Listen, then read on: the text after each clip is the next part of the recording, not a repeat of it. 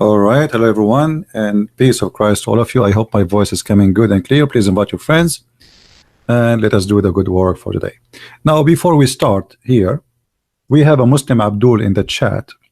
He was saying, asking questions, and obviously he is not being sincere as the rest of the Muslims, saying, why you Christian believe in a human sacrifice? The fact is that this is a big fat lie. We hear it from Muslims. It is Muslims who believe in a human sacrifice, and we can prove it. First of all, Christians don't believe that anyone, he is a human, he was slaughtered by the Christians to forgive their sin. When you say human sacrifice, that's mean you are a fool. You claim that we Christians, we slaughter someone, his name is Jesus, and that will forgive our sin. But this is not what happened, and which means you are a certified donkey and you do not know what are you talking about. We as a Christian believe that Jesus was crucified because of our sin, not we crucified Jesus to forgive our sin. And there's a huge difference. However, it is you Muslims who believe in a human sacrifice. It is your God who he say that he is a happy person when a Muslim he kill a human being. Allah he call him an enemy for him. Fight them, Allah will punish them, torture them by your hands. Allah get excited, Allah get happy, Allah enjoy bloodshed. That is your God. That is a human sacrifice, you idiot. What kind of God? He will not be happy unless we sacrifice people who they are human, who don't believe in him, and that will make him happy. And look what he says, fight them, kill them with your hands. Allah he will torture them by your hands, and he will heal the breast of the believers. Too much hate, too much anger, too much a human sacrifice. This is what he healed the breast of a believer. Do you see it, Abdul? And not only that, Allah in the Quran he says that if a Muslim he slaughter a human being, it is not you who slaughter him, it is Allah.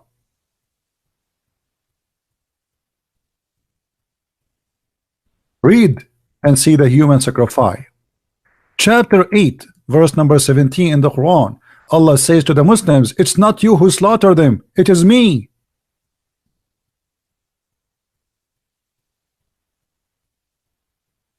Nobody kill as much as you do in the name of God, and yet you claim about human sacrifice. And let us talk about forgiving sin after we finish this.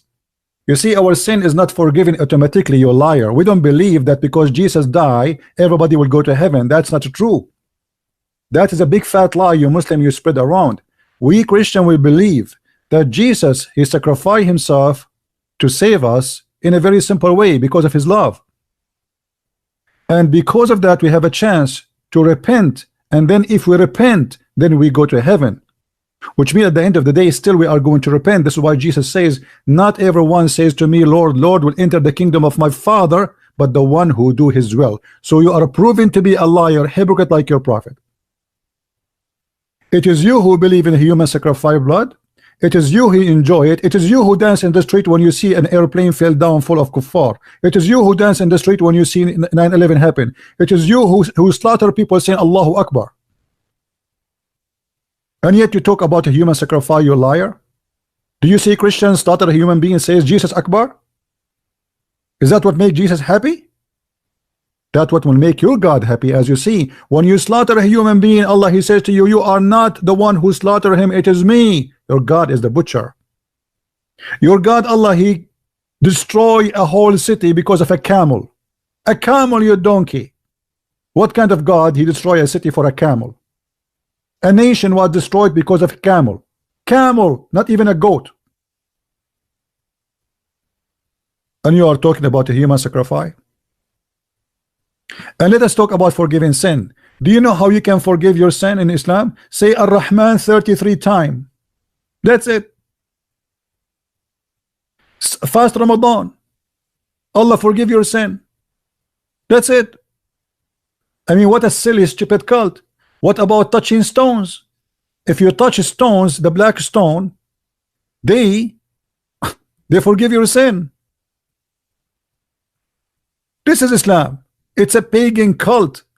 What kind of cult says if you touch two stones in the wall of the Kaaba, Allah erase? Sorry, actually, it's not Allah even. It's not even Allah. It is the stones, they erase your sin. Read with me. Abu Abdul Rahman, he said, why do I only see you touching these two corners? He said, I heard the messenger of Allah says, touching them erase sins. And I had him, you know, say, whoever circumambulate about around this Kaaba, etc. So as you see, you are a pagan person who slaughter people, who enjoy slaughtering, who enjoy cutting hands. Have you ever heard of a God he enjoy cutting fingers? And you are talking about human sacrifice? Not only you torture them, not only you kill them, no, you have to cut their fingers just for the joy of torture. Is that your God or my God? Who is the one who practices human sacrifice, Abdul?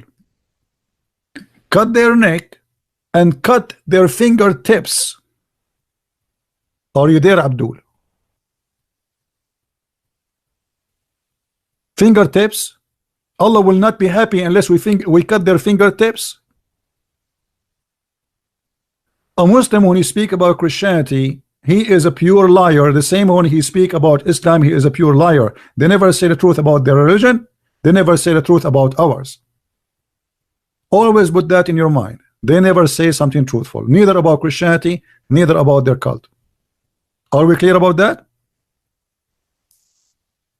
Not only that,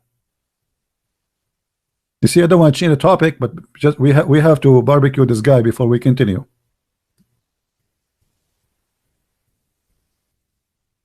Look at this God who not only enjoy human sacrifice, he enjoy torture of a human. Is that my God or your God? Those who wage war upon Allah, war against Allah, how you can wage a war against Allah? Where is he?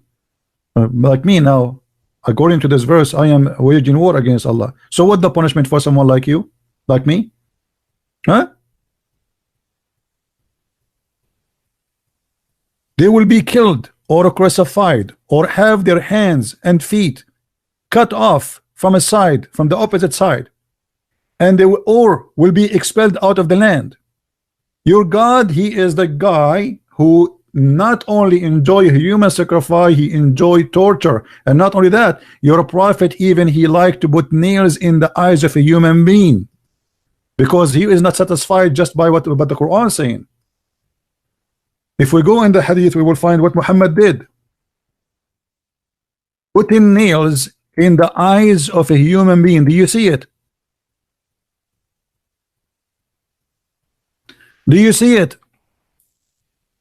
Isn't it this is a human sacrifice? Isn't it this is a human torture? A prophet of God, he put nails in the fires and he put it in the eyes of a human being, and that will make Allah happy.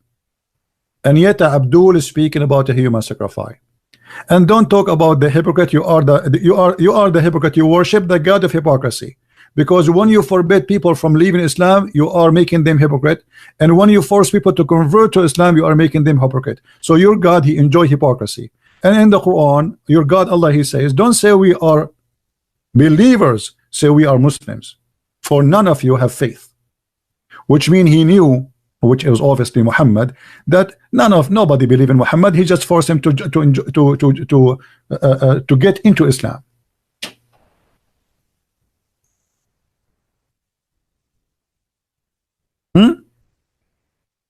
Don't say you believe. Say we are Muslims. Do you see it? Here they translate the word Muslim, submit, which is false. It's surrender. So the Arab, they say we believe. Say to them, you believe not, but you only surrender. You only became Muslims. That is Islam. And you are not a believer, you are just a Muslim. The same as the rest of you. Copy paste, you don't even know who is Allah. If we ask a Muslim who is Allah, he do not know. Not a single Muslim he dare to tell me who is Allah, because they don't know. They don't know even what the word Allah mean. They don't know when the first time this word is said. They don't know who is Allah. They don't know where he's located. They don't know how he looked like. They never spoke to him. They never heard him. Even their prophet, he never heard his fart. Have you ever heard of religion? The prophet did not speak to his God. How he became a prophet? Have you ever heard of a prophet? He became a prophet by a guy squeezing him 3 times. And later we find out that this is his boyfriend. His name is Dahi al-Kalbi. Now, we go back to our topic. And I think this guy, he got all the barbecue he deserved. Let your dad talk to me. We go back to our topic. In the NBC news, you will find this title. This princess has been missing for over a year. NBC nightly news. You know, always I find American media, Western media is the most silly, stupid media ever. And I found it very much not only stupid, it is an insult to our mind and to our brain and doesn't respect us. NBC is worried about the princess is missing. Missing where? She is missing living in a palace. She's taking a shower with milk and chocolate. But NBC is not worried about tens of thousands are missing around the world, either by human trafficking, sex slavery, in Philippines, in Thailand, in Indonesia, in the Middle East. They bring them as maids and then nobody hear of them again. NBC is not worried about that. NBC is worried about the princess. She is showering with milk and a chocolate, and she is bored with Gucci. And now all of us, we should be really worried about this princess. And if you see the comment of people speaking about this princess as mean like this God, I mean, it's amazing how the word is stupid. Those people are bored from their life. Now, I am not saying that their family are good families. I'm not saying that. But I mean, the world is full of garbage, my friend. Just because she is a princess, she gets your attention. This is how the world function. Prince Harry, he moved his hand. Prince Harry is cutting the cake. Prince Harry is now going in the airplane. Prince Harry, he went to Morocco and he drank chocolate with the king of Morocco. I mean, this is the news. What I got from that?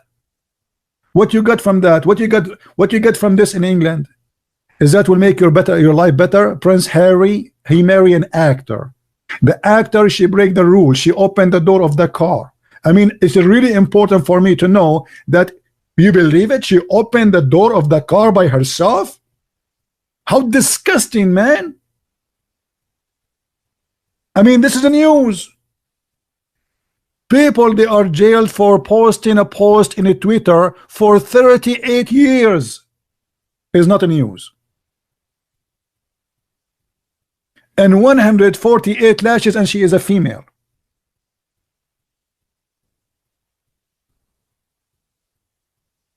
NBC will not see that.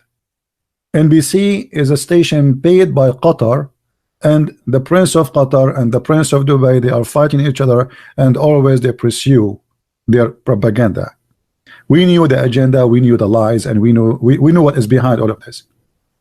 Nothing important will be brought to you. Thousands of females are getting killed every day in the Middle East, either for what's called honor killing, disobeying their parents, they want to marry a guy, the family they don't like, or even what about the maid who they bring them from Indonesia, from Philippines, from Bangladesh, and those maids disappear. Nobody care for them, but the princess, we should care. For a very simple reason, she's a princess.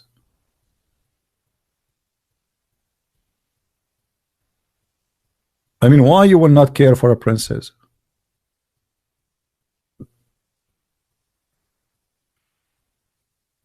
If a homeless die in the street, he'd let him die. But the princess disappear for a year. No way. We need to know what happened to the princes.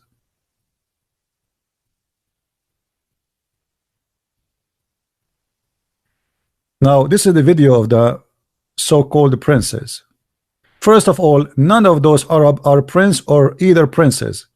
They are people who they are made by the rich intelligent. They made them kings and princes. None of them was a prince, and they don't even know how to take a shower for centuries. We are Arab. We know who we are. We don't have a princes. We don't have kings.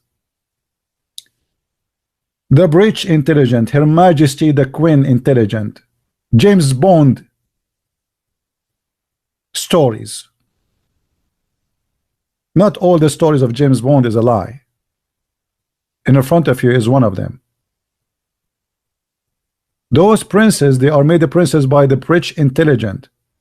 They made the prince of Kuwait a prince. They made the king of Saudi Arabia king.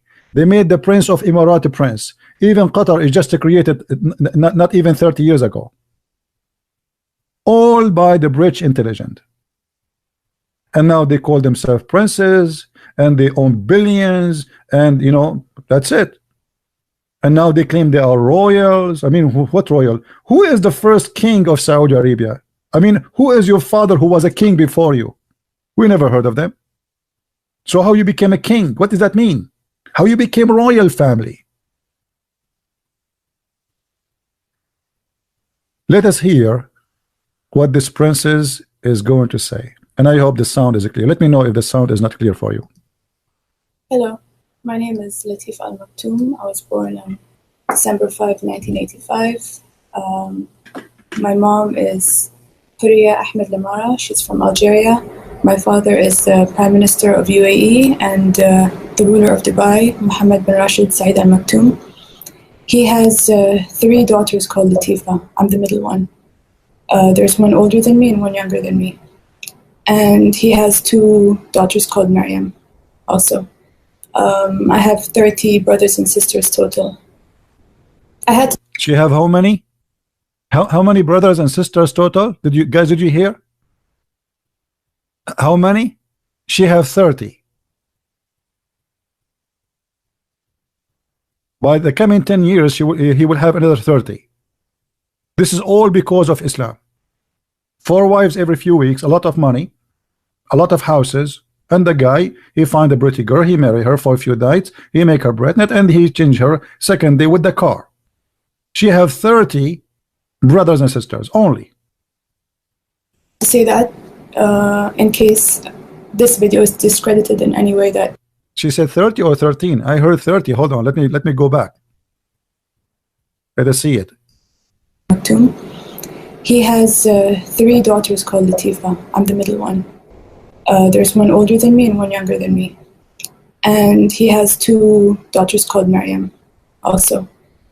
2 daughters have the same name. Look how many kids he have. 2 daughters, both of them, they have the same name, Latifa. I mean, and 2 daughters, they have the same name, Maryam.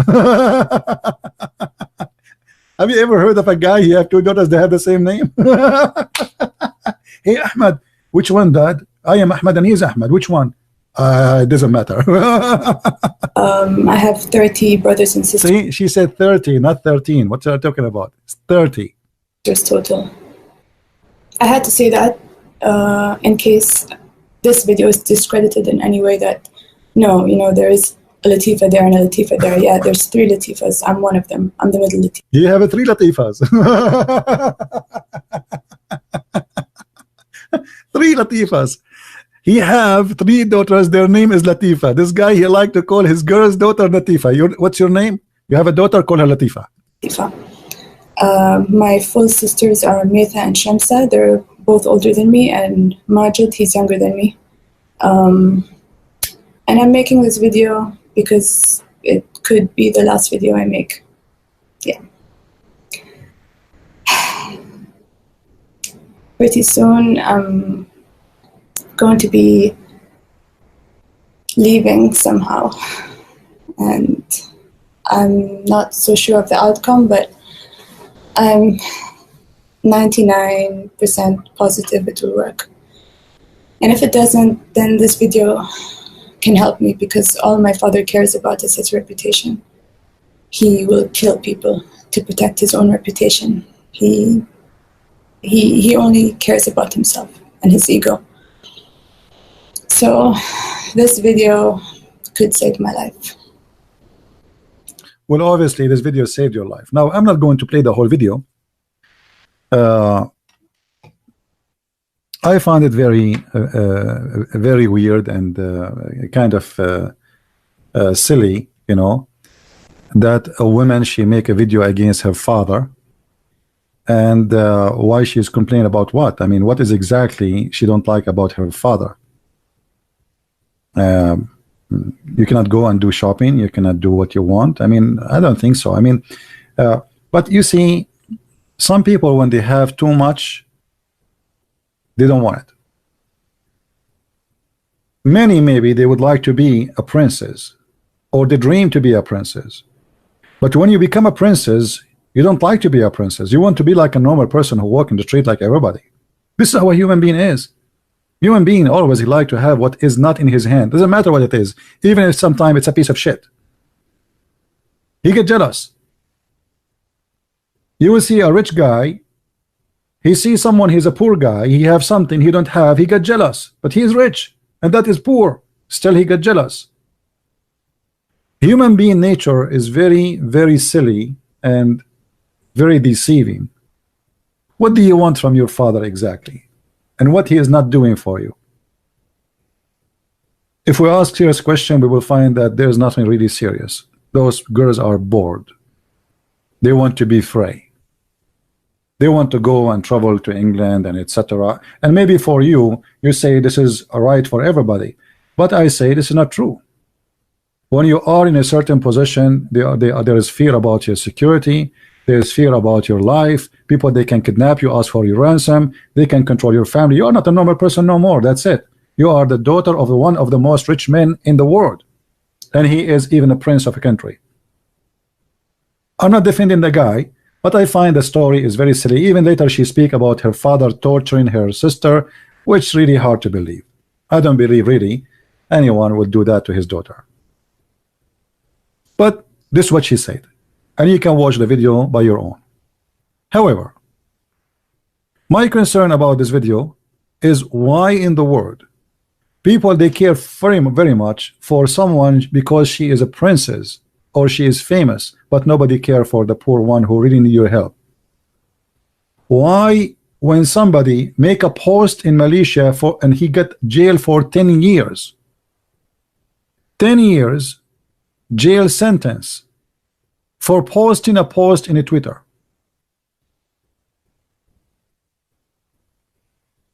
Why we don't make an organizations and we ask for help for this person? You remember there's a girl, she ran away from Saudi Arabia. The whole world start talking about her as if she is the only problem, only woman she is suffering. And she's suffering from what? I don't know. She want to have a freedom. There's women literally are slaves, sex slaves. Not like this girl who's just looking for to go to a different country. She want to have a freedom to dress as she wish. There's people, they have nothing. A post in Twitter cost this person 10 years jail. Why nobody want to give him asylum? Where is the prime ministers?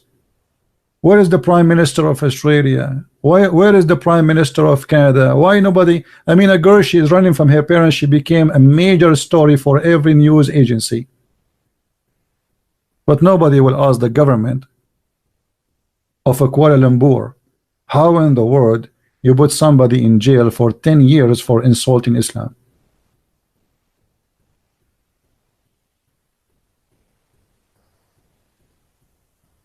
This guy, even Al Jazeera publishing this in news. Al Jazeera, the scumbag TV, the terrorist TV. You see it?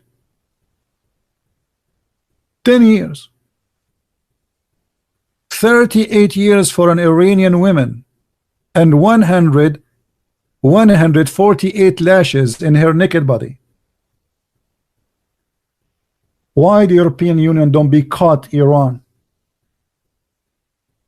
Why everybody starts speaking about boycotting Saudi Arabia for killing Khashoggi? Because he's famous? But this woman, she is okay to stay for 38 years for insulting Islam? or for she is defending human right and women right.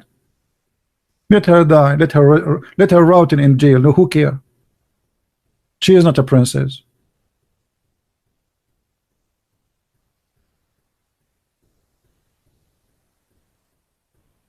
She is not a princess.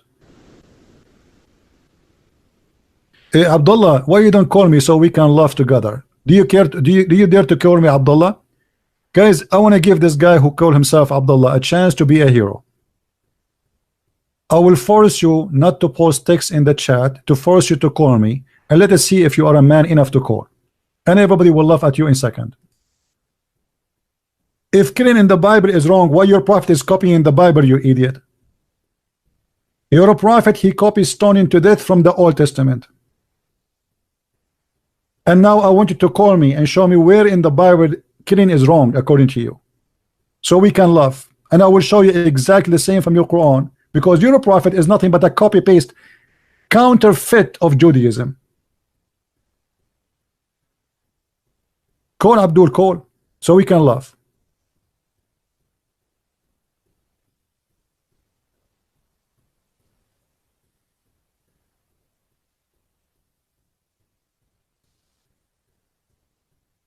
Potato.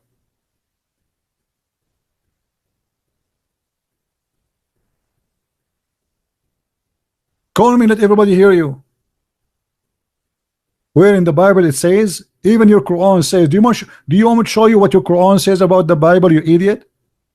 Huh? Let me show you. This is a verse you Muslims you keep quoting, but this is from the Bible. You're a prophet, the thief, even himself, he admitted that this is from the Bible. But you Muslims, you keep quoting this verse to prove to us Islam is a good religion, but this is not included in your religion. Chapter 9.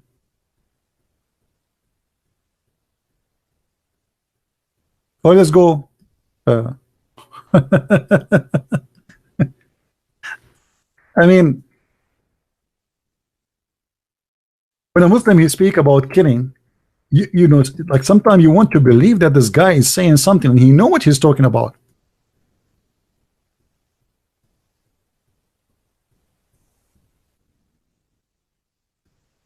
If we go to this verse, chapter 5, verse number 32, do you see what it says, what the Bible teach?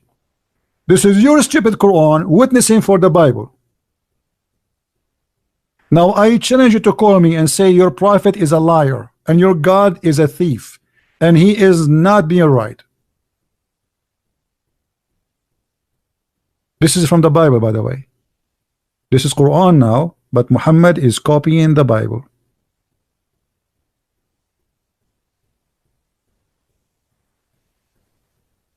Call me, potato.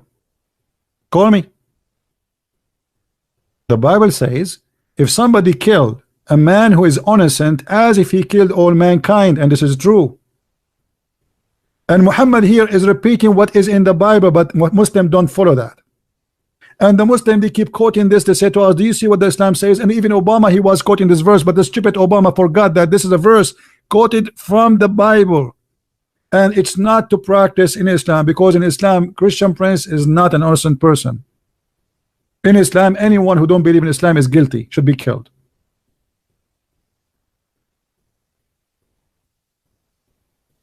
What is that, Abdul? Are you going to say now your prophet is lying, that this is not from the Bible? Guys, does it say in front of you that this is an order we gave to the children of Israel?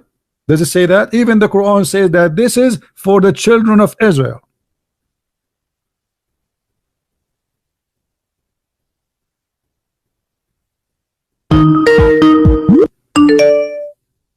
Let us see.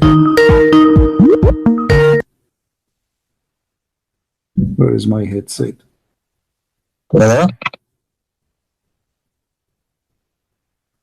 Brother? Hey, Amir. You hear me? How are you? You can hear me or no? I can hear you. All right. How are you doing, my friend? I'm good. I'm fine. And you? Long time no see. Yes, long time. How's everything? Everything is good, brother. Everything is good. I had a live stream 1 hour ago. Okay. I have answered some sheikh.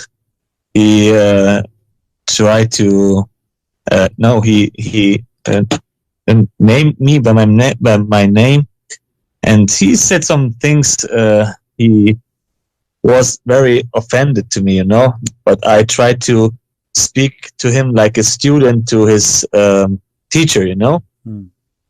And I asked him some questions. Okay. The bewitchment of the prophet, why Muhammad was with his head in the lap of Aisha, why he was in his menses and he recited the Quran, and a fatwa in which the Grand Mufti says that Muhammad put his penis between Aisha's, What he you said? know what? Yeah, I said to the Muslims, please took the reference and go to the sheikh and confront him with the sources. So Because he did not call you live. I thought he called you live.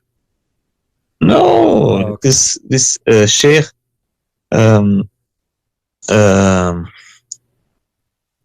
called me by my name. You know, he was offending me. You know what I mean? It's okay. I mean, all of them, they will try to offend, because this is the only way for them to you know, to be who they are. Yes. You know. Yeah. And then when we are say something like this, they say, "Look how Christian are." Yeah. Well, what you can say. You know, actually, you know, if you want any time, any guy who claim to have knowledge, let them call me if they have the courage. Yeah, to the end of my video, I said to him, when you have the courage, then come and step in a debate with CP. You are a sheikh. You have a little bit knowledge in Islam, then come and step in the debate. What are you waiting for? Let's go. Well, I mean, we know that always they target. First of all, they like even you don't speak Arabic, still they don't dare to call you live. You know. The same as those guys, like they say Christian Prince is lying, but not even one of them dare to call me and says, okay, Christian Prince, you're a liar and I'm going to get you busted. Call, let everybody hear you, and you know, and even if when somebody call, he don't want to even talk about the topic, he talk about something else. Brother, I asked you a question a few weeks ago about the topic of in which Muhammad said, "Ana dahuq al-qatal," I laugh when I kill. You know? Yeah. Yes, the sentence in which Muhammad said, "I laugh when I kill." I'm laughing when I'm killed. You know the debate in CNN in which the Muslims from United Kingdom, al-Muhajirun, they step in a debate with some munafiqun, and he said, this Omar Brooks, and I think the name of this guy is Omar Brooks, Abu Izzuddin, and he said to all of them, he said, Muhammad said, "I laugh when I kill." Allah himself what is get excited, you know, always you see, try always to focus on something more important. As an example, you know, isn't it Allah who said cut their fingertips? Yes. Okay, and that will make the Muslims happy. This is what the Quran is saying. So what they would say, because if you quote for them a hadith, they might say, well, it's we don't like it, it's weak. They come with all the excuse. What about the Quran? Fight them. They love the sound. Daif, brother. Fight them and torture them by your hands. Allah will torture them by your hands. Who is saying that? This is Quran. This is chapter 9 verse number 14. And then it says, and Allah, he will heal the breast of the believers by what? By torturing those people. Will heal. People heal, their breast is healed. And then in the verse after he says, and he will remove the anger from your heart by what? By torturing people. This is Quran. Yeah. You know, so Islam is religion. Enjoy a human sacrifice, blood sacrifice, and not only that, the joy of a Muslim is by torturing somebody is not a believer, and this is not a hadith. This is Quran. So what they will say now? This is Quran is daif. You know? Yeah. Yes. Yeah. So they can say whatever they want, but you know, all of us, we knew that this is not true. They can say, you know, yeah. What kind of God he enjoyed torturing people? Muhammad himself, he put nails in the eyes of people and he enjoy torturing them. Is that because of candy urine? Is that a da'if hadith? No, this is sahih. Who wanna say this is, who wanna say this is da'if? By the way, even the da'if is accepted, but this is the game. I mean, because people think when they say da'if, it means it's bad. No, da'if is still good. Da'if, it's called da'if because it has a rank, not because it's bad. It's because it's actually because it's considered, not because it's rejected. This is why it's called da'if, but people do not know. And as you see here, this is a sahih. What we would do with this? Sunan an-Nasai. Yeah, or even from other books, but it's sahih anyway. It doesn't matter what we can find it from different books. But Muhammad is a criminal, and Allah enjoy killing. And that is the Quran. Allah in the Quran, he says, cut their hands, cut their feet from the opposite direction. I mean, what kind of punishment that? And let them die slowly. And that's what Muhammad exactly did. He cut their hands, he cut their feet, and he made them, and he put nails in their eyes, and he read with me carefully here. The Prophet ordered that their hands and legs should be cut. So imagine a human being now. You see those horror movie people, sometimes they watch them.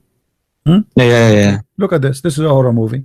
The Prophet ordered that their hands and their legs should be cut off, and their eyes should be branded with heated pieces of iron. Imagine. I mean, how evil this man is. He put them in the cross, and then he cut their hands, and he cut their feet. Not enough, because you will die anyway. I mean, you are bleeding like crazy. Imagine your feet and your hands, you are out. That's it. So what is left? You will die anyway. No, it's not enough. And he branded their eyes by heated pieces of iron. This is Muhammad. Do he enjoy it?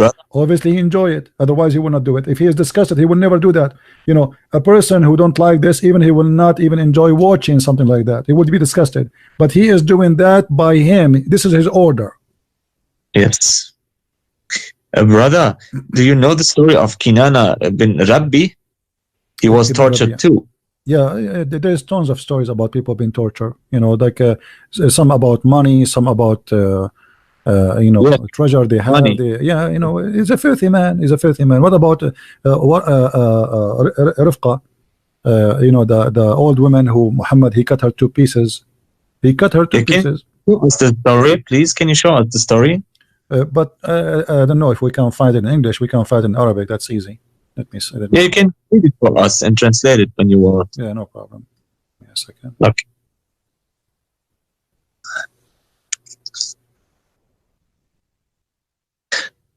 This was an old woman, huh?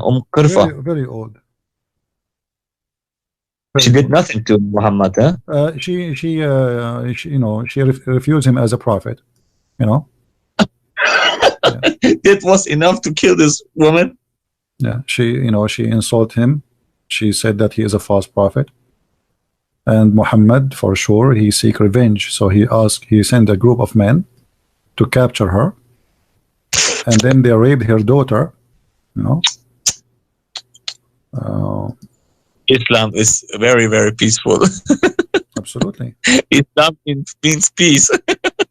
Absolutely. Yeah. I mean, who can deny that? Okay, let us find the reference. Actually, I have all the references in front of me, but I'm trying to find the website which is official. From Sunnah.com? Any website. Let us see.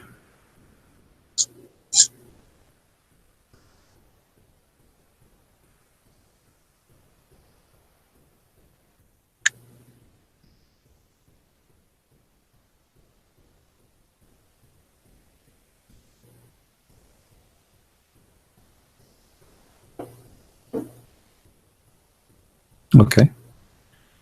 This is a Sirah Nabawiyah, a study and analyze. Read with me carefully here. This is the reference first, the book of Al-Maghazi, chapter number 2, page number 564 and 65. At-Tabari, of the history of At-Tabari, volume number 2, page number 643. Al-Maghazi, Brother, send me the link in Skype. Yeah, and here it says,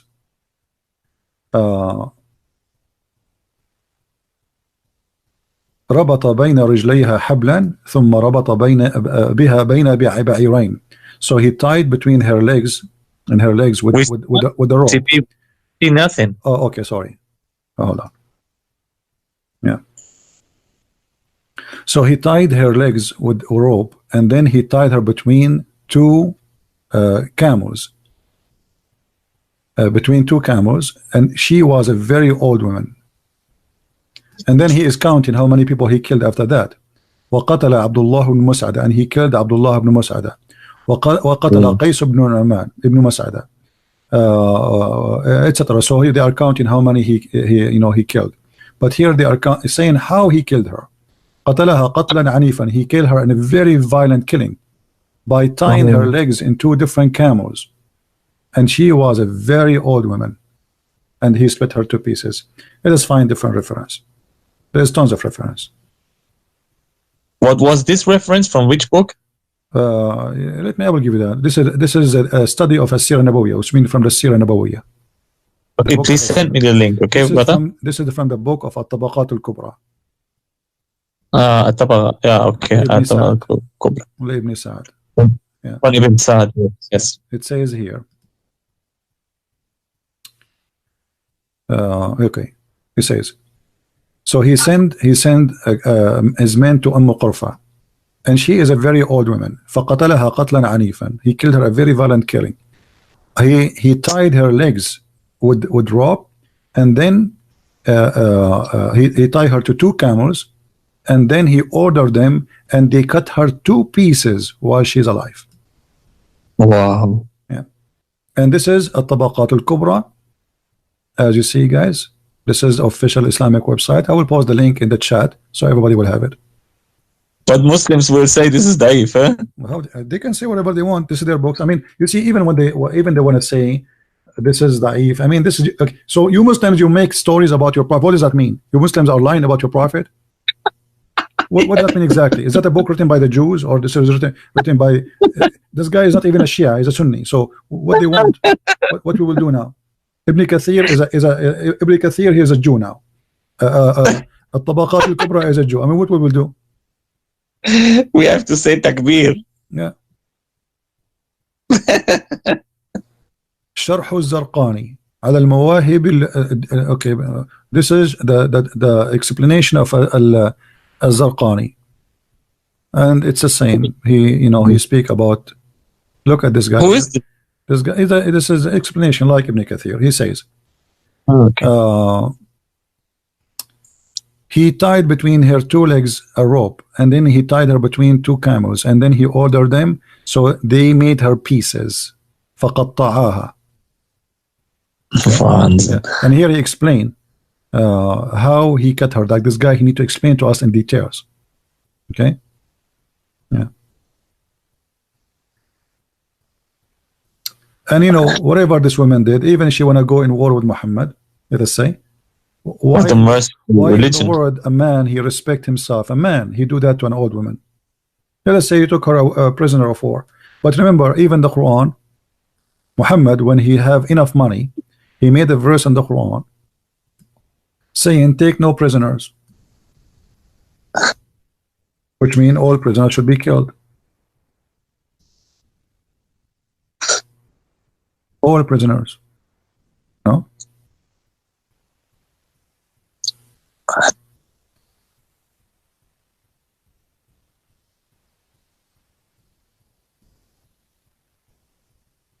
Do you see it?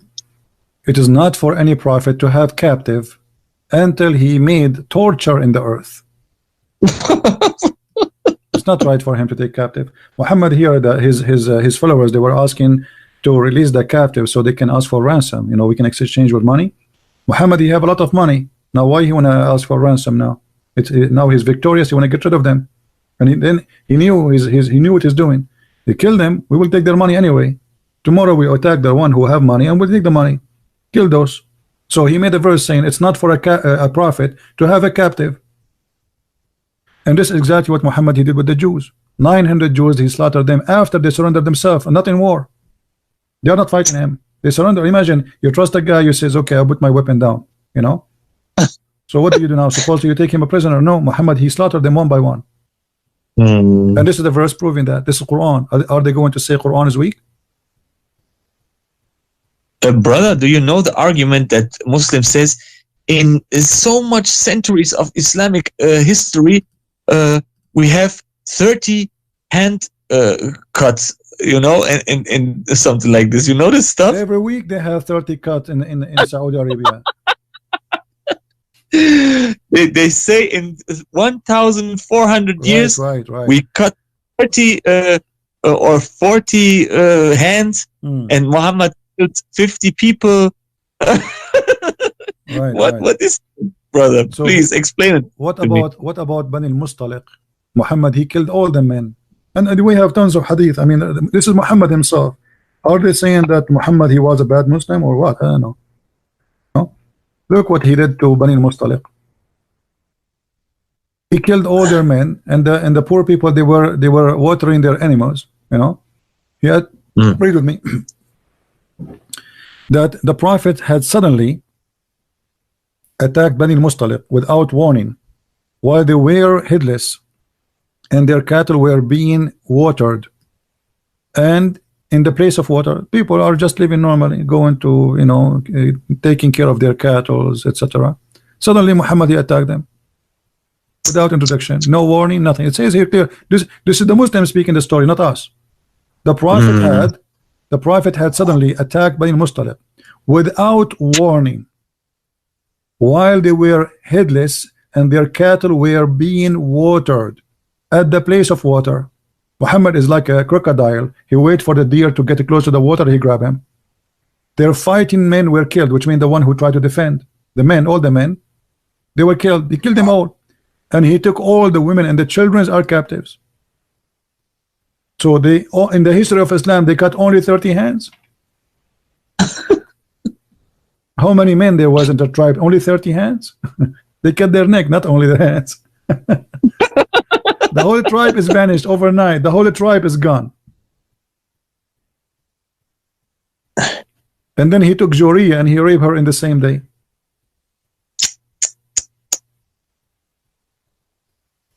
By the way, somebody is asking you, where is the guy? His name is Tarzan. Why he don't call me? Tarzan is in his world with his perfect beard. And the Muslim, they make videos exposing the lies of Christian Prince. You know? I mean, obviously, those are the lies of Christian Prince. This is Sahih Bukhari. Yes. The lies of Christian Prince. What they would say, this is weak. Well, obviously, it's weak. This is Sahih Bukhari. Sahih Bukhari is a liar. The biggest liar.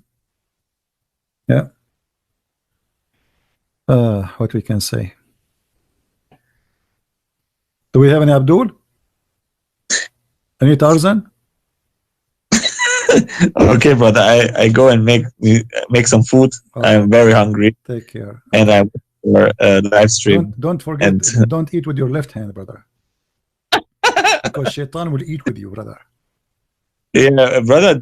Can you show us the hadith in which Muhammad said Allah have two right hands? Yeah, but I think I don't know. I received news lately that Allah he made a plastic surgery. He went to Thailand, and he fixed that issue. You know, like his hand now are not as before. But you cannot trust because this can be a da'if hadith. The hadith here in front of us. This is sahih, by the way. Muslim cannot say this is da'if. You see, sahih. Okay, it says, and both hands of Allah are right hands. And both of his hands are right hands. Yes. Yeah, which is very nice actually, because if I am in the left side of Allah, I can spank him. He cannot fight back. Both his hands in the right side. What he can do? He tried to turn. I will turn with his left side still. You know. I will turn with him. As long you are on the left side, you are safe. Allah, he cannot do anything to you. A God who have two hands and both of them are in the right hand and right side. You know? Do you think Allah he have two ears, both of them in the right side too? I mean, why they are in the right side? What happened? Yeah, because the left hand is the filthy hand, huh? What about the legs of Allah? Both of them they are right.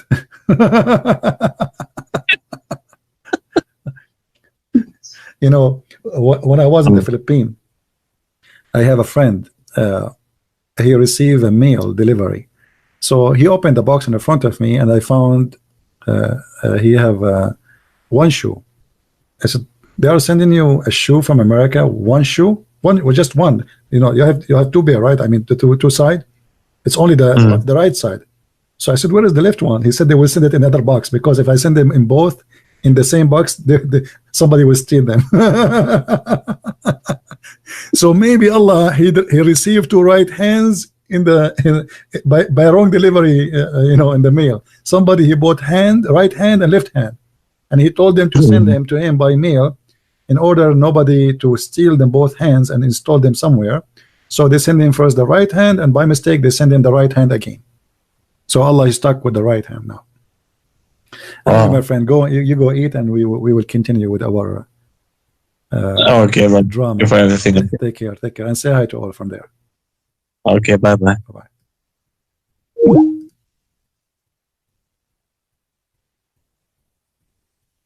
Yeah, actually, this is what they do in the Philippines, you know, because Filipino are nice people, but you know, there's thieves everywhere, and it's a poor country.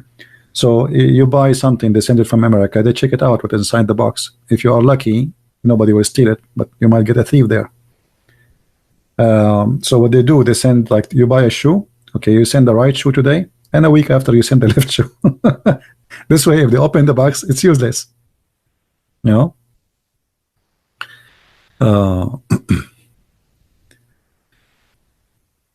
Do we have any Abdul?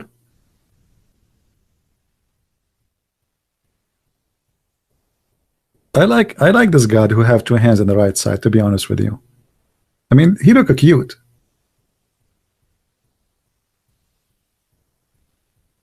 If I can get an image of Allah and a picture of him with his two right hands, maybe we can, you know, maybe we can ask people for donation, so we can fix the hand of Allah. The Muslims, they will start donating to me, like, brother, sisters, look at Allah. Allah have two hands in the right side. Do you like to have a God like this, brother? Brother, let us do something. Brother, I know a very famous doctor, brother. He can fix this issue.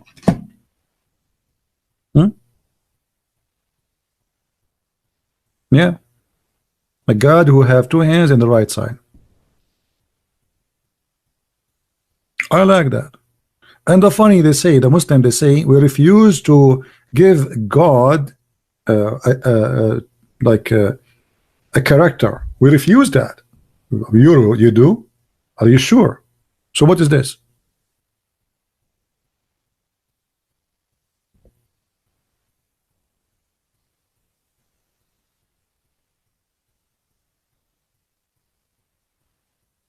No, two right hands. It says here, both hands of Allah are right hands. So, which mean both of them, they are right and in the right. So both of them, they have the same direction. They are located in the right side, and they are right hands. So, like, you know, if you open your hands, they will complete each other as a shape, right? But in the case of Allah, no.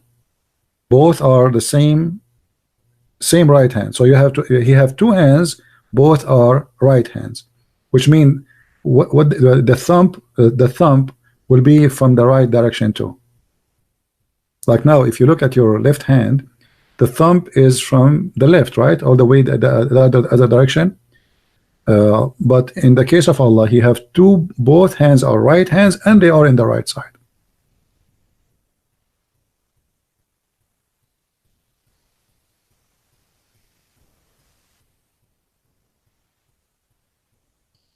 But anyway, I mean, you know, maybe Allah is used to it, and now he knew how. I saw a guy who don't have hands, he can write with his toes. Maybe Allah now he used to it by time, you know. So he knew how to do things. I think he can open the car door easy, and you know.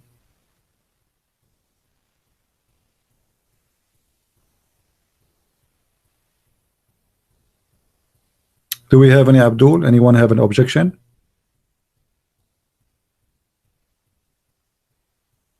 $18 Abdul dislike.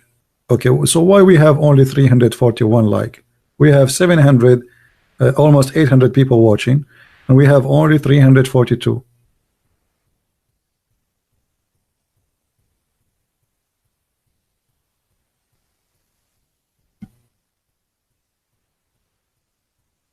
Hmm?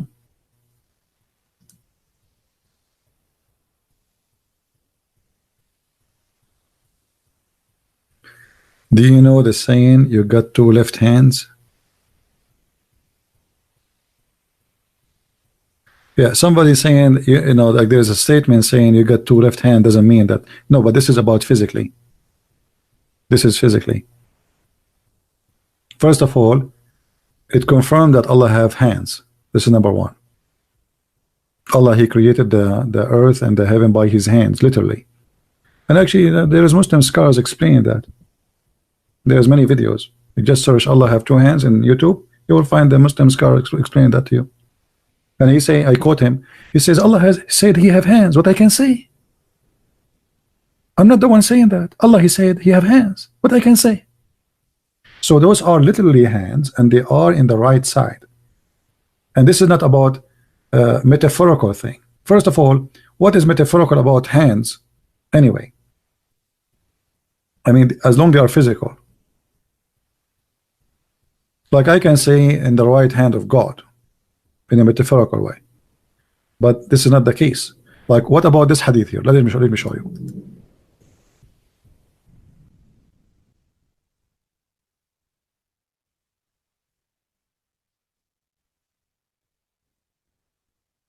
Allah, he put his foot in the top of the hellfire. The hellfire keep asking Allah for more people to burn, right? And then the fire keep asking for that, and then Allah, he put his foot over it, and then is going to say qati qati, which means stop, stop, or enough, enough. Is that a physical foot or this metaphorical? No, this is physical foot. And there's videos on YouTube explaining that too. So you can come with your own explanation, thinking in the way you want, but it's not what it is or what you think. Always when you want to take a religion, you take it by what the believers believe, not what you believe. And the believers believe that Allah have two right hands, and Allah have a foot, and Allah have 5 fingers. If you go right now, don't try to make your own, like your own story. Always, you know, find what really they believe in, and what they believe in is very simple. Allah has 2 hands. Let us say Allah have 5 fingers. Has 5 fingers.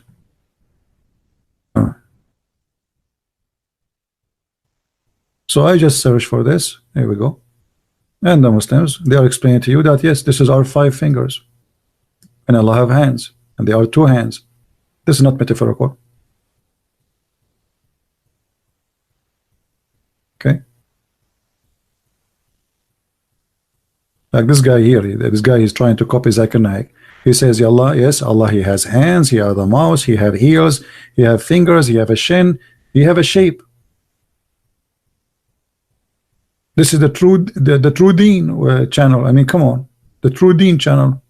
That's it. What do you want more? Yeah. I'm trying to find where is the video says by the Sheikh.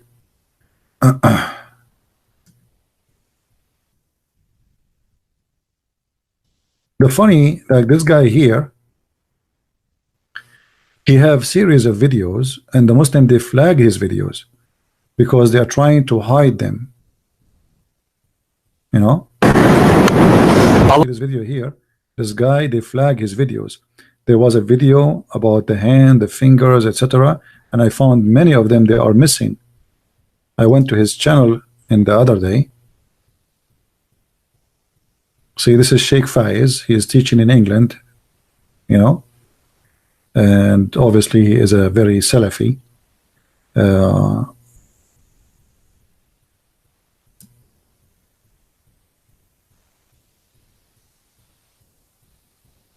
Let us see.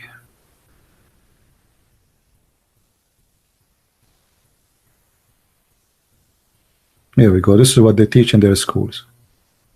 And you will see this guy saying that Allah have 5 fingers, Allah have a real foot, Allah have a real hands, you name it. This is not our statement, not our explanation. And Allah have 2 right hands too. So don't come with your own.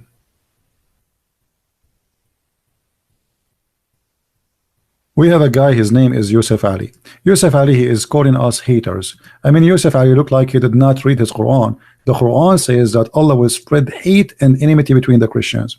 So Yusuf Ali, why Allah, if you are against hate as you claim, why Allah is supplying hate to us? You just called us haters, right? Okay, I will go with you. First, we don't hate anyone, but I will go with you for the sake of argument. According to Allah, it is Allah who gave us hate. How you respond to that, Yusuf Ali? Are you there, Yusuf Ali? According to your God, if I have hate, it is him who gave it to me. What do you want to say to your God? Be honest. Do you want to say to Allah something like, shame on you, Allah? Are you brave enough to say what kind of God he spread hate and enmity between the Christians? You accuse the Christians that they have hate. What's wrong with me? You tell me. You just said you guys spread hate. Okay, well, Allah saying that he is the one who spread hate, and he is the one who supply Christians with hate. So you blame who now? Why you don't be honest and blame Allah? Are you honest enough to face the truth? Let me tell you the truth. Allah is not God and I am not your dad. What do you say?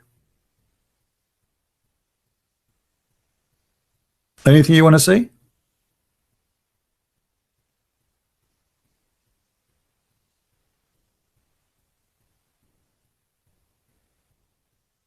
Hello?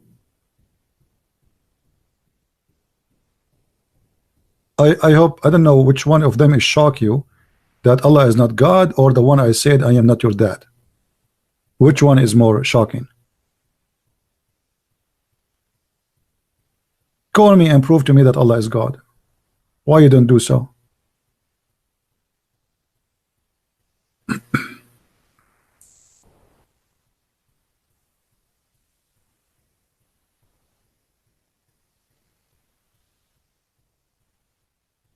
Any Abdul? Ahmad Didat did not hide behind a cell phone like CP.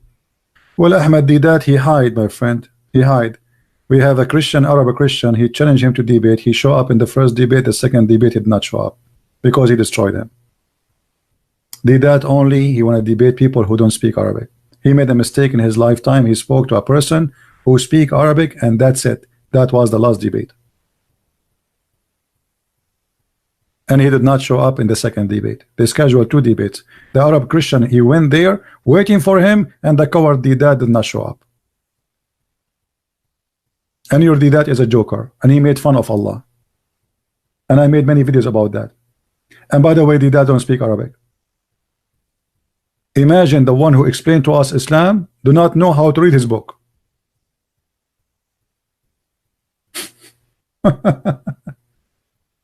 The same as you, Zakir Naik. Both of them, they are the same copy. Anyone remember what the last video I made for Didat? What he said? Anyone remember? You see, all the argument Muslims they have today is coming from Didat, which is stupid. Like this guy Mimi Hijab, he said for 4,000 years, not a single Jew broke the command of worshiping one God. And then we go in the Quran, we find that the Quran is saying they did.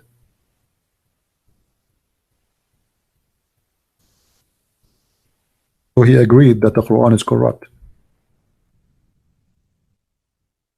Copy paste. He just proved to us that the Quran cannot be the book of God. 4,000 years, not a single Jew worship anyone beside God. Read with us. So the Quran did lie.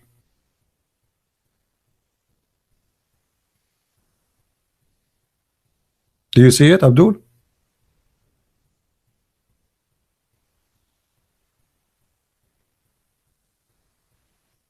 And you know, the funny, when a Muslim, he says a Christian prince is hiding behind his computer. I mean, what do you want from me? You want to see me, or you want my answer in my debate?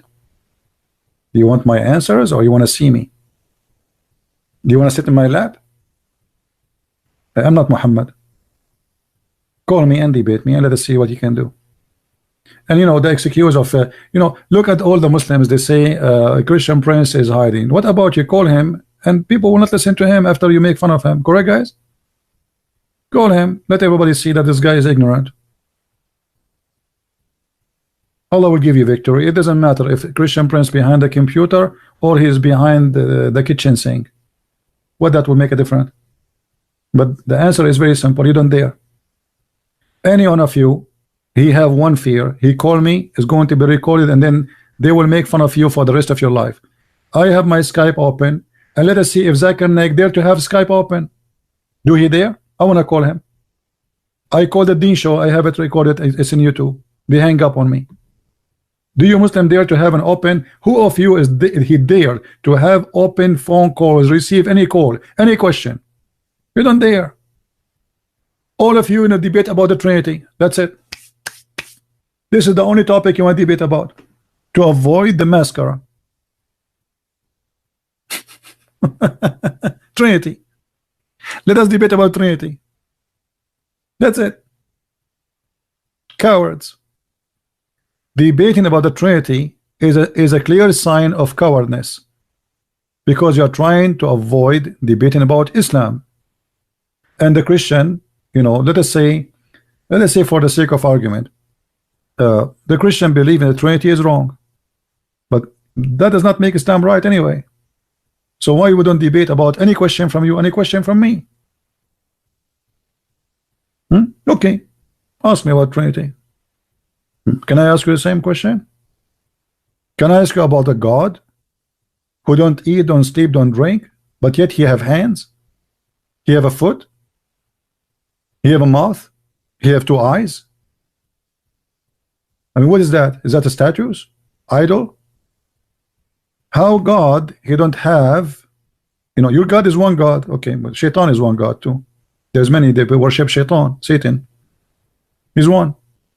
And they worship him. So being one or two will not change anything. If there's a guy who worship 1,000 God, but later we find that his gods exist, they are 1,000. So what that will change? Nothing. It's a stupid, you know, argument. It's one or two or five, doesn't make any difference. Secondly, if you Muslims, you believe in one God, how Allah, he says, if we want to take a partner, we will take it from ourselves.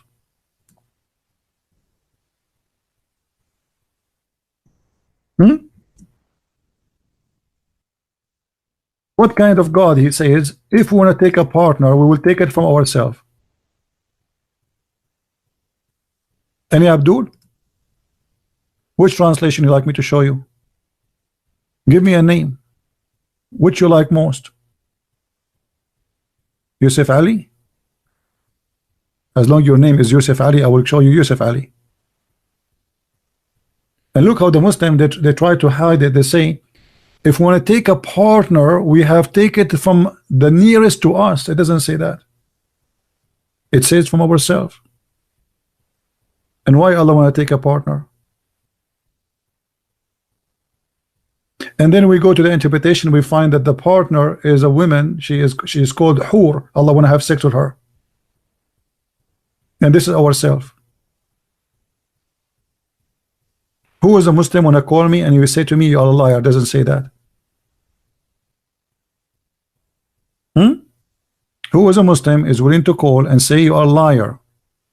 It doesn't mean that. It doesn't say that.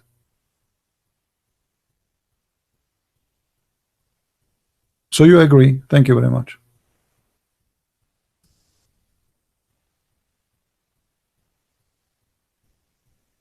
Read, guys. Read with me. Had we intended to take not a pastime, a partner, this is more accurate, i.e. a wife or a son, etc., we could surely have taken it from us. Okay, who's us? Who is the Muslim? Tell me who is us.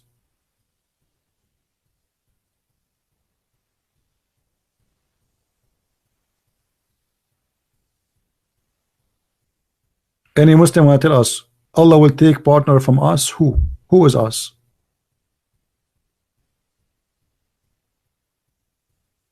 Any volunteer Muslim?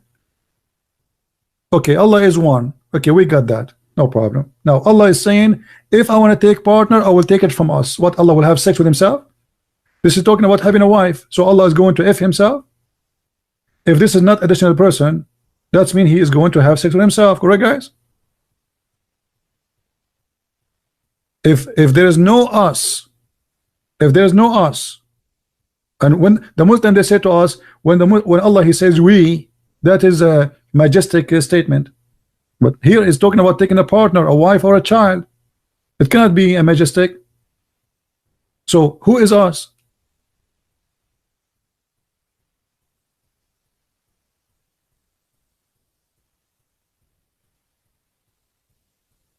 Any Muslim?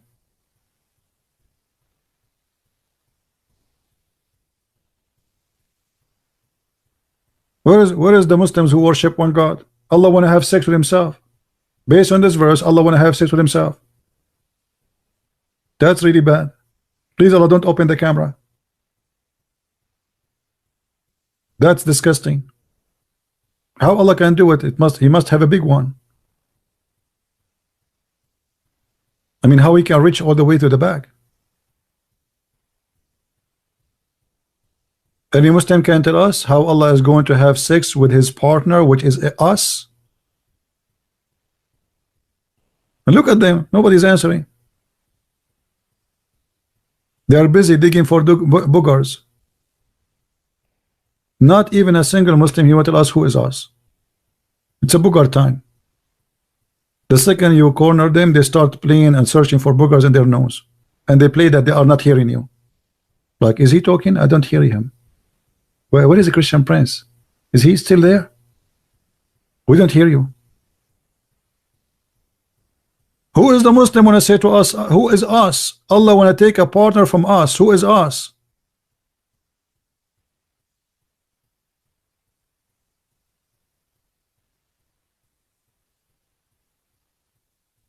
Don't tell me that this Quran is da'if.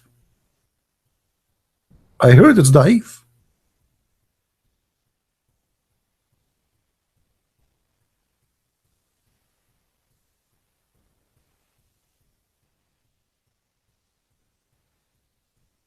Hmm?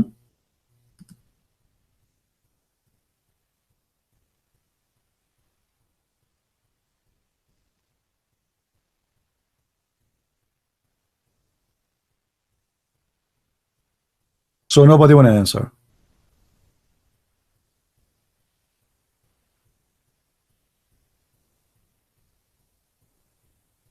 And by the way, is Allah still searching for a wife or something? There's a dating website. It's called Muslima. Muslim.com. But make his profile there.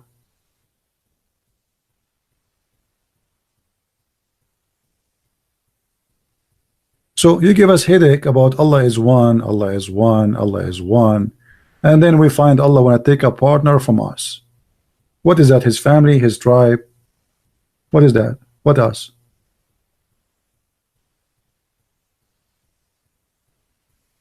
Call me? How I can call you? What is your name in the Skype? Abdul. Why you don't call me? What do you mean call me?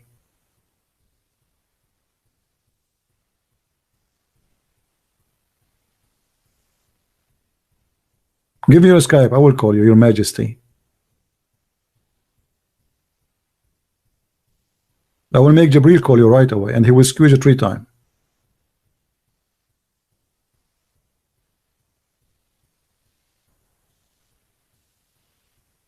Call me. How am I going to call you? Give me your name. Call me. Answer me. Silence me.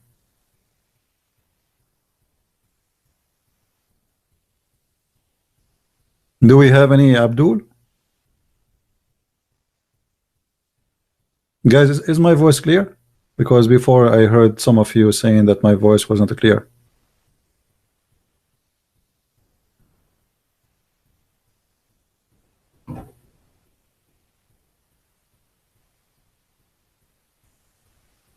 Yeah, if we ask Zakir Naik, what about this verse? What Zakir Naik will say? Brother and sister, there's a person named the Christian Prince, and Christian Prince, he tried to make fun of the Quran, and absolutely we can get him busted. He go to Quran chapter 21 verse number 13, and he said that Allah, if he intended to take a woman for sex or a son, he will take it from ourselves. And he said, what ourselves? I will explain to you. Have you ever had a mirror in your house? Have what? A mirror. Yeah, I have a mirror. When you see yourself in the mirror, what do you say? You say this is ourselves. And this is exactly what Allah he said. So Allah would have sex with the mirror? Exactly. But because you are slow, we have to explain it to you. Thank you very much. Because because I'm slow. This is the mirror. Allah he says us speaking to the mirror. Okay, so his son will be a mirror. His wife will be a mirror. Zakir Naik, are you there? Did you hang up on us? I told you don't call me. First of all, I am busy looking at myself in the mirror. First of all, you need to know I'm very handsome. And this is why I saw myself in the camera and you don't saw yourself in the camera. Can you explain to us why you don't saw yourself in the camera? Because I'm not good looking, as you said. Exactly. And this is the example, and this is the clear proof that Allah is a true God because he made you ugly. Otherwise, Allah will make you handsome, like me. Don't ever call me again. Okay. I feel like I'm humiliated today. Allah made Zakir Naik look good, make me look ugly. And that's why he go on camera. I don't go on camera. I mean, obviously.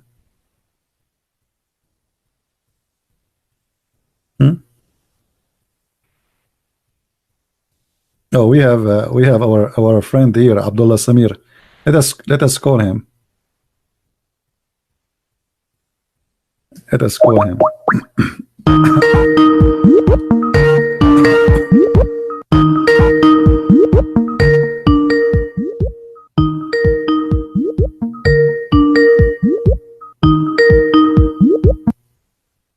Hello. Hey, Abdullah, how are you? Good. How's it going? I'm fine, my friend. We are live on air, actually. Oh, live. Oh, okay. Yeah. For those who do not know, Abdullah, let me see if I can show your channel in the screen so people they will know. Or you like to show yourself in the camera? I'm not sure. Abdullah is an How long is your show going on for? Actually, I'm here for maybe an hour or more. I don't know. Yeah, something like that. Okay. Okay, let me call you back in 10 minutes. All right, no problem, my friend. Take care.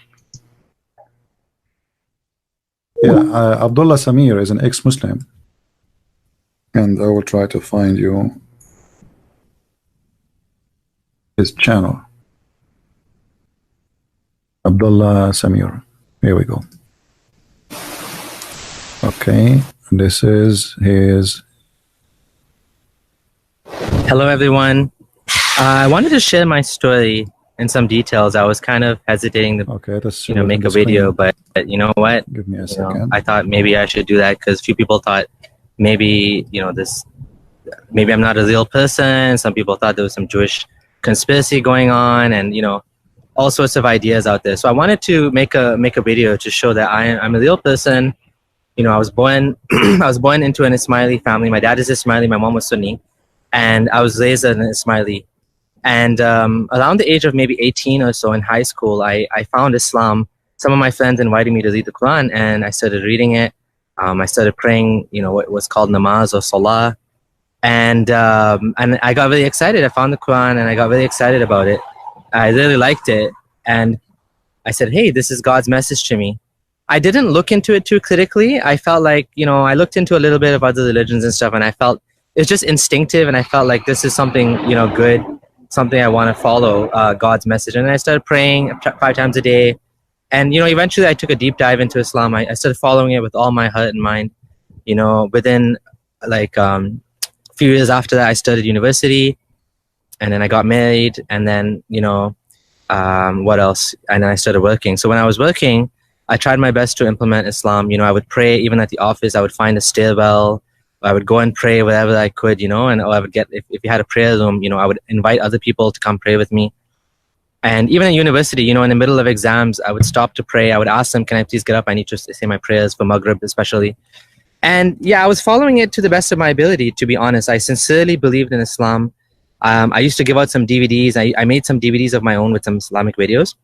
I used to go from mosque to mosque, videotaping lectures and at conferences, and I wanted to promote it because I felt truly in my heart this was the true religion. I wanted people to go to Jannah. I wanted Allah to be pleased with me, and, you know, I wanted to follow the Prophet. And so that's what I did. I created a website, lightuponlight.com, and, you know, eventually another one, verse-by-verse-Quran.com, to promote Islam because I believed in it. And there's still a bunch of videos on there if you go and see of that I videotape myself, some of the lectures, and some of the other ones I got permission from others to put online. So that's what I was doing. And when I started working, you know, I would avoid jobs that were involved with riba, you know, anything to do with the bank. I wouldn't work for any banks whatsoever. I wouldn't work in the media industry like television or music. Personally, I would avoid I wouldn't listen to music. I wouldn't let my kids listen to music. I even put my kids in Islamic school, you know, for as much as I could afford it, even though it was expensive here in Canada. But I mean, that's what you do, right? If you're a Muslim and you truly believe in it in all your heart. As well, you know, I used to rent. I didn't have a mortgage because I believed in it. Now, you know, there came a point in my life where I started having a little bit of doubt here and there, small doubts. And eventually, you know, I was at 2 years ago, I had some doubts. I was discussing with a friend online, and he mentioned that a lot of the stories in the Quran actually come from Jewish folktales. And I was very surprised about that. Like, Jewish folktales. I said, no. You mean it came from the Bible or the Hebrew Torah?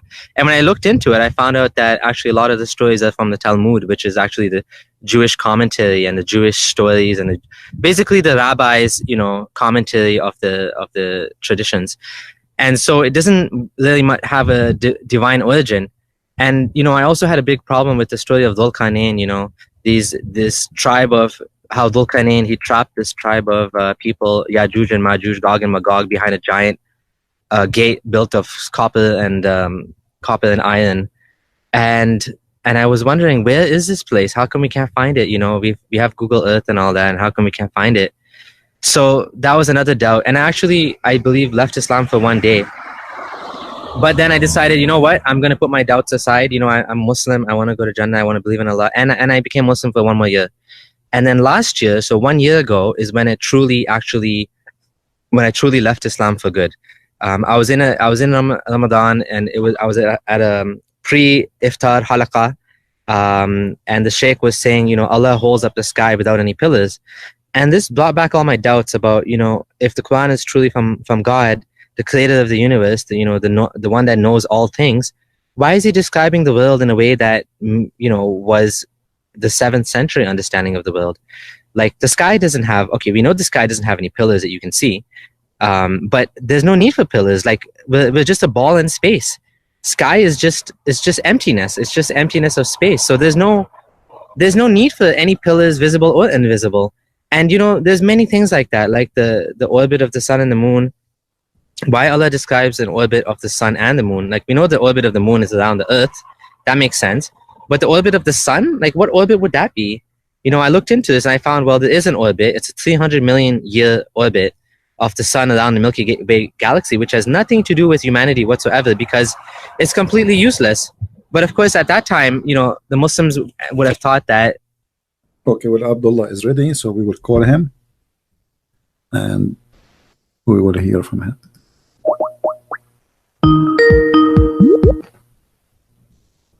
Hello. Yes, Abdullah. I will put you in the screen so people. I was playing actually your video. Okay. I was playing your video about why you left Islam, so people will learn about you a little bit. Oh, thank you. Yeah. So, Abdullah, first, I'm happy that you contacted me, and I'm glad to have you. And people are listening. I will give you the mic. Hello, everyone. Thanks for having me on here. I was a little bit taken back. I thought we were going to do it in a specific time in the future, but hey, better late than never, I guess. We can do it now. Yeah. So yeah, thanks for having me on the show. You're welcome, my friend. Anytime, feel free to call, and you're home. All right. Okay, sounds good. You do not need invitation. Okay, Yeah. that's good. Let us see if some people wanna. First, let me show the channel for Abdullah Samir. This is his channel for those who like to watch his videos, and he's an ex-Muslim, as he spoke about himself, as you see. And if anyone have a question for Abdullah, feel free to ask question, and I'm sure he will be happy to answer. Yeah, so just to give a little bit background on myself, I know you guys were watching my video, but I've been an ex-Muslim for about, let's see, 2015. So coming up to 4 years now. I left Islam. Well, to step back, first of all, I wasn't born as a Sunni Muslim. I was born as an Ismaili Muslim, which is like a kind of far out sect in Islam. And then I switched to Sunni Islam. And then what happened is I deep dived into Islam. I got involved in conferences and I was recording. I had two major big websites. One of them was known as lightuponlight.com. Mm-hmm. And the other one was verse-by-verse-Quran.com. So I can actually show you one of my websites. Hold on one second. Let me see if it's working. My screen sharing. Oh, no, not that one. Hold on. You can send it to me later in the. Sure. I will. So yeah, it's just lightuponlight.com. So I built this website back in, I think, 2006, and I wanted to do it to help the Muslim Ummah. So I wanted to actually bring, my technology skills and use my technology skills to give dawah and to spread Islam. So this is what happened to me. And but eventually I was able to leave Islam because, just to make it very quick, back in 2015 I was having some discussion online on Facebook. So people that think that these discussions don't work, I was actually having these discussions, and there was a guy that told me that he wanted to convert to Islam, and he was a Christian guy, and he said he looked into Islam and he found out that Islam actually had all of these Jewish folktales that were copied into Islam. So because of that, I was like, no, I'm going to convince you. So I started looking into it, and then I realized that, wow, there's some problems here. The Quran actually does have stuff that's copied from Jewish folktales. And then I started to keep looking, and I kept reading more about Islam. But then I decided I still want to be Muslim. I don't want to leave Islam because these are just doubts that I have, and I'm not ready to just leave the religion just like that. So then what I did was I actually became Muslim again for one more year. Interesting. Okay. Yeah. And I just buried all my doubts. So this was in 2014. I buried all my doubts and I said, whatever these little issues I have, maybe there's some explanation for it or something. And I just let it go. And then 1 year later in 2015 in the mosque, the Imam was in Ramadan was quoting from the Quran, and he was saying something like, the Quran, scientists are so dumb, they don't even know, even Allah knows better than scientists. And Allah says he holds up the sky without any pillars, and Allah says this, and Allah says, all of these strange things he was mentioning, right? So what happened was I was like amazed, like, how can he say that? How can he say all of these things about Islam? And all my doubts came back. Right? And so I decided that I have to look into this thing, right? I have to look into what the issues are in Islam, right? And then, sky pillars, like, for example, it says that he created the heaven without any pillars that you can see. Correct. So this was like troubling to me, because how does Allah say that he created the sky without any pillars that you can see when sky is just space, right? Right. So that's like one example. That's one example, but that's how my journey started. So do you have any questions, or what do you think? Well, you know, the funny, by the way, the Muslims, they made articles about this, and they cut the part where it says you cannot see. I don't know if you saw Yeah. that article, right? They claim science. They made videos. They say, Taronaha, right? yeah, they say Allah. He said, look what he says, and he quote for you only the part where it Yeah. says Allah. He Yeah. created, and you know, the sky without pillars, but they don't see the. Yeah. They don't. They stop here. They will not show you the part where it says which you cannot see. But anyway, I don't know if you know about the story of the mountain of Qaf. No. Well, the mountain of Qaf. You know, simply is a mountain surrounding the earth, and this mountain is like it's a blue color, and this is why we cannot see the pillars. So if we go in the Quran, you go to chapter Qaf, it says Qaf wal Quran al Majid. This is verse number 1. You know, if we go, let us try. Let me try to put it in the screen so people they can see with us.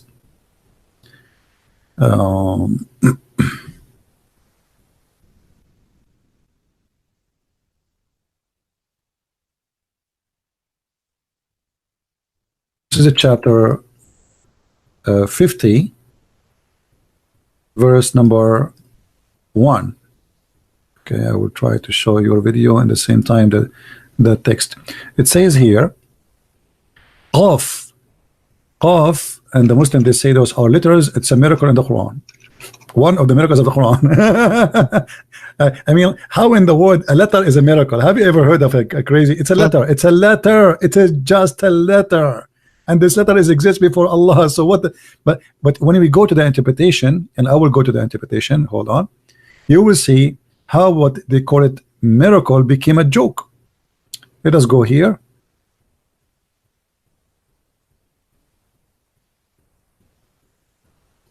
Al-Tafsir. All right, this is the official government website of the Kingdom of Jordan. I will show it on the screen for everybody. Chapter 50, verse number 1.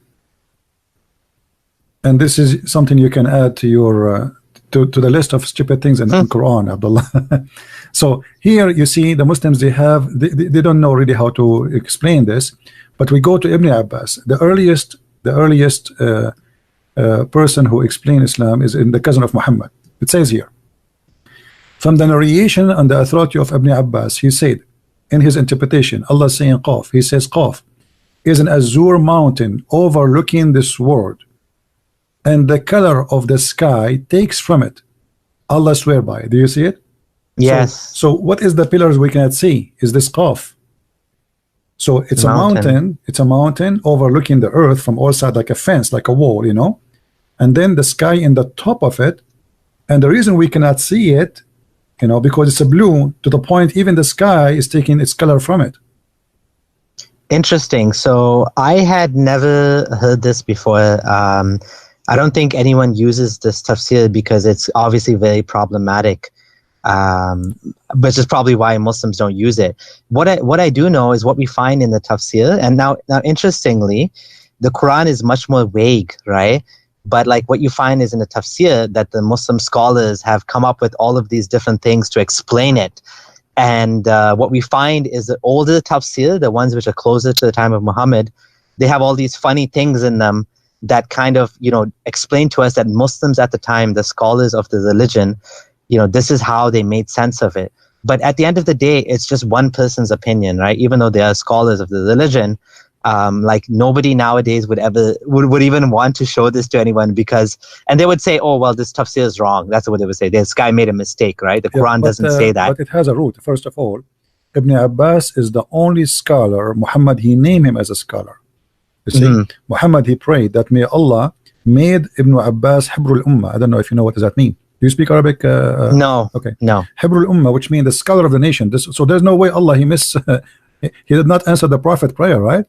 Yeah. Same time, like I will give you an example.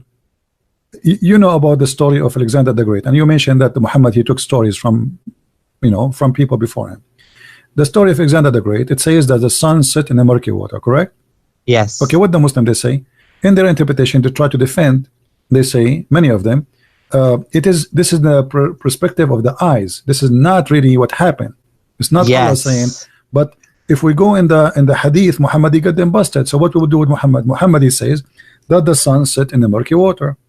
Yeah. You know, so the Muslims, they can play that game as long you do not know. The second you know, then they are in trouble. Here we go. This is Muhammad himself explaining the verse. So what we would do now with Muhammad, we will say Muhammad is this is one man opinion. He's a prophet. He is the one who brought the Quran. It says, Yeah. I was sitting behind the messenger of Allah, SAWS, FM radio, who was riding a donkey while the sun was setting. He asked, do you know where this set? I replied, Allah and his apostle knows best. He said, it's set in a spring of boiling water. So what the Muslim will say now? They will say this is an opinion of a scholar. They cannot. And they will say Muhammad he do not know. I remember looking into this, and I also remember that if you look at the, hold on, let me share my screen again. This is very interesting. I got this from the video of the masked Arab, and what he was able to show is that all of the early tafsir, like all the way from Tafsir Mujahid, which is one of the earliest ones, all the way to the 18th tafsir in order of chronology, all of them had the same issue, that they thought the sun was actually setting in a murky spring.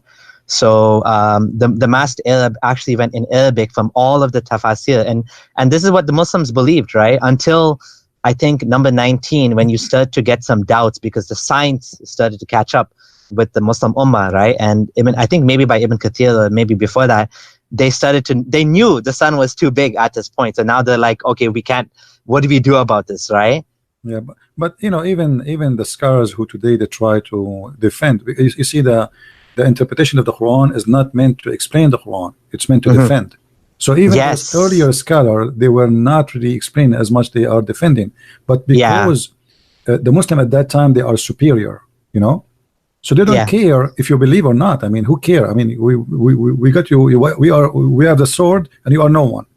But today the Muslims, because they cannot force you to believe in this, so now they have to come to your belief. You don't believe the sunset in murky water, now they're changing, you know, their belief to make it fit with your belief. They are compromising their Quran, you know, claiming that Allah did not make a mistake here.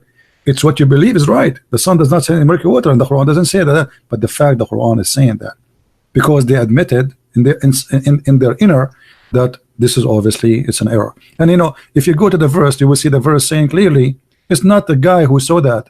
Allah is the one who said he found it, right? He says he found it.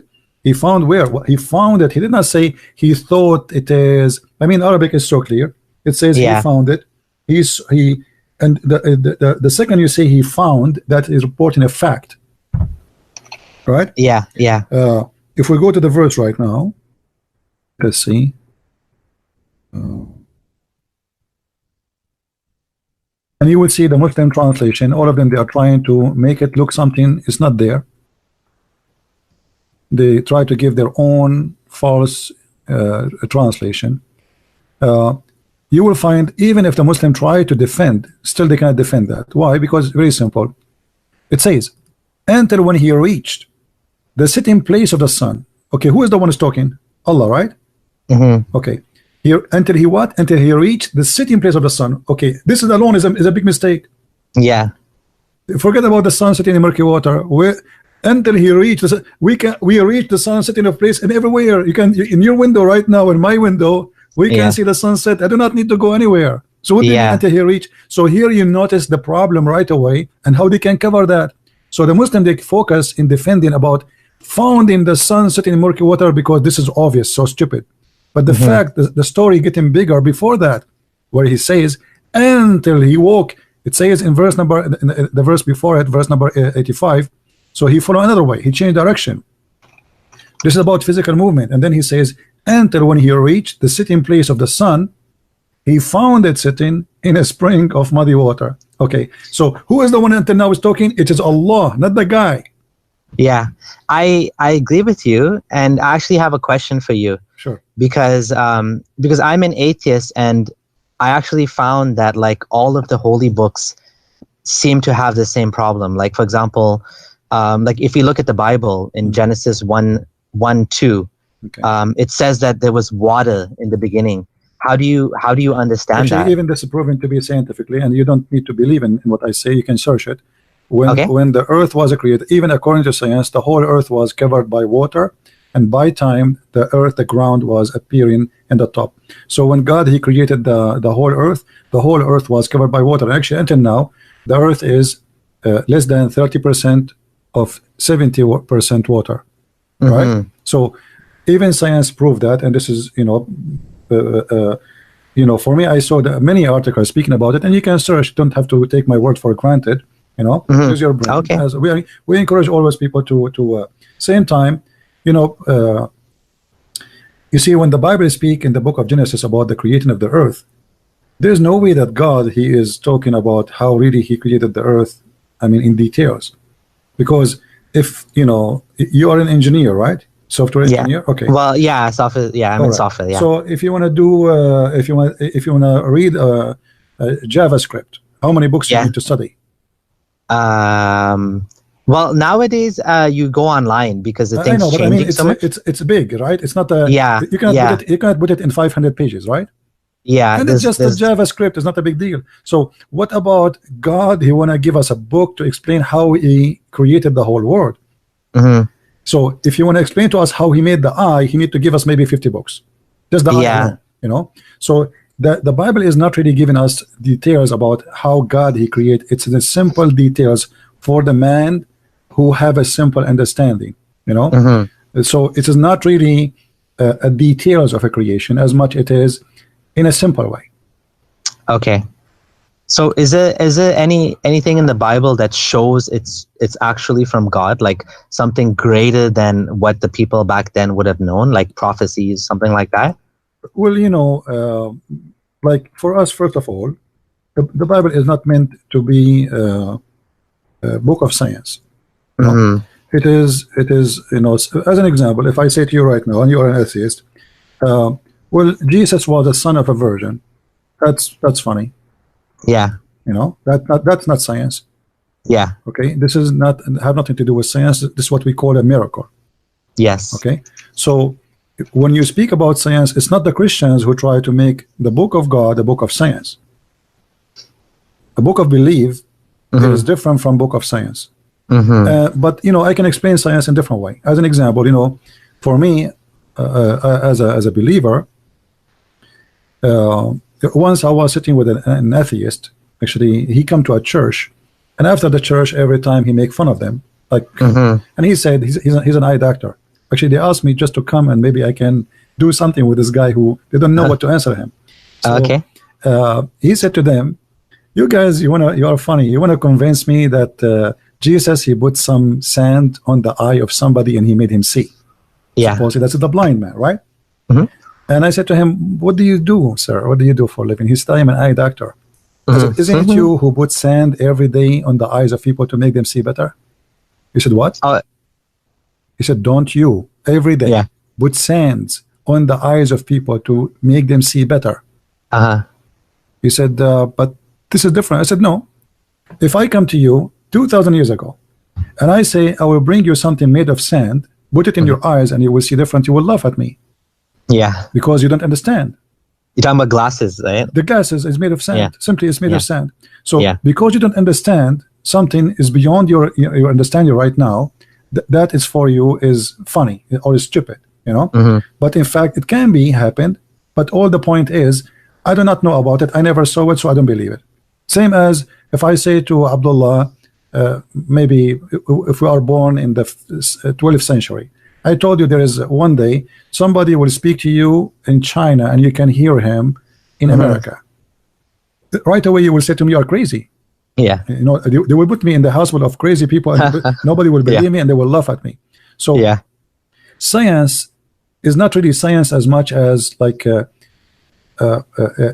it's not fake because it's fake.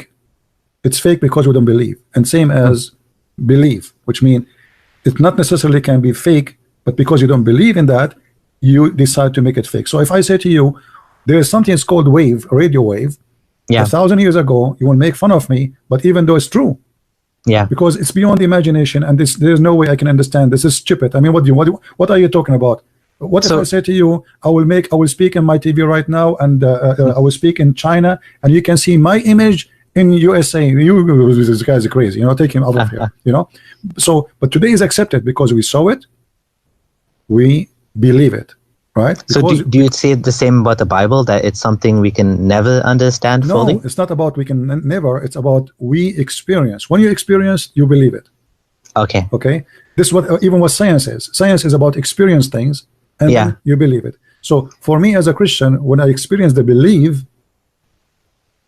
then which means the first thing you do, you have a belief. And where does the belief come from? Because you became a confident in something. How you became confident in something? I see things around me, which is really proving to me that there's a truth there. I mean, until now, there's tons of miracles, and for sure, a person who's an atheist, he will not believe in them. But they happen, and I witnessed them, and they happen, and nobody can explain. Even today, you go to a doctor who's a scientist, and there's a guy that say he have a cancer. Forget about God, and then he says to you how he was recovered. It's a miracle. Even doctors, they use that term, miracle. When they use that term, only when they cannot explain how. You know why? We don't know. It's a miracle. So God is beyond our comprehend. So we call him. He himself is a miracle. So don't Muslims say the same thing? They say that, you know, I did ruqya, and it was, you know, he became healed, and it's a miracle, and the doctors can't explain it. No, you know, people say they read Quran, and everything changed in their life. Like even Hindus sometimes will say that they went to the doctor, and you know, he couldn't help, but then they went to the shaman, and he did something, and he blew on them, and then they became better. And they say you can't explain it through science. See, Jesus said, believe in a stone, you will recover. Which means belief is very helpful, and even science proved that. All right. So when you are a person who believe, even if you believe in a stone, which is it's false, it's fake. All right. But if that stone became a belief for you, your belief will help you. But that's called placebo effect, right? That's like no problem. When you think you're taking a pill. So when they do a scientific study, they always give you a placebo. But because the effect on you think is going to help you, but like obviously a placebo cannot cure cancer. It might make you feel better. No. But no. Actually, even science. Let me tell you. According to science, a person who don't want to fight death, he will die. Say that again. A person who don't want to fight death, he will die. If he want to die, he die. That's it. You know. Like I will tell you a story, which maybe it's funny. We have a I was in high school, all right, and there's a guy he want to go with us in like we are going like a school trip, but he is very boring, annoying, and he is like stuck like a glue on us. So they told me we don't want him to go, and I said, okay, well, let us practice some Islamic method. They said, what? They said, let us practice taqiyya. I said, what is that? He said, when he come, every one of you see him alone, say to him, why your face is yellow? Why you look like that? What's look at your eyes? The guy, he came, he's fine. And then the first guy, he said to him, why your face is like this? And you know, we are kids, we are just like not adult. I mean, this is a kid, you know. So man, what's happened to your face? Why your eyes look red? And you know, are you okay? And the guy, he start, I know, I feel fine, you know. And they start, and then the first one spoke to him, the second time, the third, the fourth. And then after 9-10 people, they spoke to him. He went to the director. He asked for a sickness, illness. You know, because he decided to believe he's sick, so he's getting sick. And then after 3-4 days, he did not come to school. He gets sick for real. You know, we went there. He have a fever. You know, he made himself believe he's sick. All right. That's his form of bullying, right? Because you're inflicting psychological abuse on someone. Right. But isn't that also how religion works? When everyone around you says, "Yeah, I believe," and then you also say, "Well, if everybody else believes, I must be wrong, and I should believe too." No. Without any evidence. What we are doing. I just showed you an example. If you convince yourself, you know, not only because I cannot convince you unless you convince yourself. If you convince yourself in something, you will be that thing. All right. Now, in the case of Christianity, Yes. if I want to convince myself that Jesus is God, still I have to put my God into test, and that test Okay. is, do he match with the words he say? Uh-huh. It's not just I say something and then I go with that and I believe it blindly. As an example, you said that the Muslim, they do ruqiyya, which means they read Quran to heal themselves. Yes. Muhammad himself, he was poisoned. Muhammad himself was under black magic, and he Yeah. is the one who said, if you eat 7 ajwa, you will Yeah. be fine, right? Yeah. But that Yeah. does not happen to Jesus. Jesus, he touched the man he cannot see, and he saw. Jesus, he told the man he cannot walk, he walked. So how do we know this though? Like, how do we know these stories are true and not just made up? Well, it happened every day. Maybe for you it's hard to believe, but there's millions of stories of people, they are healed by God, and are healed by His name. It's not fake. It's not, aren't people also healed by shamanism and like I said? You can be helped, as I said, by believing. Yeah. Just having a belief, it gives you strength. All right? Okay, but that's still, placebo then, right? But still, that's not a miracle. That's not a Okay? miracle. That's not a miracle. We are talking about things is incredibly it cannot be explained. Okay. And Yeah. if I start quoting for you things, you might say, because he's a Christian, he is he's trying to convince me that it's true. But I advise you to search for miracles where a Christian, they witness them for real, and they are real. They are not just not a guy saying something. You will see a guy, he was believing in something, and suddenly he became something else just because he saw a vision, and that vision impacted his life. So seeing, knowing, and experiencing is what Christianity is about. I hear this a lot from Christians that they saw visions of Jesus. I mean, I remember even when I was a Muslim and I was doing a dawa booth, we had this one lady, she was crying and she came to us and she said Jesus appeared to her in a dream and told her, I can't remember what she said, but basically she was very, very touched by this personal experience that she had. But then people also say they saw Muhammad in dreams, right? And then they said Muhammad told me this and that, and it came true, which is like such, to me, I'm like, I don't believe that, but they say the same thing about Muhammad. So how do we know like who's right and who's wrong? Like if I'm an atheist, one person says Jesus appeared to me in a dream, the other person says Muhammad appeared to me in a dream, and I'm an atheist. I don't know, like, how do I know what to believe? First of all, somebody appearing for me in a dream, it can be just a dream. I mean, a dream is a dream. It can be a vision from something real, or it can be just a dream. However, we don't believe in Jesus because of a dream. Maybe somebody he does, this is his business, Okay. Maybe it's a message for him. Maybe it's true and maybe it's fake. Maybe it is right. Maybe he is imagining. I don't know. But for me, I don't believe in Jesus because I saw a dream. I saw his wisdom. I saw his amazing teaching, I saw his ability, and I saw his power. Same time, I noticed that everything have the fingerprint of a creator. Like you see, like in science, they say to you, most of animals, they have the same structures, right? You mean they all come from DNA, right? Like let us say a form of life, like eyes or something. Yeah, but that is because the same creator, the same engineer. Not because of because simply if he is one person who created all those things, so it's very clear. Like if Picasso, he made an image, and it's very normal to see that Picasso, he have the same kind of image but different drawing, but it's still, we can know that this is Picasso. An expert can know that this is the same artist, the same person, and this is exactly for God.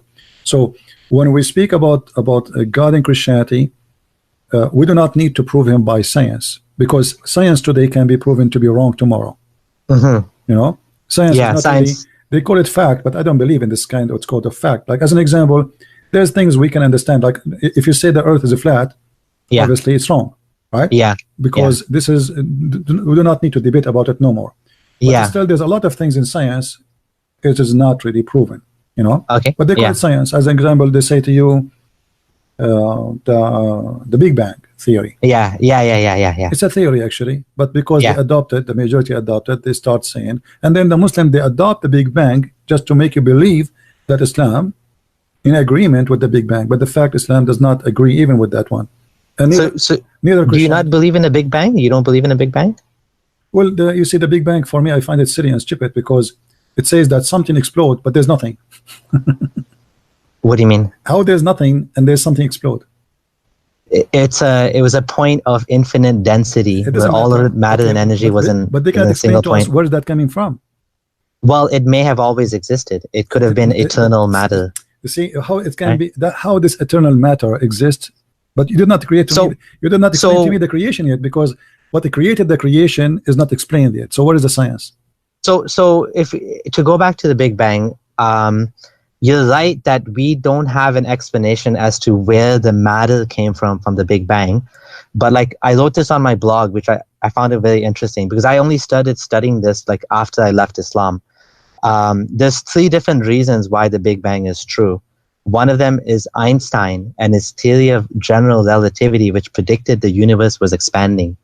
So because of Einstein actually doubted his own science because at that time everybody believed the universe like it didn't think it was expanding. They thought it was a static universe. So because of this, he's like, no, I must be wrong. My physics is all wrong. And he actually made what he called the biggest mistake of his life, which was to add a constant in order to adjust for the expanding universe because he couldn't believe it was expanding. So that's the first thing. The second thing is that in 1964, 2 American radio astronomers discovered the cosmic microwave background radiation, which is a leftover from the explosion of the Big Bang. And last of all is actually Edward Hubble, who looked into space and saw that the universe was expanding, right? So based on that, we know that at some point, the universe, if you reverse it, the universe is closer together. And now we know, like, the universe is expanding like faster and faster every day so that, we're getting further and further. Like if you look at the star, it's actually moving away, right? So that's why I believe in the Big Bang, because I think there's like 3 different evidences for it. Well, first of all, the universe is expanding is written in thousands of years before science find that in the Bible. And Yeah. we don't talk about it. The Bible says that, Okay. The Bible says that God, he scratched the sky the same as a curtain.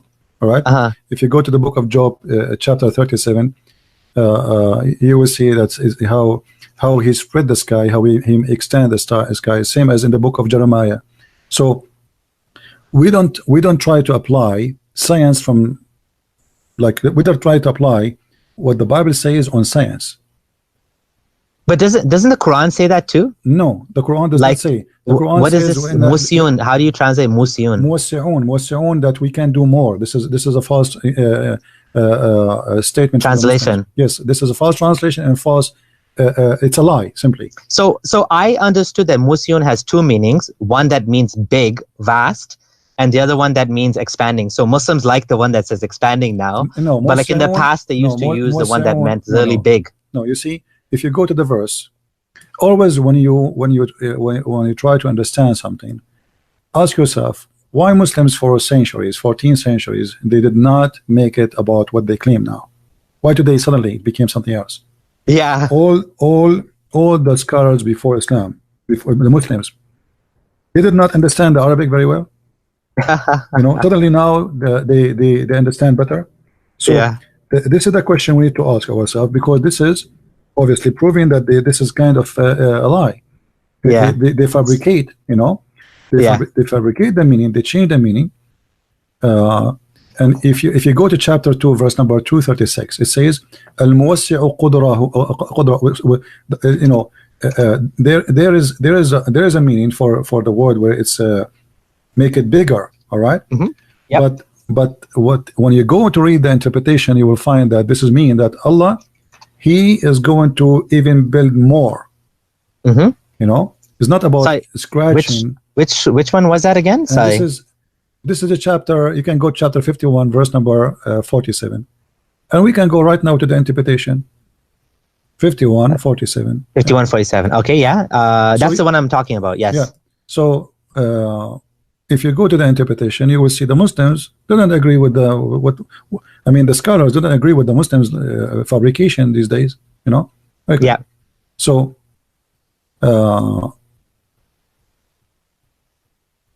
this is Ibn Abbas in English, and always remember, English translation is a little bit different from the Arabic one. It's kind of funny.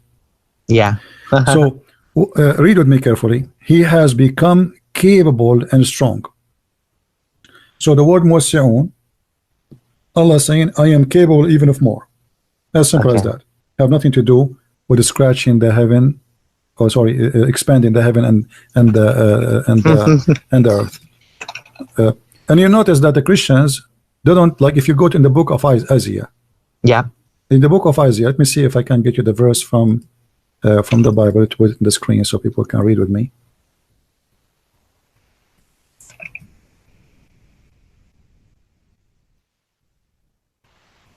Tell me the one as well, so I can look it up, because I can't. This is the book of Isaiah in the screen. Isaiah? Isaiah, right? Chapter 40, verse number 22. Okay. Okay. It says that it is he that he sitteth upon the circle of the earth. The earth is a circle. This translation, by the way, it's not. Yeah. Yeah. And then he said, and the inhabitants therefore are as a grasshopper. Yeah. And that stretched out the heaven as curtain, and he spread them out as a tent in dwell in. I mean, this is a book written thousands of years before scientists discovered that the earth is not flat. You know. So doesn't that, like, a circle could still be flat though, like a coin, right? No, circle is not. No, circle is like a globe or a ball would be not flat, but a circle is flat, right? Circle, no. Circle is the shape. Is not really. You see, when you say a circle, are you talking about one circle? I don't know. Or it is a circle, all of it. So it is all of it circle. So when we apply that the earth, all of it is a circle, that's mean all of it is a circle, not only the side of it. When you say a circle in the way you are saying, but that's not circle, then that's globe, or that's actually, ball. This is ball is different from circle, actually, right? There is better translation. It's not even a globe. It is like. So do they have tafsir for the Bible too? Yes, for sure. But you will find that this is just a translation. Translation here use the word circle. Remember, we're not reading the original thing, but and you can go and read the interpretation for the Bible, which is really exist from the beginning, not today. I mean, nothing changed. So this is how the earth looked like, and then it says there that he stretches the heaven as a curtain, and this is exactly what you are talking about as the Big Bang, right? That yeah. Okay, but we don't make science of this. You don't see Christians making bragging about, look what the Bible says, right? Yeah. And maybe this is the first time you hear this. Yeah. So we don't talk about it because we are not going to prove God because somebody he says there's a Big Bang. That is silly for me. Because the Big Bang, first of all, is not to be proven. If somebody says there was something, a power, and then do you believe in Einstein? Like Einstein equals MC squared, which is the foundation of all of like science today. Okay, Einstein, Newton, they have many theory, and later they found that even their theory cannot be not all of it is correct. As an example, since you are a child, you heard that the apple fell down from the tree. Yeah. And okay, because the apple fell from the tree, that's mean the big mass would have grabbed the small mass, correct? Yes. But later they discover that is not true always. Yeah. If the mass became so small, the big mass have no impact on it. You're talking about quantum mechanics now? I'm not sure about the name. Excuse me. Like my English is not really that. It's not my first language to say the term for you in English. But if it is so small, then the so small is free. To the point, the big mass don't control it. Like there's a dust flying in the space, and yet they are not controlled by a planet. They are not grabbed by the planet. They are not grabbed by a star. They are not grabbed by anything. But when humans go on the moon, like there's less gravity and we fly, like we jump up and down and we can jump much higher. Yeah, but the human is not that small. We're talking about so small. And because you are so small, then the control of the gravity is gone. But we can also simulate zero gravity by dropping a plane. Have you seen these planes? They drop it at the same exact speed as gravity, and you can float in the airplane. Yeah, so it's like you can experience zero gravity, because gravity is 9.8 meters per second. So if you drop at exactly the same speed as 9.8 meters per second, it cancels out gravity and you can fly just like you're in space. Right. But I'm saying that according to scientists, this is not my statement. I don't know even what they are saying. I am not a scientist. I did not go to the lab with them. They were saying, and I saw it, and you can search for it, that they found that Newton, I think it was Newton they are talking about. Yes. Yeah. That his theory, it was accurate for a long time, but lately they discover that not all of it is accurate. I know what you're talking about. Newtonian mechanics are true at the size of large objects, but when you get into the very, very, very tiny objects, so at the quantum level, then things don't behave the way we expect them to do. Right. So particles pop in and out of existence. A particle can be described as being in all places at once, like crazy, mind-blowing things that nobody expected, right? So quantum mechanics is very difficult. And someone once said that if you think you understand quantum mechanics, that means you don't understand it. So yes, at the very small level, Newtonian physics break down. Yeah. But that is correct, actually. But we never threw out Newtonian physics, because Newtonian physics is still correct for like large size objects. So like, for example, for me, if I drop a ball or if I drop anything, we know it's going to drop at 9.8 meters per second because like this is at the size of things that matter to us. But quantum, we're talking about like microscopic particles, right? Like very, very, very tiny particles. Yeah, but remember, for a century, for all the time since Newton, he came with this theory. We take for granted, we don't talk about the small one, we granted or everything function in the same way. But now they discover that there's an exception. Yes. Right? So even what it's called, like we know for it, or we are sure from it, even that can be an exception. And I believe too, that if we change locations, it can be, the exception will happen. We understand what it's called physics based on the physics we have, but maybe in a different area, the physics is different. Yeah. If we go different galaxy, maybe the nature law is different. We are judging about experience. Remember, science is an experiencing thing, not about really like come with something. It's already there, but we just discover it, right? Yeah. But maybe tomorrow we'll discover something else might contradict something we have. For centuries, people those who they call themselves scientists, they thought the Earth is flat, and yet they are scientists. Yes. They are the philosopher of their time. They are the scientists. They are the wise men, and yet later we find that they are not accurate. So what can be accurate today, it might be wrong tomorrow. But things do stabilize, right? Like, so example, like gravity, for example, we know that it's unlikely that will change. That understanding is unlikely to change. And as humanity progress, we build upon like what past nations and past people have built. Like as someone said, we're standing on the shoulders of giants. Like we're basically building on like what people before us figured out, right? Basically. My friend, let me tell you, I don't really, science for me is not a science. Science for me is finding out things around us. They call it science. that's what it is. Yeah. Okay. They call it science, but I don't believe in it, because finding things around us is not really science. Science should be for something different. It should be me able to do something with what I found out, and this is what it should be called, science, not the discovery. That's what it is, right? Because once you have the theory behind it, then you can build lasers, you can build GPS satellite systems. But since they come with the theory of the Big Bang, what they can come with it, nothing. Yeah. Nothing. This is what I'm talking about. So I came to you and says, hey, this is how the Earth is created, and there's no Big Bang's theory is the same as a Muslim saying to me, Muhammad, he went to the moon. Okay. He have no witnesses. He have no proof. He have a theory. You don't believe people went to the moon? Oh, you said Muhammad went to the moon. No, Muhammad, he went to the sky and top of the flying donkey. So we don't. You see here, I see that sometimes there's a hypocrisy in those who believe in blind science. Okay, either you believe in the Big Bang and you prove it to me, or don't mention it. Can you prove it? You cannot. The same as you said to me, prove to me God. Yeah. Okay. Well, it's different though, because we have evidence for the Big Bang that is in the form of cosmic background radiation, in the form of successful science and physics. There is no evidence. You see, I watch tons of programs made by scientists, and they keep saying it is a theory. It's not really. There's no evidence. And you notice, like when we speak about the word evidence, I find it funny. Yeah. Because when we speak about evidence. Okay, now we knew how supposedly the Big Bang happened. What about you make a Big Bang? And they did.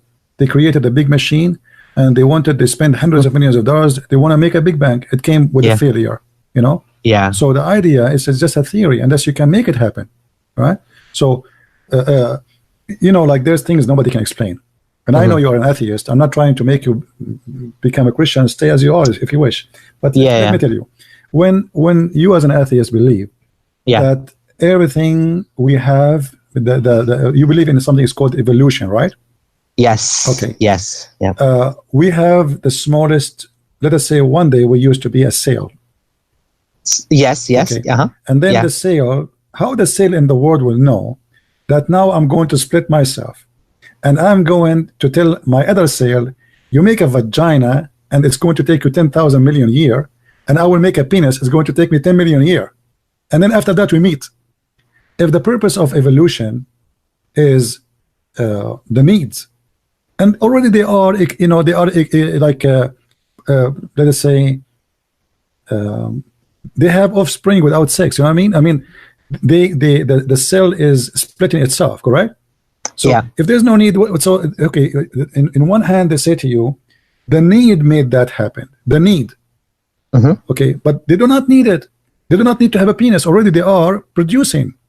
Yeah, they are increasing. So how two cells, they will talk to each other and say, hey, you start developing yourself now, and I start developing myself now. After 10 million years from now, you became a vagina, I become a penis. So the development of male and female is actually a fascinating topic. And I don't have a background in science, but I did read one book which I found very, very interesting, which is called The Selfish Gene. And something I learned that was very interesting is, like, what we think of as like male and female, it's much more like, so basically at some point in our evolutionary history, we specialize where women will have a big egg. So basically the cost of having a baby is much more. And then there's a male that has a small egg, which is basically the sperm, which is like very easy and very cheap to make. They both specialized because it made more sense for one of them to be like the caretaker and the other one to be the one providing the sperm.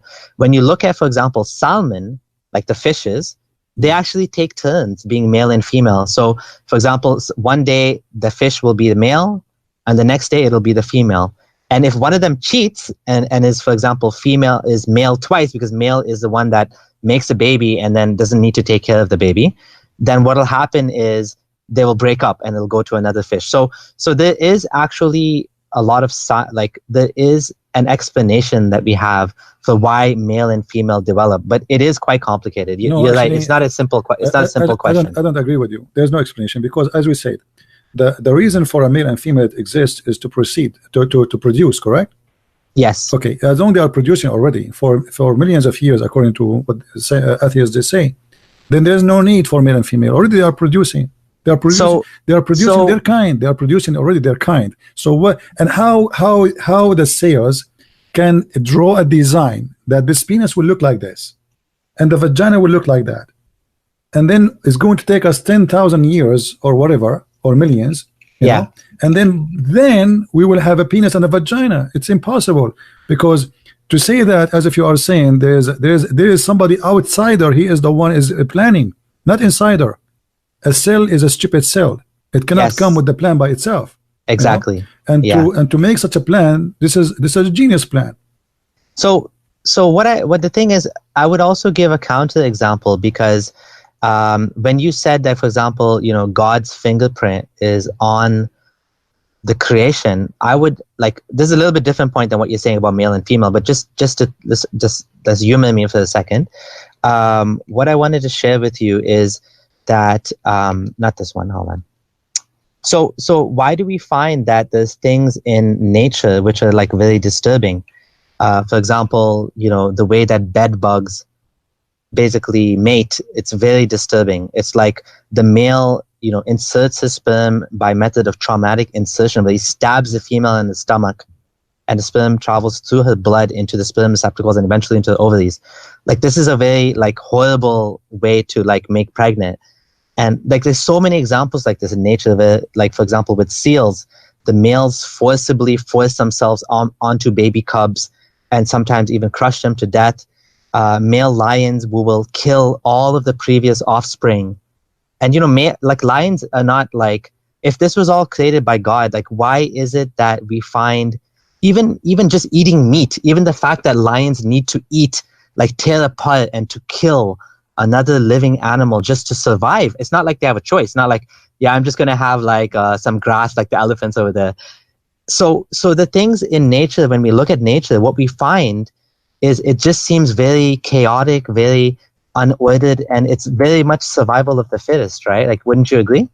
Well, if the Bible says to us that God created man, Mhm. and he gave him power over all other things. Okay. And the rest simply is a cycle of life to keep the life sustained, which means even the bugs, which you find them disgusting, Yes. they exist for a reason. They are not there for decoration or just for no reason. So it's a chain of food, and the chain of food that even the bug which you find disgusting, it's a food for somebody or some. Yeah, something. but if you're a God, would you would you program so much suffering into the world like that? Well, this is Like, not, why see, would you make a lion have to kill and rip apart another animal just to survive? I mean, what we find is this makes sense in evolution because there's a great struggle. So what happens is lions evolve better ways to hunt, and the deer evolve better ways to run away. Like they get faster and faster in running away, and the lions get smarter and smarter and trying. And it's a constant battle between the still two. the lions survive and the deer survive. This is what the plan of God, that we will keep the earth sustained for the man. It's not made for the animal. The animal is not the purpose. The animal exists for other purpose. So you are focusing in the animal, but you forgot that we as what believe that all the animals exist for us so we can survive and this earth to stay as it is. So even the bugs, like, if we don't have bees, we will not have fruits, and the list goes. So the lions and those beasts, they were doing what is called natural selection, filtering, Oh, okay. like the weak one will die and the strong one will survive, and then what will keep more health exists in the ground. But what about a human? They kill each other too. Yeah. So if we want to blame God, I can say that God, animals are programmed. Man is not. Animals are programmed, which means they are creatures who they have no choice to be something else. You cannot make a duck a dog. Yeah. Even if you bring two, if you make a dog have sex with a donkey, you cannot make the donkey have a baby from a dog, right? No. You have to be from the same family. They have to be related closely enough. They have from the same family, like a horse and a dog, and then they will have a mule, and then the mule cannot even have babies. So and evolution explains that. You can, Science. you see, this is not evolution explaining. Actually, this is just a practical explanation. It's not really evolution. It's not evolution. I mean, a donkey and a horse, and obviously because they are not. It's exactly because from the same because family. the genes have diverged enough. Doesn't matter, my that friend, but this the is not combination. evolution. It's the same thing we find with humans. That, for example, if I have sex with my cousin and I have a baby, and then a cousin marriage over and over again, like you find in Pakistan, you get genetic deformities because what happens is there's no genetic diversity in the pool. You're just reusing the same thing over and over again.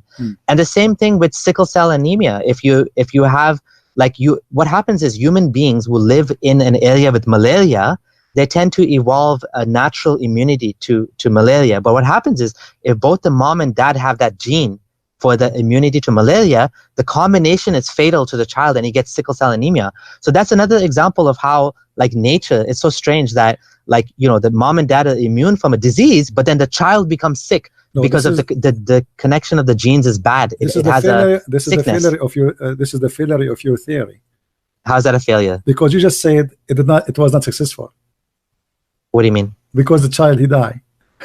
It's what happens is sometimes it has catastrophic effects, which is what genetic diseases are. Genetic diseases are an example of I understand, my friend. God, he gave us ability to survive. So you call it evolution. Okay, I call it ability to survive. So if I live in a mountain area, my lung will be bigger because there's less oxygen. That is not really, I mean, it's very simple. God, he gave you ability to survive. And how you survive? Because he gave you ability. What does that mean? You can adopt atmosphere around you. No, that's not what I'm saying. I'm not saying that if you go in a mountain, your lungs will get bigger. I'm saying that if you go in a mountain and you live there for many generations, your children that are not able to survive in that environment are likely to die. And the ones that you have that have that enhanced ability, even if it's a tiny advantage, they are more likely to survive. And without any involvement of any god, that gene will be passed on, that strong gene in that environment. So in an example of malaria, it's the specific gene that gives you immunity to malaria that will be passed on, because the other kids will die that don't have it, right? So the random mutation and the natural selection is how evolution happens. Well, what I think is the right way to think about it this way, that me, a person who is not born in the mountain, if I go in the mountain, still my body will adopt. And simply, even proven by science, if you go in the mountains, you breathe longer so you can get more oxygen. It's very simple. You do not need to have bigger, they will not be bigger because you went there for 5 hours, but they will get bigger as how much oxygen you inhale, So God, he gave you ability to survive, and this have nothing to do with what it's called evolution. You are saying the children, the one who survived, then he will have kids, and his kids will carry. But still, his DNA is still DNA of his parents anyway. Nothing changed really. No. There's two ways that DNA changes. One is it mixes randomly with the mom and dad, but two is there's also random mutations. So whenever you have like children, like I have 5 kids, so my 5 kids, they all have a different mix of DNA from myself and my wife, but also there's a random mutation which happens sometimes. So they've tested this with like fruit flies and like with bacteria. I know, but my friend, still you're not coming with a human. You're not coming with something new. It's the same. It's a complex of DNA, and it is already for what exists. Yes. Okay. Not something new. It's not like a new DNA. So it just exists. But let us say it's a new cocktail. Well, dogs and wolves are actually like dogs are evolved wolves. Well, dog is a wolf anyway. Yeah, you can say that. Dogs come from the wolf family. No, I cannot say that. He is a wolf, actually. It's just the friendly wolves. Friendly wolves. All dogs are wolf, but we give them names. But you see, at the end of the day, you decide to believe in what you are saying because you decide to believe in it, and you decide to take one side of the story, which is, okay, science, they told me that this is how you evaluate things. And I found that science evaluate nothing. And I will give you an example. Until now, science cannot even make you live. Science cannot make you come back to life. Science cannot even help you. They give you a medicine. They tell you there's 1,000 effect will kill you. And that side effects. So but this is science, supposedly, right? This is science. Okay. But like, wouldn't you go to the doctor if you get sick? Like, you believe in science, obviously, right? You trust it as well. I just got sick last week, and I did not go because I don't trust them. You don't go to doctors at all. I don't go to doctors. I don't trust them. I don't believe in them. I don't believe in medicine because simply. Go and watch any commercial. I wish I can play it for you, but they will flag me for copyright. Okay. They say to you, this medicine, this medicine is amazing. My dad took from it, and then they start reading for you fast. This medicine can cause heart attack, blood, But like antibiotics, like that's an example of medicine that's helped humanity, like tuberculosis. This is not science. Do you remember what I said to you in the beginning? That's not science. This is not science. This is antibiotics is not science. No, it's what is it then? It exists already. You have it already. But all what they now they brought it in a big amount. They put it inside your body. It already exists. How is that not science? That's the definition of science. No, it's not science. It's not science. It already exists. Antibiotic. You did not create science. Did you create the antibiotic? No. No, but what science has done is isolated the. Thank you very much. Antibiotics come from fungus. Okay, all what we need, like we have olive oil, and it was in an olive. And then we squeeze it, and then we have a drop of olive, and then we squeeze another one, and then we have 2, and then we squeeze another one, and now we have 3, and now we have a bottle. That's all. So now science is something you practice. We are like a rats for the doctors. They give you something. It succeed. We say to you, the other rat, try this. It's work with this guy. So this is what they call science. But the fact that science always face failure because not all their practice work. So it is. What we call medicine today is nothing but a practice of hundreds of years of a previous human being, and then we apply it on others because it worked with this guy, so it should work with this guy, but it's not necessarily, and this guy might die, and that's why we say to him, before you go to the clinic, sign this form because you might die here. This is what they say to you. Actually, they give you a form when you go to the clinic. Put your name, what disease you have, what the problem you have, and sign, and the sign there says that, that we are not responsible, blah blah blah blah blah blah blah blah blah blah blah, because simply the doctor, he might kill you by a medicine he give you. And there's tons of people who die by stupid doctors. They give medicine which is dangerous. So it's, what you call science, I call it a practice of let us say a laboratory. You know, we are in the lab like a rat for a guy who call himself a doctor, and he applies something on you. It doesn't work. He said to you, let us change the medicine. Let us try this one. Come tomorrow and tell me what happened. He don't even guarantee what will happen, because simply science is not sure. The science in this case is not sure. As long as science is not sure, it means there's no science. I disagree with that. Okay, well, I because when you say to me science, it means 1 + 1, we have 2. Yeah. You don't say to me what's +1, but maybe 2.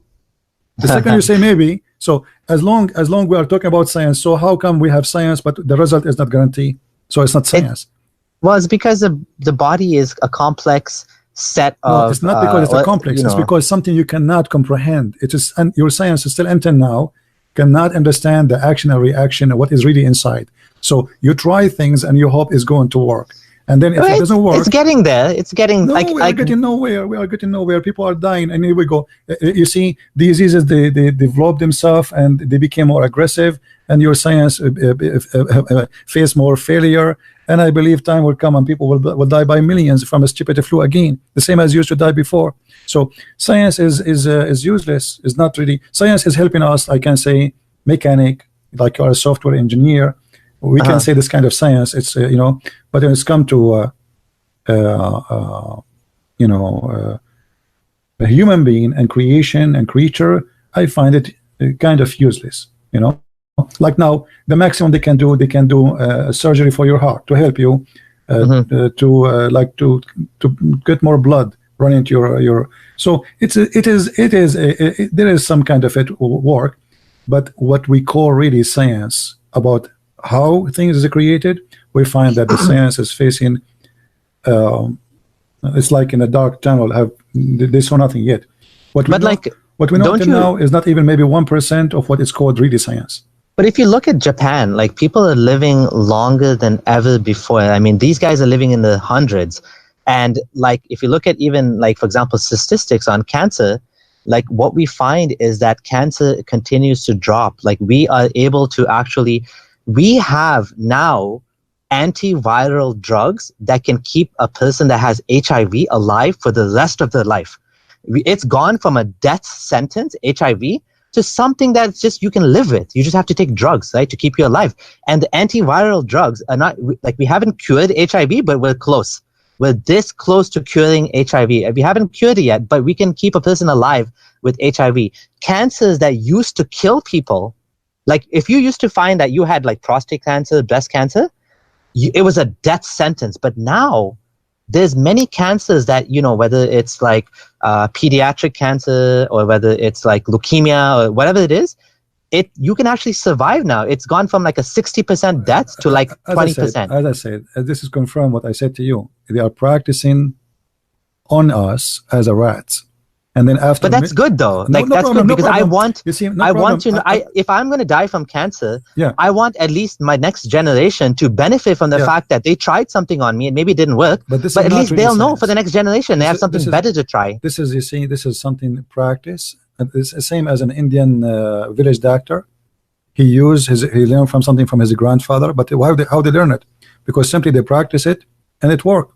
It worked. Yes. You know? Yes. So they keep practicing things, trying things. After millions of people, they die. A stupid cancer. Cancer is something stupid. Time will come, and people will see how silly it is. The same as Europe die half of it because of a flu. Half of Europe die because of a flu, but the flu is so stupid. So it is not the problem is knowing, right? But the solution is always there. We are not making solution. It is there, but we do not know the solution. So this is why I say I don't believe in science. I believe in finding out how to deal with things around us. You call it science, you can call it whatever you want, but this is not really science. It's just finding out after practicing. You know, If you can't get me, So a what is scientist, science then? What is science to you? What's the definition of Science science? for Because me is to me, somebody- that is science. You try No. something, it fails, you throw it away, you try something else, it works. Yes, this what I call science. But people, when they say science, they take it as for granted. For me, I believe in something is called trying. That is what called as science. For them, they Okay. don't believe in that. They believe when you say science, it's mean let's take it as a fact. That's it. A scientist, he said. Yeah, that's wrong. You know, Yeah. a scientist, he said, but doesn't mean what he said is true, because later he himself, he cannot, if he gets sick, he cannot heal himself. You know, okay, you are a doctor, there die. Okay, the doctor himself, he died by cancer, but he's fighting cancer. Okay, so until now, the science could not find solutions for very simple thing. Cancer is a simple issue. Shouldn't be. Cancer is not a simple No, issue. it's simple. Cancer It's is a simple complicated because simply issue. it's a you see. Cancer is your body going crazy and the cells are multiplying without dying. Thank you right? very much. That's because what? Because simply we don't understand how to control this issue, how to fix it, right? Yeah. So your science facing a failure. So what do? You try to you try to fight the cells. You're not changing the body. You're not fixing the body. You are just fighting the cells who they are going crazy. Right? It's like you have an impact in a place and you are trying to fix the damage in that place, but you cannot you cannot change the body. The body is there. You cannot fix anything. So the defect is in that cells. So what we do, we kill them. We are not even replacing them. We are just killing them. You know. So this is not really science. I mean, this is just a practice of a practice we practice over rats, and then we say, okay, this rat survive, so let us apply it in the human. And that's what they do, actually. That's not really science. That is science. No, this is not. This is something we apply in everything in life. I mean, I make salad. I add some salt. Okay, it's salty. Next time, I'm not going to add salt. You know. Yeah. So this I can call this science of cooking. You know, like the science of cooking is to make salty, add salt. You see, like, but I mean, science. The way I understand it is different from the way people they understand it. People that take science for granted. I take nothing for granted except my belief. My belief is better for me from the science. Because, you know, in the year 2010, I have allergy. I don't know what happened. I lost my voice. I went to the doctors. Wow. This is in America. Very, you know, I like, because I lost my voice, I have to go to. I never go to hospital. I hate it. So because now I can't talk. You know, I have to go online. People are waiting for me. My voice is gone. So did you try like allergy medication over the counter? But look what happened. I went the first doctor, the second doctor, the third doctor. No, nobody asked me what did you eat in the morning. Nobody asked me. And later I found out it's just a stupid coffee. I have allergy from the coffee. I drink coffee. My voice is gone. Wow. Machines, laboratory. They took samples of my blood. They took samples of my throat. You know, I mean, they did everything, and at the end, but they didn't ask you what you eat. It's a stupid coffee. I went home. No. Nobody asked me about the coffee. I went home. That's terrible. I noticed. I drink coffee. My voice go wrong. I don't drink coffee. My voice is fine. So I said to myself, let me stop drinking coffee for 5 days or 6 days. And bingo. Since then, I don't have a problem. That's it. That's amazing. So here we go, science. You know, I mean, not even one doctor asked me, what did you drink? Okay, yesterday your voice was fine. Okay, what happened between yesterday and today? Nobody asked me this question to make me like think about it, you know? Because it doesn't make sense. You go to sleep, you wake up in the morning, you know. So it was allergy from because I drink too much coffee. So here we go. We have scientists, and we have laboratories and big hospitals, and they charge a lot of money, and they have degrees, and none of those idiots was able to ask me a question: what did you drink or eat before this happened? Yeah, that's unfortunate. They should definitely do that. But you see, what it's called science, it is just a practice. They practice on me medicine. They give me all kind of medicine. I start getting dizzy. The medicine they gave me make me sick. Oh wow! That's all the problem, and make me sick. You know, some doctors would ask you, like some doctors would do allergy test, or they would do like, you know, allergy test is a good thing to test. My friend, right? even allergy test, test is just let us try. Maybe it is, you know, he's guessing. Okay, it might work. A different person, maybe different story. Maybe you have a cancer, maybe you have a problem, you know. So they don't know. They try things on you, and those things they work. Someone like you call it science. Yeah, for me, I call it science. I don't call it science. I call it like, you know, this is rat science. You know, he tried things on me. It's like a magician from India. He told me, go take this powder and put it in the water and say shoo shoo shoo shoo shoo shoo, and it worked. Come back to me, and we will give you more. It did not work. Okay, give me something else. This is exactly what they are trying. But there is a difference, because with the drugs, they go through a strict process of trial and error. They do use animals to test, right? Which is, maybe it's good, maybe it's bad. After all the tests, still we are dying, and those drugs but are hurting you. less than before. I mean, let people me used ask to. You, have you ever heard of a drugs don't have side effect? Of course, the side effect, but the question is the side effect less than the actual symptoms? That's why you take the drug, right? Sometimes the side effect is more dangerous than the disease itself. I mean, Abdullah, listen. I want you to go after we finish. Honest to God, go to YouTube, search for any drug, anything, like for heart, and then you will see the list of side effects will scare the hell of you. You know? Yeah, even Tylenol has a big this drug can cause a heart attack, can brain bleeding, brain damage, lose eyesight, getting dizzy, internal bleeding, stomach. I mean, you give me something because I have a flu. You want me to have a bleeding in the brain? You want to stop my flu by bleeding in the brain? So what is the science? It is just something they practice on you. And most of the science we have today is commercial science, and you have to take that into consideration too. They create medicine not because you need it. Even many doctors, they sell you medicine because company, they ask them to sell it, and they will give them percentage. So the science today is not really a science to depend in. Otherwise, nobody will die, and nobody will suffer. And science, you know, we go to maintenance shop, we became brand new, and they take us out. And science, thank you very much, we are like a robot machine. But this is not what's happening.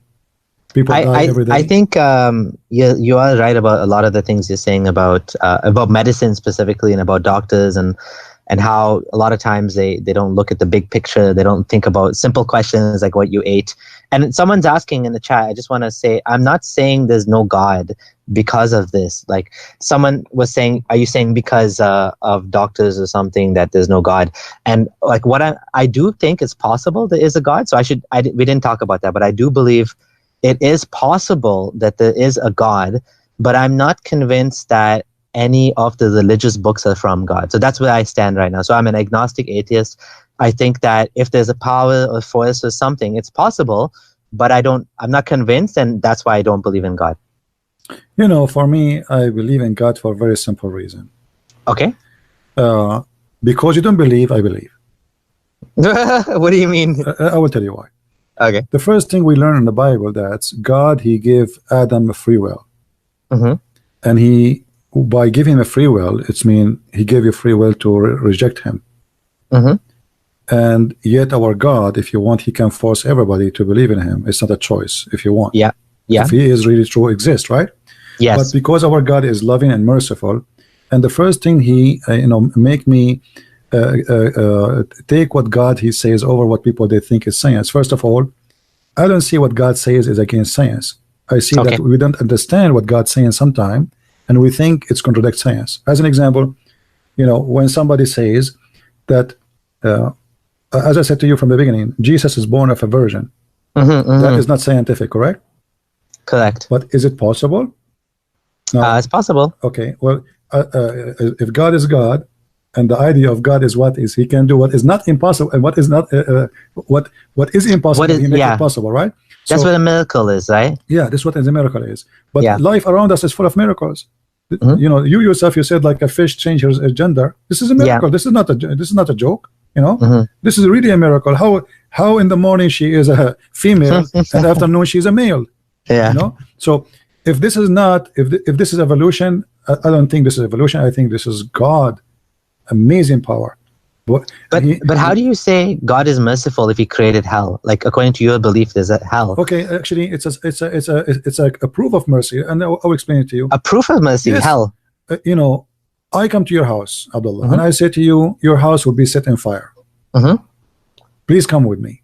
And then you say, you know what? I don't believe that fire is coming, and leave me alone. I can but who set the fire though? No problem. God put the fire. The fire, okay. Everything have an expired date. You as an atheist now, all right? Yeah. You believe that one day you will become dust. That's it. You are gone. So is that fair? You are talking to who then? As an atheist, talking to who? Is that fair that you will go? You like to stay, right? You like to stay alive forever. Yeah. Okay. Yeah. So now you notice that there's things is out of your hand. Even you as an atheist, you have no control of it, and you cannot question why. I mean, why I have an age? Why I'm aging? Okay. Okay. As long I am a person who is believing in evolution, what about my body evolve himself to be living forever?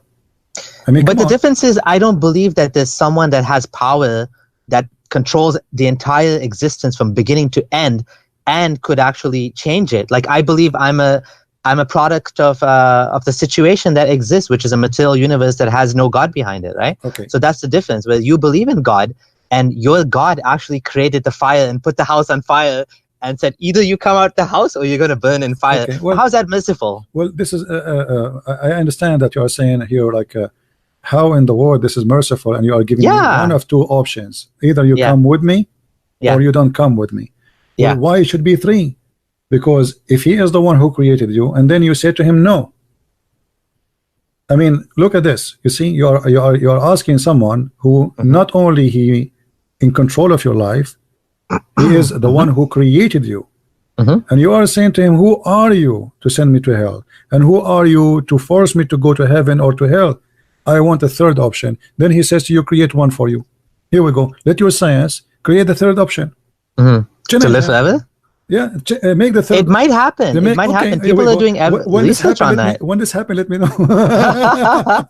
There's even people who pay money to be frozen, so that one day, if science ever figures out how to de-thaw them, it's called cryogenics, they will unfreeze themselves. Now, I don't know if that'll ever happen, and maybe it won't, maybe it will, but like, scientists are trying to cure death as we speak. Because do you know jellyfish can live forever? Look up immortal jellyfish. Just Google immortal jellyfish. There's animals that can live forever. Now, how can they do that? We need to learn that, right? Do we want to live forever? That's a different ethical question, I think, altogether. There's nothing live forever. That's not true. There's nothing. But anyways, but that aside, I can't square a merciful God with hell, because God doesn't need a hell. He could just say that, you know, you don't want to believe, you don't believe, you want to believe, you believe. It's your choice. But the punishment is just, you just stop existing, for example. Or does it need to be a punishment for belief or not belief? Like, why is that so important to God that he wants to torture us in hell forever and ever? Like, you're talking about 4/5 of humanity. So 80% of the world's population is going to burn in hell, according to you and according to Muslims. Okay, well, God, he gave life. Yeah. He gave you life. This was the idea. God, he gave you life. He had the right to take it off. He gave it to you. You know, this is what we believe in. So you don't own your life, and you are talking about your life as if you own it. So we can't question it then. That's what you're saying. You can't question the fact that because God made us. Okay, let me ask you. Can you delete yourself? You cannot. Okay, so can you question still now, you as an atheist, you cannot question why you came to life, right? So here we go. You cannot do anything about it. You are here.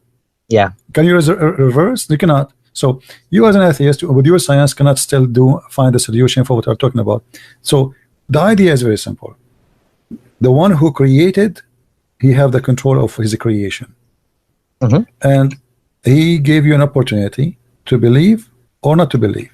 Then you want to blame him for not believing. You want to blame him with what you are doing right now. I blame you for torturing me because I don't believe. Well, he told you this is what will happen. He told you there's fire. You said, I don't care. You said to him, you will go to fire, you will be burned there. I don't care. I want to be an atheist. Then you insist. So you accepted the punishment before the punishment. But doesn't that mean that, like, for example, gullible people that are willing to believe in things without evidence are more likely to be saved, and people that are more skeptical are less likely to be saved? Like, doesn't that seem unfair to you?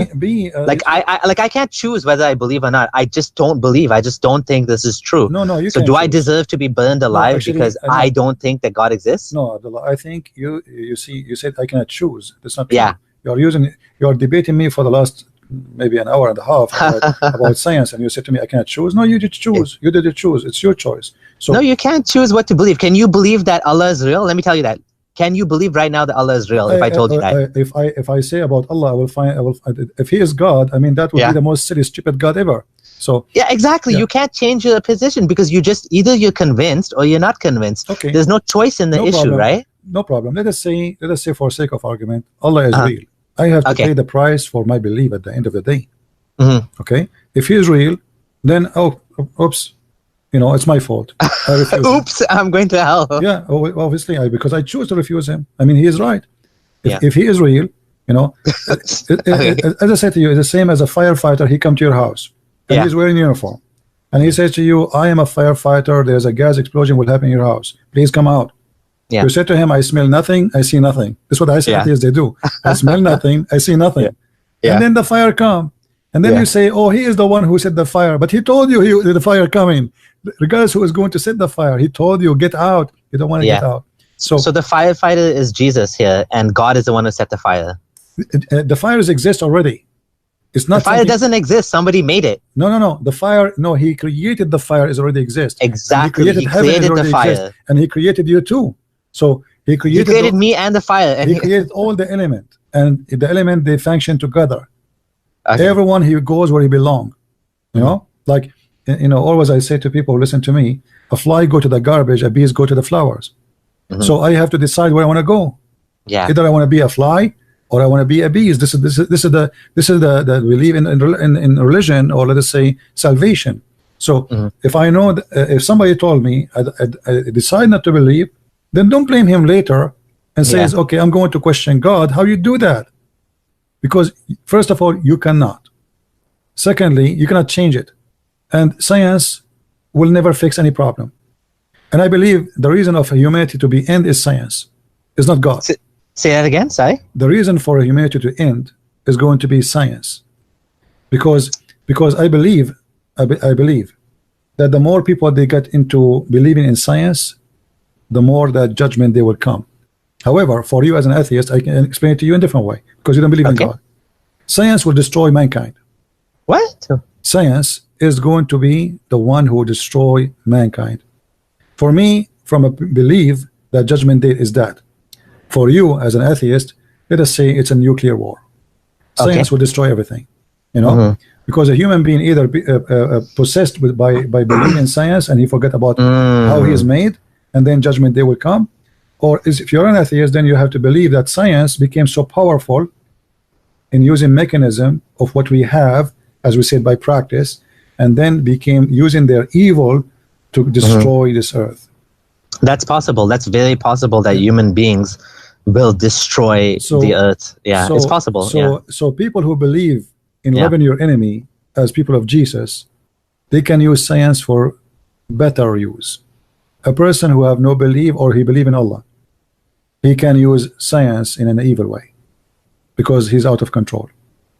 The Muslim, he believe I have to fight, do jihad. An atheist, he don't believe in anything except purpose of life, which is to be successful, me, my nation, my people, and the rest forget about them. The same as the communists they do. There's a lot of differences in like I'm a secular humanist. Like, that's my religion. My religion is humanity. So I would never support nuclear war or anything like that. And I do think that, and I hope that it never happens, but I do think the fact that it would be like mutually assured destruction, that is what's stopping different nations from getting into nuclear war, because they know if they fire the missile, they'll be fired back and everyone will be dead, right? So I do hope and pray. Well, not pray. I don't believe in God. I don't mean literally. Here we go. But I do hope and pray that we made him say happens. Pray. Did you hear it? Here we go. I pray to the spaghetti monster, my imaginary God. Right. Okay. Well, no, you see, even if there's no war happened, a human being is working for his death. Not his science is not going to help him, because you remember when what happened in the nuclear facility for electricity in Japan. Japan was terrified. How much Hiroshima. No, not Hiroshima. This has happened 2 years ago. There's the tsunami. Oh, you're talking about the nuclear, the leak, the meltdown. It's just a leak. It's just a stupid leak. So imagine yes. The rain arrived to Canada and USA. Yes. The radiation. So imagine if just a stupid leak scared the hell of the whole world. Happened in Japan, not in here. How far Japan is. So imagine if explosion happened in that place, not a leak. Okay? Yeah. So the science, the way I see it, is something disgusting more than it is something human, because a human became like a bug. You remember you told me about the bed bug, how Yeah, disgusting it is. A human became like the bed bug. He want to suck everything. He want to suck the energy. He want to suck the but power. if it wasn't for science, we wouldn't have 6 billion people alive today. We wouldn't have like the farming. Well, it's We better wouldn't to, have- better the people they not, live and die normally, Mhm. as they are always. Better than having 6 billions and then we kill them over one night. Yeah, And assuming and that and might they never will, happen. and they will die in a very evil. It's going to happen. You will see. Just wait. Just wait. You know, actually, most of cancer. So negative. You see, cancers happen today because of we are staying away from God. We became too much into material. Oh, no, Yes, come yes. on. Okay. You heard of Chernobyl, right? Yes. Okay. Chernobyl killed more than 1 million Russian, and the Soviet Union, they hide it. Yeah. They said only 10,000. The All right? nuclear disaster you're Yes. talking about, the But do you think radiation spills, right? Do you think Chernobyl stayed in Chernobyl? It's No. all over the earth. Yeah. Okay, the rain, the cloud, the water is all over. So they say to you, if you make a study about how the cancer is increasing, you will find that there's a huge increase in cancer suddenly. It's not decreasing as you said. It's increasing. Why? Because a human, he is abusing what it's called science. So the science is not really helping us. Even we are fighting. I mean, even medicine is involved radiation today. You know, and everything now we are. You know, your cell phone is involved in radiation. So the more you are obsessed with science and in need in science, you become a slave of it. And one day, this science will kill you. I mean, it's a very gloomy perspective. I'm actually much more optimistic than that. I do think that it's quite possible that science will, in a sense, allow us to do things that we never imagined. For example, like 3D printers now are being used to to rebuild organs for people. Like they're doing stem cell research that's able to cure burn victims like never before. Like you can spray it on you and your skin will grow back. We're talking about like science being able to they're doing research on tiny machines that can go inside your body and clean out the fat and things that like people would have actually. I'm not saying all science is negative. Suffered. I'm not saying all what you call is negative. Yeah, this is kind of engineering more than a science. Engineering of a technique. I see them the same way. I think they go together. Yeah, but it's an engineering. It's about understanding something and how we can fix this issue. Yeah. But it's still the major science is not helping us. It is negative. You can look around you. I mean, what science is doing to our life, even socially, is destroying our life. Even mentally, is destroying our life. Human being is losing his mind because it's called drugs, and drugs simply they are using science to generate false drugs to make you go high, and millions of people are dying because of that. So science have two sides. There's a positive, there's negative. Absolutely. And absolutely the positive, I find it let us say is helping the rich ones. That's true as well. That is very true, and that's a problem with capitalism in general, right? Like the rich get like Viagra and Lipitor, and the poor people, they're like still dying from malaria because nobody wants to spend money on drugs to help the third world, right? In communist countries, still everybody die. Not only there's still, but I agree with that too. You see, at the end of the day, the science is very selective and elective as you wish. The same as religion. When you want, this is what people want. As you said, you want God. Why God? You want to send me to hell? So I want to be elective here. Okay. I can believe in him, but if you don't believe, I mean, why you make hell?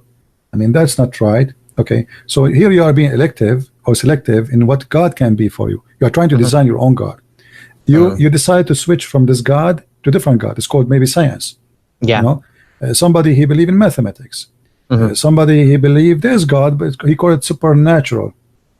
So everyone he tried to find a solution for a belief, and he resembled God in his own way. And some they believe in himself, which means he became God himself. He is the center of the world. For me, I find that the most healthy belief, regardless if you believe in it is true or not, as an atheist, the most healthy belief for mankind is a Christianity. Love your enemy, bless those who curse you, help everybody, I mean, love your enemy. You cannot find any philosopher in the world he will say such a thing. So do you love Muhammad? It's extreme. Muhammad for me is a you know, you see, I cannot say I love him because no, let me explain to you why. You Okay. see, love your enemy does not mean I am in love with a person, he is my enemy. It's mean I am a person who is obligated to help that person to be saved. It's So not you about- love Muslims there's then? not- Would you sure, say? I love Muslims. Why I want to hate them? I spend hours and days of my life just to save them, you know, not because I hate them, absolutely not. So I love them to save them, not to give them hugs. You see, Okay. loving somebody is not about, imagine you have a poor guy, he's dying from hunger, and say I love you. I give him a sandwich, you know. Yeah. You don't want your love now. I mean, if you love him, really help him. So if you love a person, you help him. So for us as a Christians, you can be whoever you are. You can stay as an atheist. And I find that the most healthy society is a true believing in Jesus the Christ, where everybody can guarantee to himself peace and love, assistance, and even equality. You see, you just talk about rich and poor. If everybody practiced what Jesus did, nobody will be poor. If somebody asks you a step, walk with him 1,000. If somebody asks you for your coat, give him your dress. Imagine. So here you see, if we think about each other, we can do what science cannot do. You know, medicine companies are not exist to do charities, as exist to make money, a profit of you from your blood. Yeah. You know, and they make their medicine is extremely expensive to the point you die before you have it, and actually you work hard to pay for it, and then you die faster. So, or a doctor, you know, you go there, he charges you, you come back home, you have a high blood pressure, and you find the bill is $3,000. Then you die. You know, if not because of the bill or his wrong medicine, because of you know the money you will pay. So Christianity solve a lot of problems for a human being. And I'm talking to you as an atheist, not for me as a believer. As an atheist, for you, I say that it's 1,000,000 times better for you as an atheist if the whole world became a Christian, from the whole world became an atheist or Muslims. Well, didn't Christians for the longest time burn witches and you know, block, like for example Galileo and Bruno were blocked by the church? The story of Galileo is not true, it's false. The story of Galileo, like he said, the earth is what about the Inquisition, the Spanish Inquisition against the witches? I agree with it. I agree with it. If I'm a king, I will do it too, because simply, you see, somebody betray me. An occupation came to my country and they killed millions of my people, and they occupy us for hundreds of years. And then now we are big victorious. Should we go after the one who betray and join the army of the enemy? I mean, is it normal? Why people they think this is a church thing? This is not church thing. But like, it was a very brutal thing they did, right? Like they tortured people and they burned them alive. I don't agree with being brutal. I agree with. But they killed the Jews as well. The Jews, they took the side. The Jews, they took the side at that time with the Muslims too. I mean, we have, you see, history, my friend. When the Jews they took the side of the Persian when they attacked Jerusalem in 614. Okay, then the Christians they took Jerusalem back. What happened to the Jews? The Jews they flee because if they stay, they will be punished. And it's very normal. I mean, imagine I come with your enemy to your house. I take your wife, your children as slaves. I rape them in front of your eyes. And then when you became victorious, I expect from you to be merciful. This is the nature of a human being, you know. This is very, very normal. I mean, if you speak about justice, even the Old Testament says that the one who kills should be killed. So you kill me, they have the right to defend themselves, and they kill you the same as you kill them. But didn't they burn witches alive because they said if they did magic? Even today. Sorry? Even today, a person who betray his country can be executed in many countries around the world. Well, what about the witch hunting? Like that was caused by Christianity as well. What is that? The witch hunting. Well, you know, first of all, you see, this is in the Old Testament. It says if somebody practice witchcraft, you kill them. All right, because those people they are taking advantage of the naive ones and taking and sucking their money. So you can say this is absolutely wrong, according to your understanding today. Yeah. But if you live in that time, you will find how much harmful they used to be society, because people they are very naive, and those people they are taking control of them, sucking their money, controlling their life, destroying their life. So those are very aggressive criminals, and if you don't live in that time, you won't understand what's happening. So you know, this is a problem always. we try to look at things in the way we see it today. Okay? Because today nobody can really, I mean, who believe in witchcraft? Only the fool. Correct? But Yeah. at that time, people believe in it. And Yeah. somebody he do witchcraft, he control you, he destroy your life. So Yeah. they are very harmful for society. Is more dangerous than cancer today. But how do they control you? They can't do anything. It's not No, real. they control you by making you believe. You believe in them, that's it. You're controlled. But that's not. Is that their fault? Like they're telling you, "Oh, I No, cast my a friend, spell my on friend, you." it's not about your fault. But what we can do, people, they believe in witchcraft. So how we can fight witchcraft? You educate people. You don't kill the witches. No. First, people will not believe you anyway. There is no school. Well, that's the right thing to do is teach people. My friend, people until now they believe in witchcraft.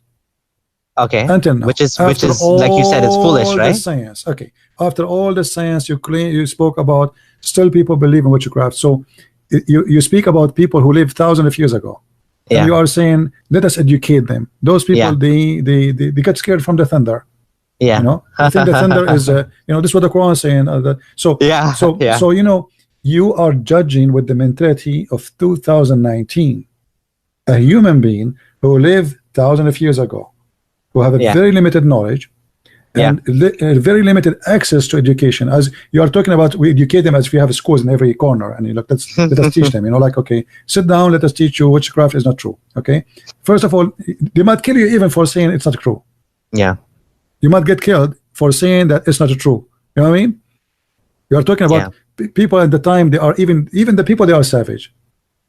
So even to talk to them about something, you might be killed for that. Yeah. Like the first bicycle came to Saudi Arabia, the bicycle was arrested. The bicycle? The bicycle, they arrested the bicycle. They call it the bike of the devil. This is the shaitan devil. Something they saw something they never saw before. So they arrested the bicycle and they cut it pieces by the sword. They start hitting it by the sword. The Sharia law order to kill the bike. So you are talking about people trying to understand them in your own atmosphere. Yeah. Don't do that. If you want to understand the time of Moses, go back to the time of Moses. You want to understand the time of Jesus, go back to the time of Jesus. Same about Muhammad. So we don't, what we always think about is how in the world they do that at that time. I mean, those things you are talking about, they are happening even today. Yeah. A guy, he made a leak in WikiLeaks. He is wanted in more than 25 countries. Yeah. Okay, so maybe a million years from now, you will say, look how savage they are. Right? Yeah. Look how savage. A guy, he just did what? And he did not even lie. He posted something truthful. Yeah. So you judge by your mentality today, but you don't want to see what's happening in the ground. That this guy, when he made this leak, he harmed a lot of organizations or a lot of powerful people or even countries. Yeah. Like posting a video about American killing Iraqi. It's just a stupid video, but it is going to do a big harm to America. So because of that, they will go after you and they will put you in jail. So now, if I say to you, how in the world somebody posts a video, he will spend 20 years in jail. The reason why is because they consider that he put like American assets at risk. Soldiers and stuff, right? But at the end of the day, in your logic, it's just a video. He posted a video, freedom of speech and freedom of express, right? So no, I don't believe in absolute freedom of speech. I do think that there are consequences. There's many people they support those guys and they say they are right to do that. They have the right to do that. This is your belief. I'm not sure. I think it's tricky. I think it's a tricky problem. Just today we saw in the news a woman. She is going to be lashed 143 lashes, and she will stay for 38 years in jail in Iran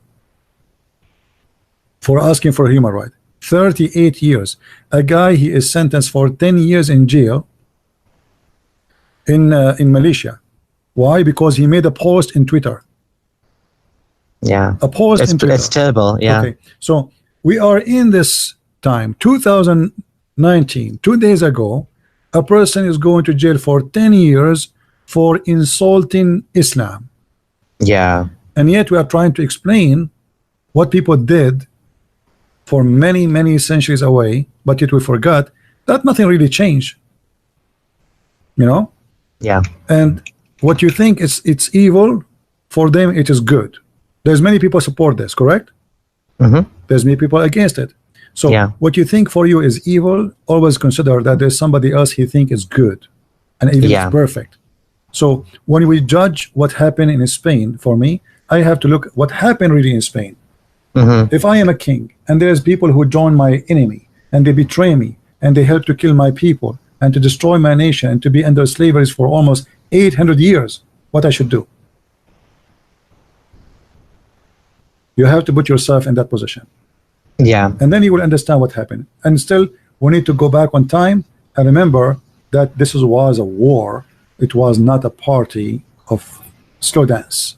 Yeah. So I just want to say thank you so much for this opportunity. I was kind of taken back when you called me. I was in the middle of cooking and I was All like, right. what? I'm on live? No. So I wasn't expecting that, but I want to say thank you for this discussion. We should do it again sometime. And I would like to also share this video on my channel as well, because I think we had a really good conversation. No problem. You are welcome, my friend. So download my videos yeah. because I don't keep them ready in my channel, just to let you know. Okay. All right. So yeah, and let's do it again sometime. Thank you so much. Anytime. Feel free to call me anytime. You are welcome. Okay. Take care. Take care. Bye-bye. Bye. Yeah, always, and by the way, I notice always when we as a Christians, we speak to somebody as an atheist, we don't talk to him as an atheist. Always you have to talk to an atheist as an atheist. This is what he believes. So speak to him with his own logic, not with your own logic. Which means use his logic to explain what you believe. But mostly, we as a Christian, we don't do that. We just go ahead. The Bible is saying, and the Bible says, but the guy don't believe in the Bible. So you have to speak in his logic. But, try your best to make him understand what we believe in.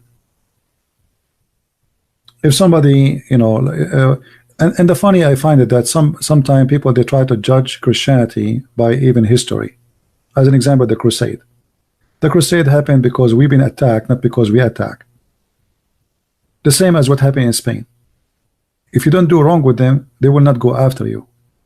So what we do, we judge.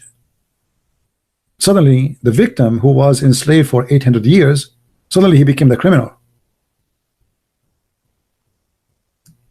You know what I mean, guys? I mean, the Spanish, they were the victims. All those years they've been enslaved by the Muslims.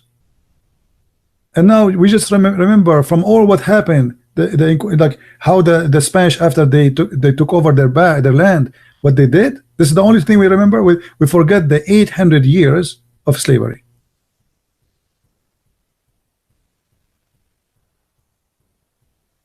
The same as the Crusade. They said to you, do you know what the Crusade did? Well, the Crusade, there's 600 years after Muhammad, there's no Crusade. Did you ask yourself why? No Crusade. We never have a Crusade. Crusade happened after the Muslims attack us. This is the first Crusade. If you don't believe me, go and search history. So why you judge the Crusade for being a Crusade, but you don't judge the Muslims who attacked them?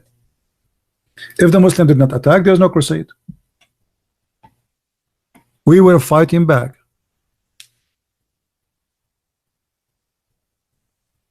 Right? And not only that, you see many people, they lie about the Christianity, about the Bible. They say the Bible says, like, I see somebody saying the earth is a flat. Who is the donkey who said that to you? There's no Christian belief that the earth is a flat. Where in the Bible it says the earth is flat? This is what the Bible says. Before your science discover what the earth is. And not only that, the Bible is the book which is written thousands of years ago, says it clearly that the earth is hanged on nothing. Yes, Darius, you can call.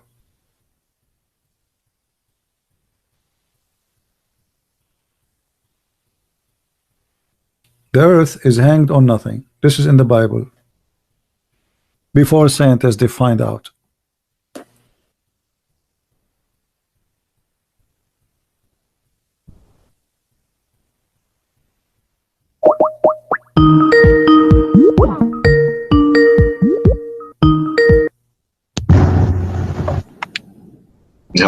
Hey, my friend, how are you? I'm okay, CP. Am I loud and clear? Yes, go ahead. Okay, dope. You been doing okay? Sure, go ahead. Yeah, feel okay. I caught most of that conversation with Samir. I noticed a few things that I made note of. I wanted to point out. One, you remember when you were talking to him, he said, you know, he was an atheist. You know, he said he didn't believe it and he couldn't help it, which I understand he's an atheist. Okay. But he said that I don't think that any of the books point to God or something to that, you know, and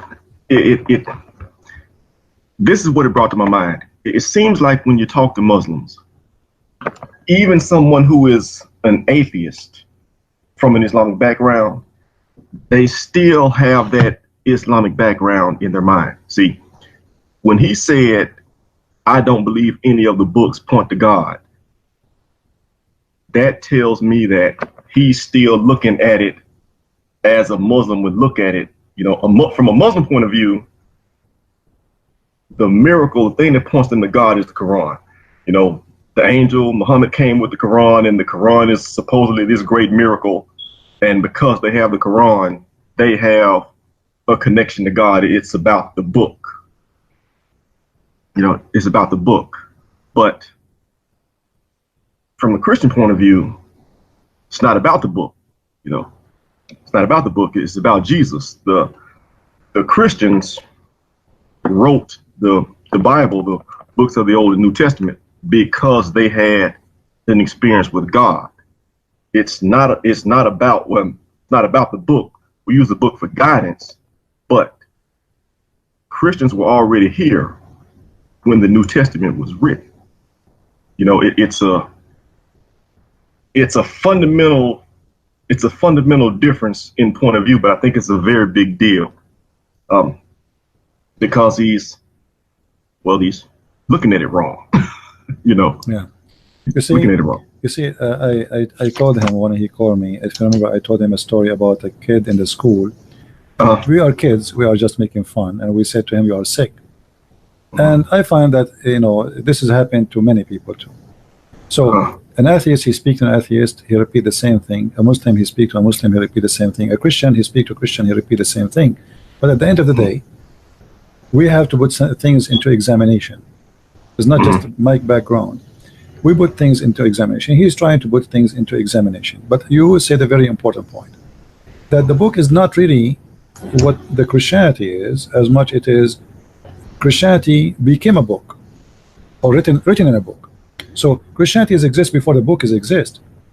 Right. And we are following Christ, and because we follow Christ, his teaching written in a book, and that is the book.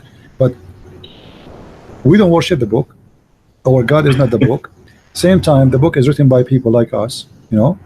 Right. It's not like God, he wrote the book of Mark or the book of John, but it is inspired by God. So here we find that we learn about the Messiah and his stories and what he did and what he accomplished and what they happened, what they did from that book. So because always, you know, because of our limitation, if we are gods like God, we do not need a book.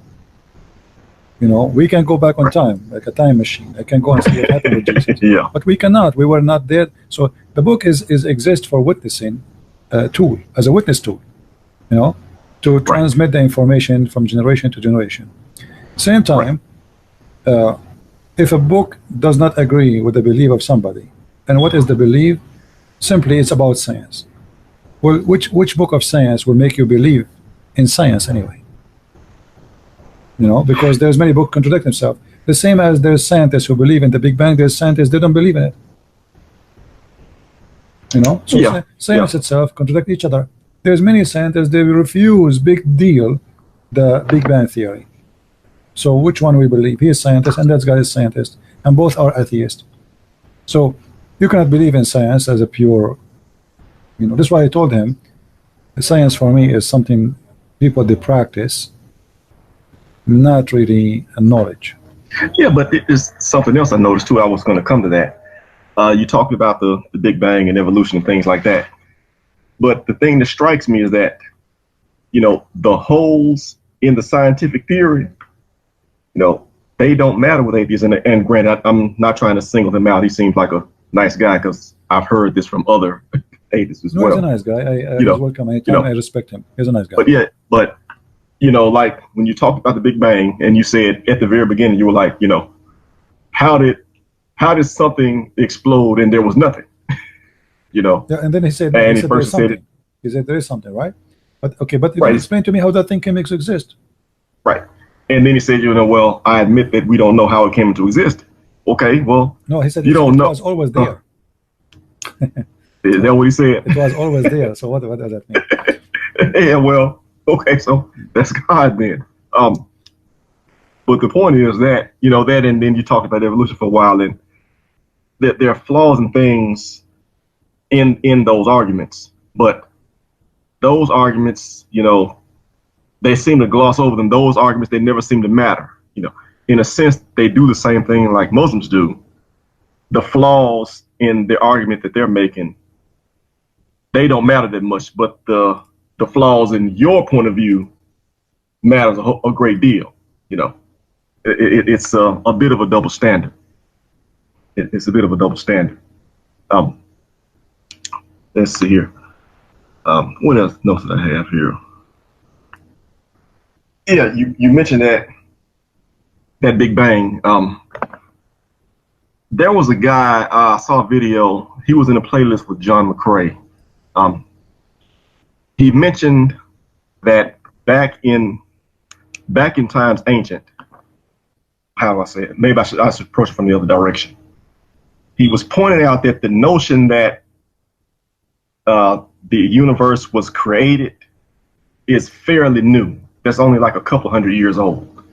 You know, so the first verse of the Bible, in the beginning, God created the heaven and the earth. That was a revelation at the time. If you look back at those old religions, you take the Greek pantheon, for instance. Zeus, even though he was in charge of the gods, he didn't create the whole universe.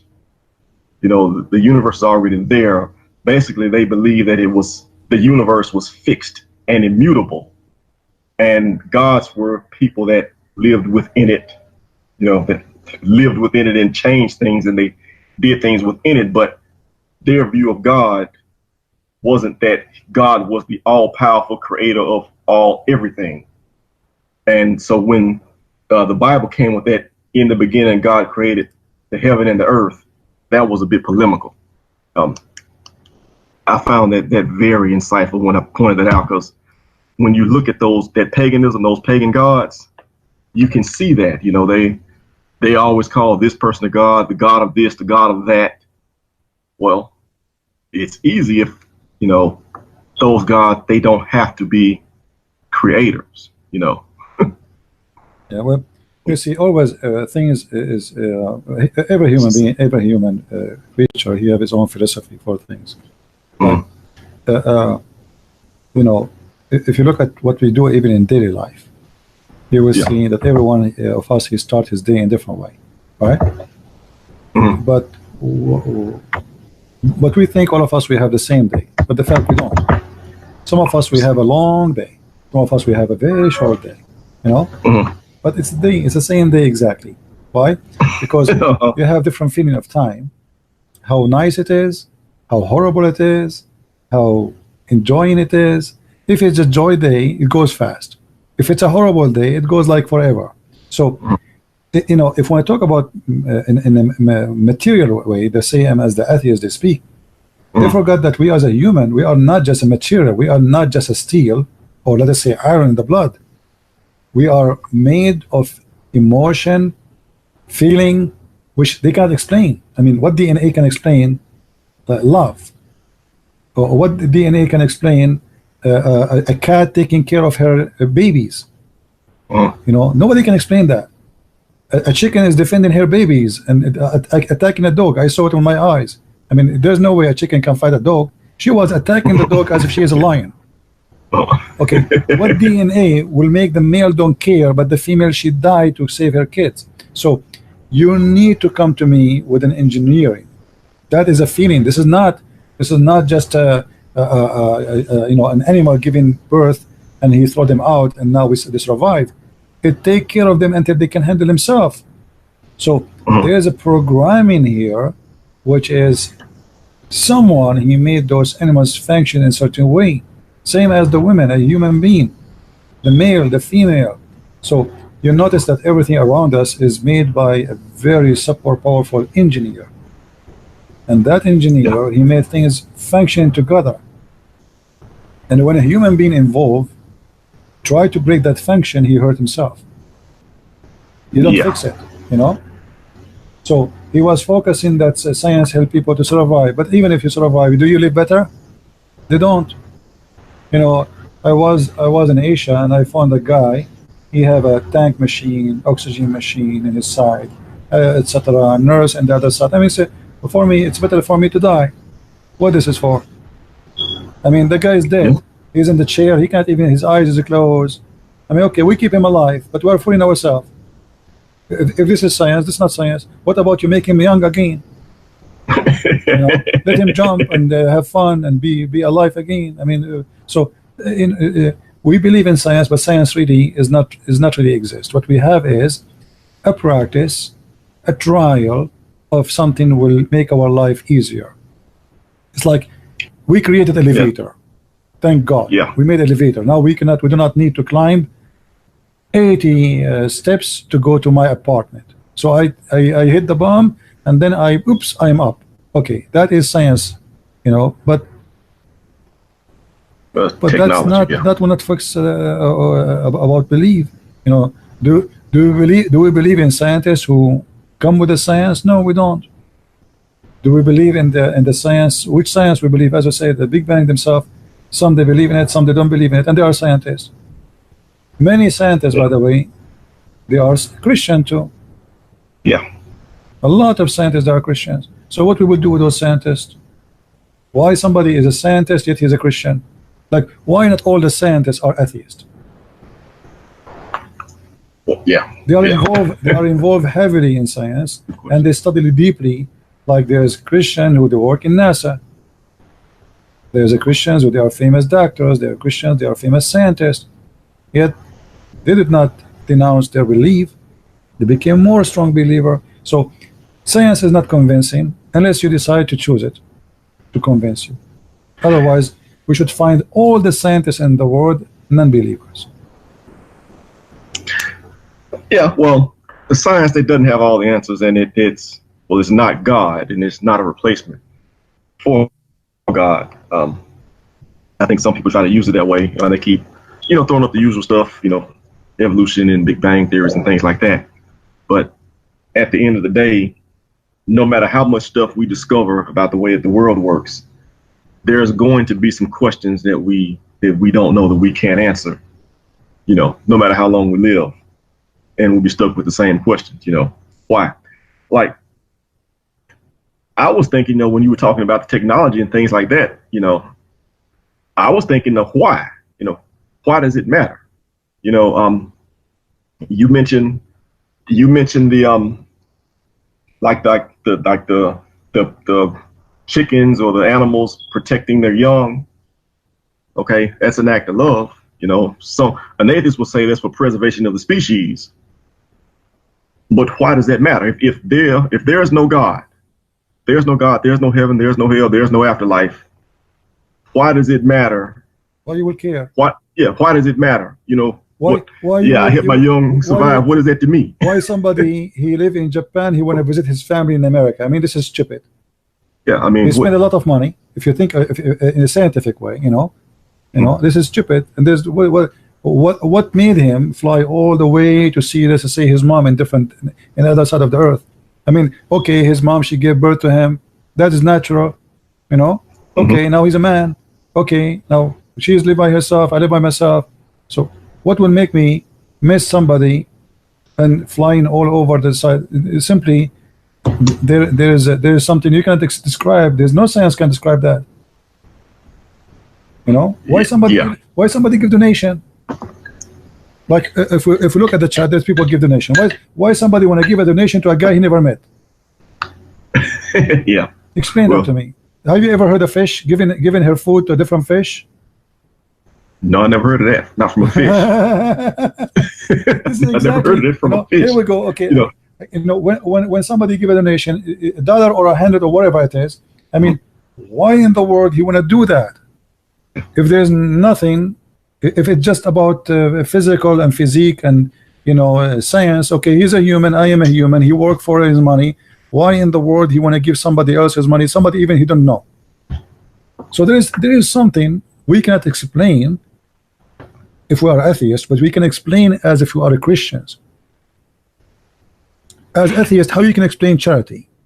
Why somebody want to give a charity? What sympathy? What sympathy is? Somebody, an atheist, he believe that he is the one who want to survive, and he's an animal. He believe he's an animal, and the other guy is an animal too. Yeah. An animal, they have the mentality of animals, which means survival. Yeah, because charity actually works against you. If if there's no one that we answer to, charity works against you because you are losing your money. Yeah, you're losing your money. I worked hard for it. You work I hard could for it, buy something that I could use to help me survive longer, but I give it to somebody else. Why? Why would I do that? If there is no objective right or wrong, if love is just imaginary, that doesn't help me. There's no point in it. Why science is not discovered by dogs? Well, I want to see a hospital of dogs opened by dogs. Isn't it? Well, they're not smart enough. No, because it's not about being smart. It's about okay. If all of us we are created and we are evolutionary creatures, right? Okay, why only us? We have millions of species, right? Yeah. Okay, why the other species? Why we don't see a spaceship made by the ants when I go to that? What is the network of ants? Why? Like we know that ants, they are smarter than the rest, but still they are the same as they are thousands of years ago. Nothing changed. It's the same exactly.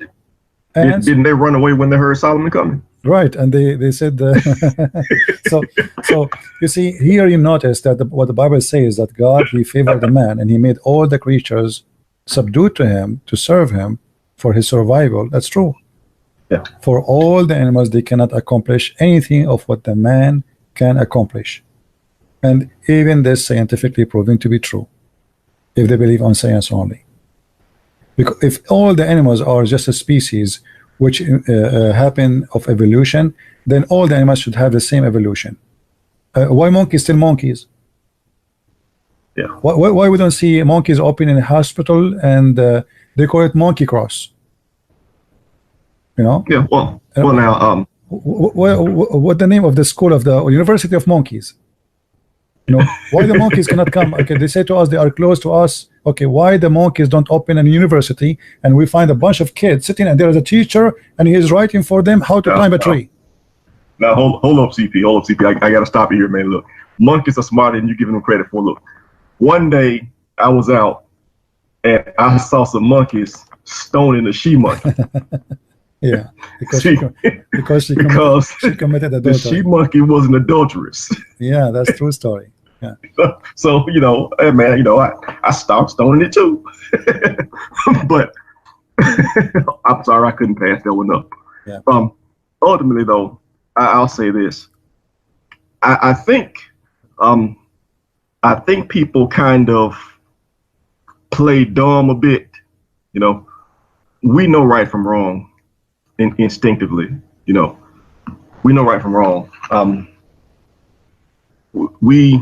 It doesn't take a genius to see that there's a creator. We're all here. Like you say, when you keep looking back and back and back, far into the past as you can, even with a thought experiment. Like I said, you get back to the Big Bang. So, for example, there are other theories about the origin of the universe, but we'll just use this one because it's the most popular. You say, well, there's this dot and it's as small as it can be. It's unbelievably small and it explodes for no reason. Okay. Yeah. Even with that, when you look back that far, so you ask the question, okay, how did it get there? Who made it explode? Why? there has to be some creator somewhat. Either that dot is your God, or there is a God who created that dot. Either way, that there's a creator. We know that there's a creator. A lot of what we have is just, basically rebellion. They know there's a creator, but they don't want to do it his way. They want to judge the creator. They want to judge God instead of realizing that God judges us. Well, this is my message for all those who don't believe in God. If you can do something against him, do it. Okay, obviously he's a bad for you. He have hell. Okay, get rid of him. Time will come and everybody will pay for his decision. As simple as that. People make a decision and they have a choice. Yes, you have a choice. Yeah. I will say this and then I'll let you go. Someone else may want to call. If anybody asks, the question, I can't remember if it was in the chat or if somebody said it, but someone asked the question, how do we know there's a God? Ultimately, how do we know there's a God? Now, the answer to the question is Jesus. You look at Jesus, the historical Jesus, and you see how he performed and the things he claimed. And then you explain it. How is this possible? How was somebody able to do that? The only answer, is that he is Lord, he is God. He was able to do that. That's the only way you can explain it. That's how you know. Ultimately, anybody trying to, when you try to look for answers to explain, or is there a God, or what is God like, or who created it all, without Jesus, they all fall short. John had it right. No man has seen God at any time, but he that is in the bosom exegeted him, declared him. That's how you know. And it holds up in history. You just look at it as a historical, even look at it, if you have to, look at it as a non-believer. Just look at it as a fact of history. Check the historical references to see if they hold up. You will find that they do. And when you look at the things that are here in history, when you see that footprint and you ask yourself what could have left this footprint behind, the answer is clearly, Jesus. It's easy. Well, everybody have his own way. And give them a chance to believe anyway. I mean, God, he gave them a chance, so what you can do? Yeah, accept or reject. Yeah, I was thinking here a few days. CP, you broadcast a lot, man. I'm trying to download that stuff. Yeah, you put out a lot of material. I will hide it for a while so people can watch the previous videos, because as you said, I have many videos now. Yeah, do you put them back up after a while? Yeah, because actually, you can search for the same title, you will find it in different channel anyway. Okay, because I know I looked for one. I want to say it was from March the 5th. And I was trying to download. Just search for the title. You will find the same video posted by somebody else. Okay, and because once the ones that take over 2 hours, that last over 2 hours, it takes a while before YouTube puts them up, and we can download the whole thing. But anyway, while I was watching one of those, it occurred to me, if you look at the Islamic claim, their whole claim is we have a prophet. That's, if we look at what they say and accept what they say as they say it, their claim is Muhammad is a prophet. He has this revelation from God, and what we have is the recitation. We have people who memorized his recitation, and they got together about 20 years after his death, and they recorded what they remembered of his recitation. Okay, that's their claim. And so if you ask them, how do you know that Muhammad was a prophet, that it's not all just a bunch of garbage? Well, we have these hadith. And you say, well, when did the hadith come about? Well, about 200 years after the fact. That's what they claim. Yeah. And the attacks that they make about the Christians, you say, well, the Bible's been changed, in which Muslims have a bunch of convoluted attacks that they depart from their own stuff, like Mimi Hijab talking about, the Jews know nobody for 4,000 years. That's directly against what his Quran says, but they change like that on the fly. The point is, the Christian claim, okay, we claim that we have apostles who interacted with God in the flesh, and we have what they saw. Our claim is higher. If the only thing that we did was we claimed that we had prophets, that much is beyond, it's beyond challenge. Like you heard the lower lying lunatic argument. Mm-hmm. I know one guy, he added to it as a matter of fact, yeah, Abdullah might have been David Wood that did that. But anyway, he did that lower lying lunatic, and then he added the possibility of a legend, that Jesus could be a legend. Okay. Well, and then they talking about the dating of the books of the New Testament and things like that. Well, Muslims they're doing all this claiming not that they had an interaction with God, but that they had an interaction with the prophet. Christians have 2 or 3 prophets. We have books that they wrote with their own hand. What about Simon Peter? Is Simon Peter a legend? He raised the dead. He healed the sick. Is Paul a legend? Paul healed sick folks all the time. Paul did all kinds of miracles. We have books that Paul wrote with his own hand. We have writings of Peter with his own hand. The claim that Muslims making, and they're causing all this turmoil in the world over, we have what they have 2 or 3 times over, and we have better than that. But nobody ever asks that question. In order to disprove Christianity, not only, we have, it's not enough to say, well, Jesus could be a legend. Well, what about all the apostles? Are they a legend? The books of the New Testament were written in their lifetime by people who were witnesses to the apostles. Well, if people want to believe in a legend, they can. Okay, you just ask him what is the date today. He will say to you 2019. Okay, that's mean your date is a legend too, because this is by the date of Jesus. As simple as that, Anyway, my friend, I have to let you go. There's somebody I want to answer, and then I'll finish for today. Go ahead. Thank you, my friend. Have a good one, CP. Yeah. Bye-bye. Yeah, we have somebody here saying that the Christian Prince is defending what the Christians did. I think he was speaking about what the Christian did in the time of the Spanish.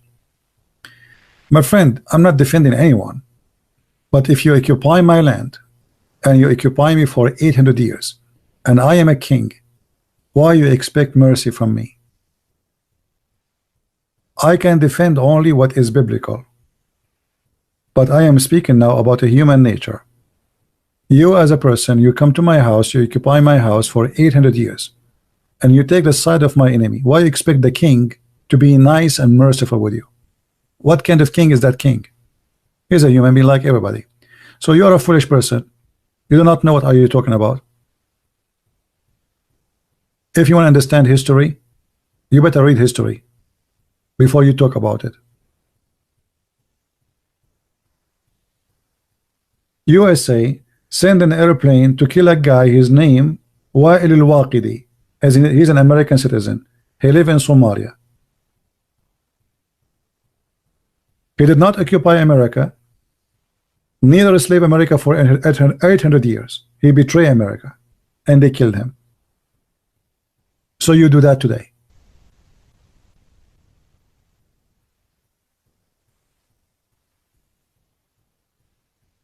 So you are a hypocrite person who speak stupid things, trying to prove yourself smart. In the year 2019, we go after people who they betray their country and they kill them. And this is America, the most famous country of a human right.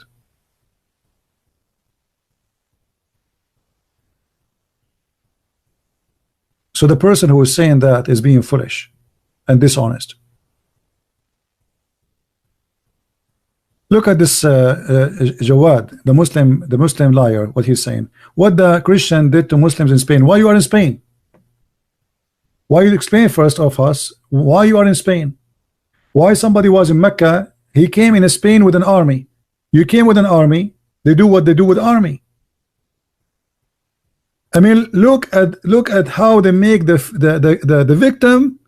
He became a criminal, and the criminal became a victim. It is you who came to Spain.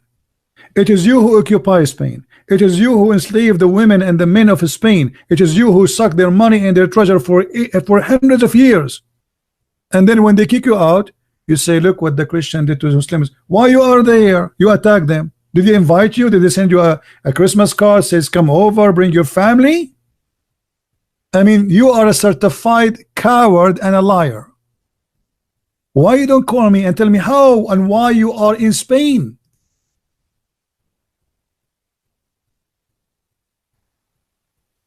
Hello? Are you going to play dead now? Call me. What you did in Spain? Muslim made Spain responsible. Guys, the Muslim they have no job. The Muslim they build palaces from our money. Muslims they have no job. They don't do watering. They don't do farming. It was the Spanish slave. Stop lying. The palaces you see in Spain made by Muslims, that because of their occupation and because of slavery. If Muslims are people who they want to spread Islam, why they have even palaces? Who is the one who built those palaces? From the money of who? You came to Spain to make Spain flourish or to make Spanish slaves? Let me show you what your prophet he said what to do in Spain.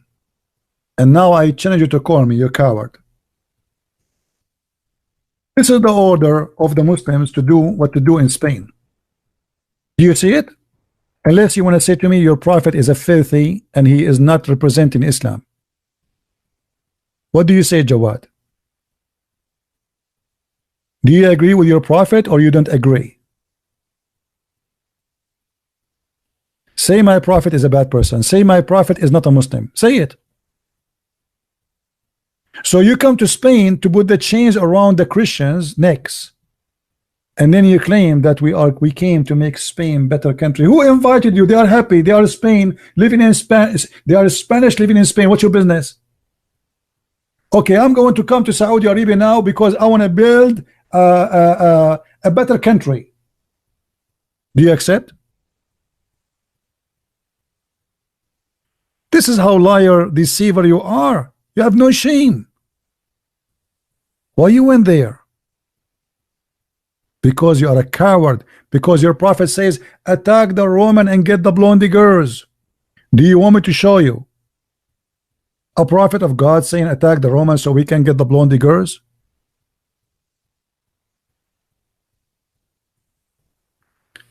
But do you see how they lie? Look what the Christian did to us in Spain. Why you are in Spain? Tell them that you enslaved them for 800 years. Tell them that the Muslim they live as a princes and the Christian they live as slaves. Tell them that the Christian they have to pay jizya to stay alive. Do you dare to call me and to tell them?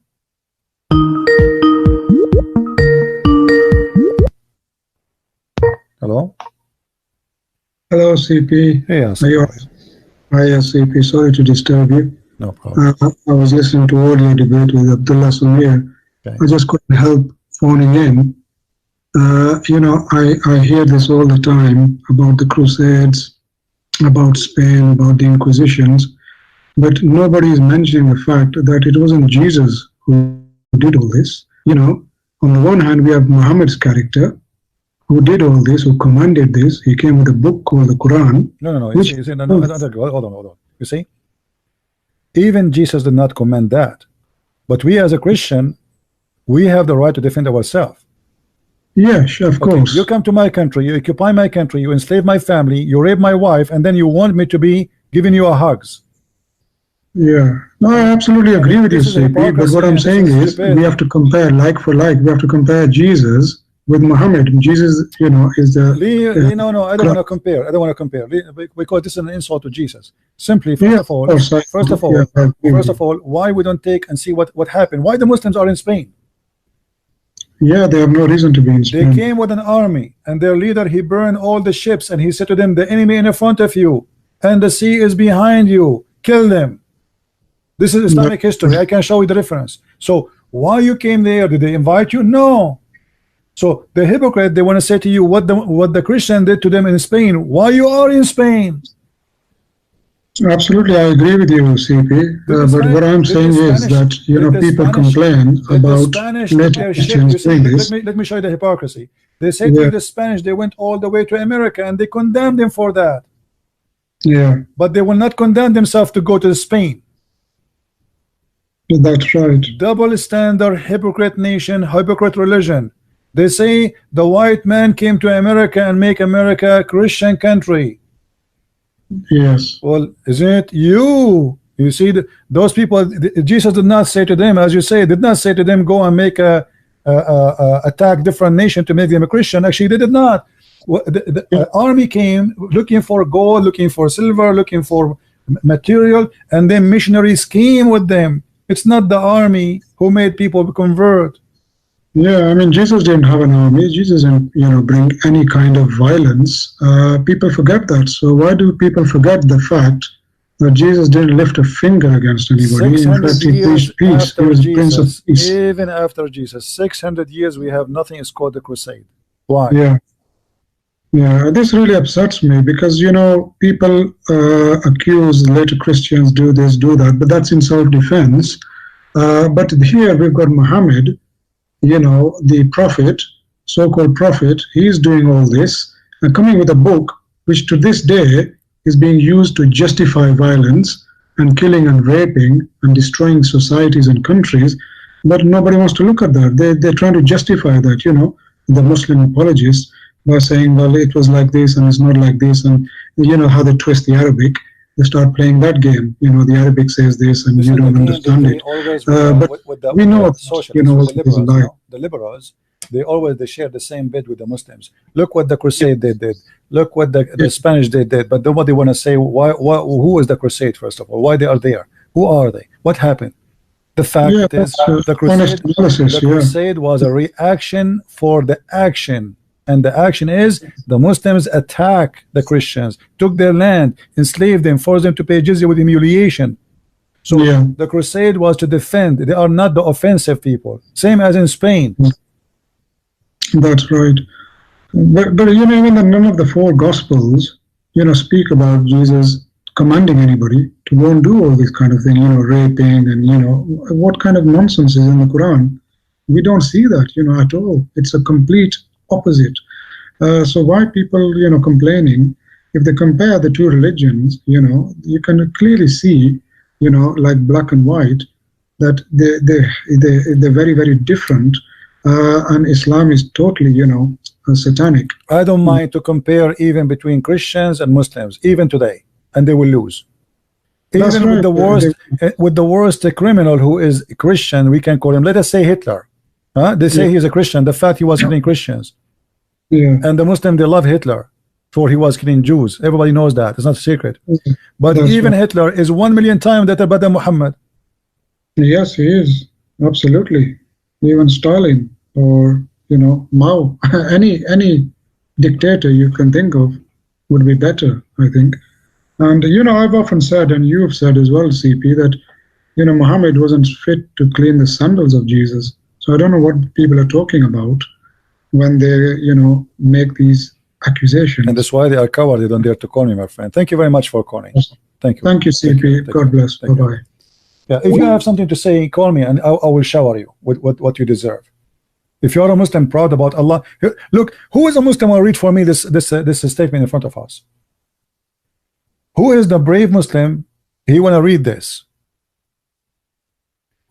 Muhammad the fascist saying that the best of mankind are the Muslims. How? Because they bring people and the chains around their necks. This is why you went to Spain. This is why you went to Constantinople. Where's Constantinople? What happened?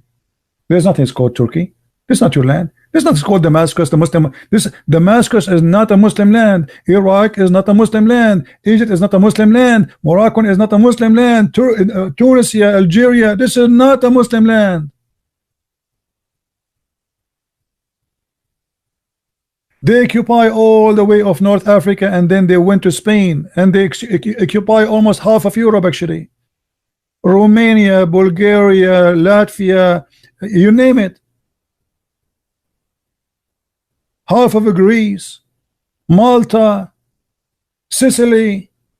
What are you doing there? France.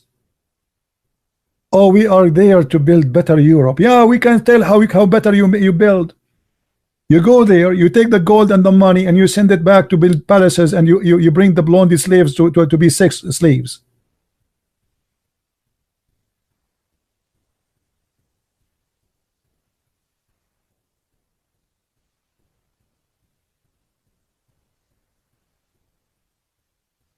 Until now in Saudi Arabia there is no sewage after 70 years of oil. Sewage in the street they don't have. Until now more than 80% of the population do not know how to write, how to read, and those are the one who come to make Spain better country. The one who until now do not know how to write, how to read.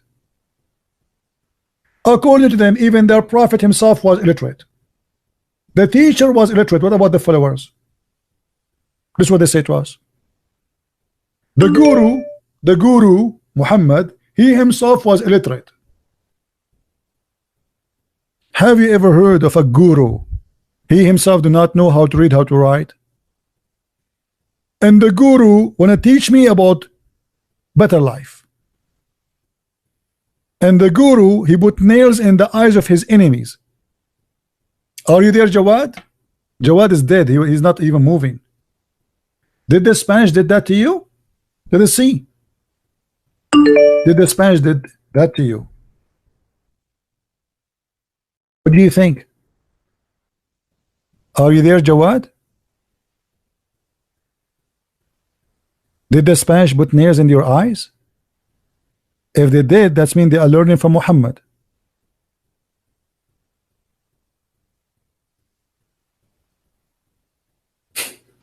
Anyway, guys, supposedly I don't really feel good still. Like thanks God, I'm a lot better. I really praise the Lord. That's, you know, things is a lot better for me. I was really tired for the last 2 days, and supposedly now I'm tired for how many hours now? You see, guys, what you do to me? I said to myself, let me go and speak for 20 minutes, so I will not have my blood pressure high. But thank you, Lord, I feel really good. All right, even after many hours speaking and talking. But my friend, never take something is called facts or history from a Muslim. A Muslim person is a person who flip upside down history. Don't ask a Muslim about color because they have their own colors. Don't believe him when he said to you, we believe in justice. Tell him, show me your justice. Don't tell me about justice. If they have justice, here we go. What is the name of this video? A princess until now is missing. Her father torturing the family. Who is he? The Prince of Dubai. If this is their best. A guy who go to the embassy to get a visa or to get a paper, they make him pieces. They make him shish kebab. That is the justice of Islam. A guy who posts a comment in Twitter, he will be sitting in jail for 10 years. That is, do you see what we did in Spain?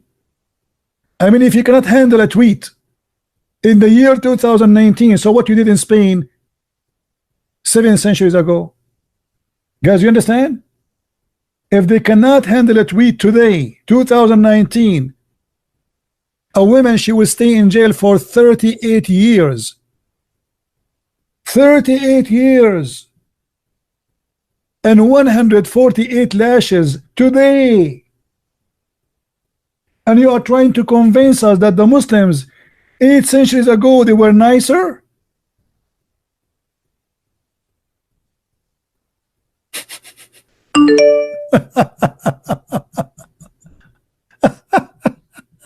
True story. I mean, it must be true story. Uh,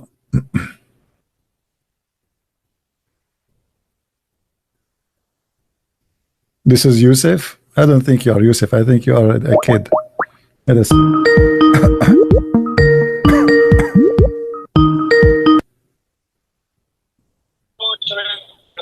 Who is he, the Prince of Dubai? Mute YouTube. The best. Hello, Yes, Abdul. can you hear me? This is Gigi. How are you, Gigi? It's not Gigi, you read it right. Really? Okay. Who are you? Introduce yourself. Go ahead. Yeah. Go ahead. What do you want to say?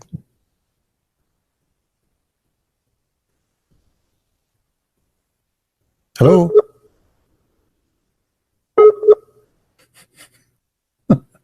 Did you say inshallah before you call me? Stop seeing the internet for the neighbor. Hello?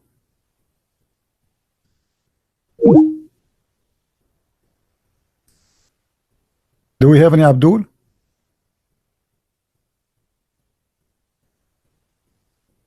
Any brave Abdul?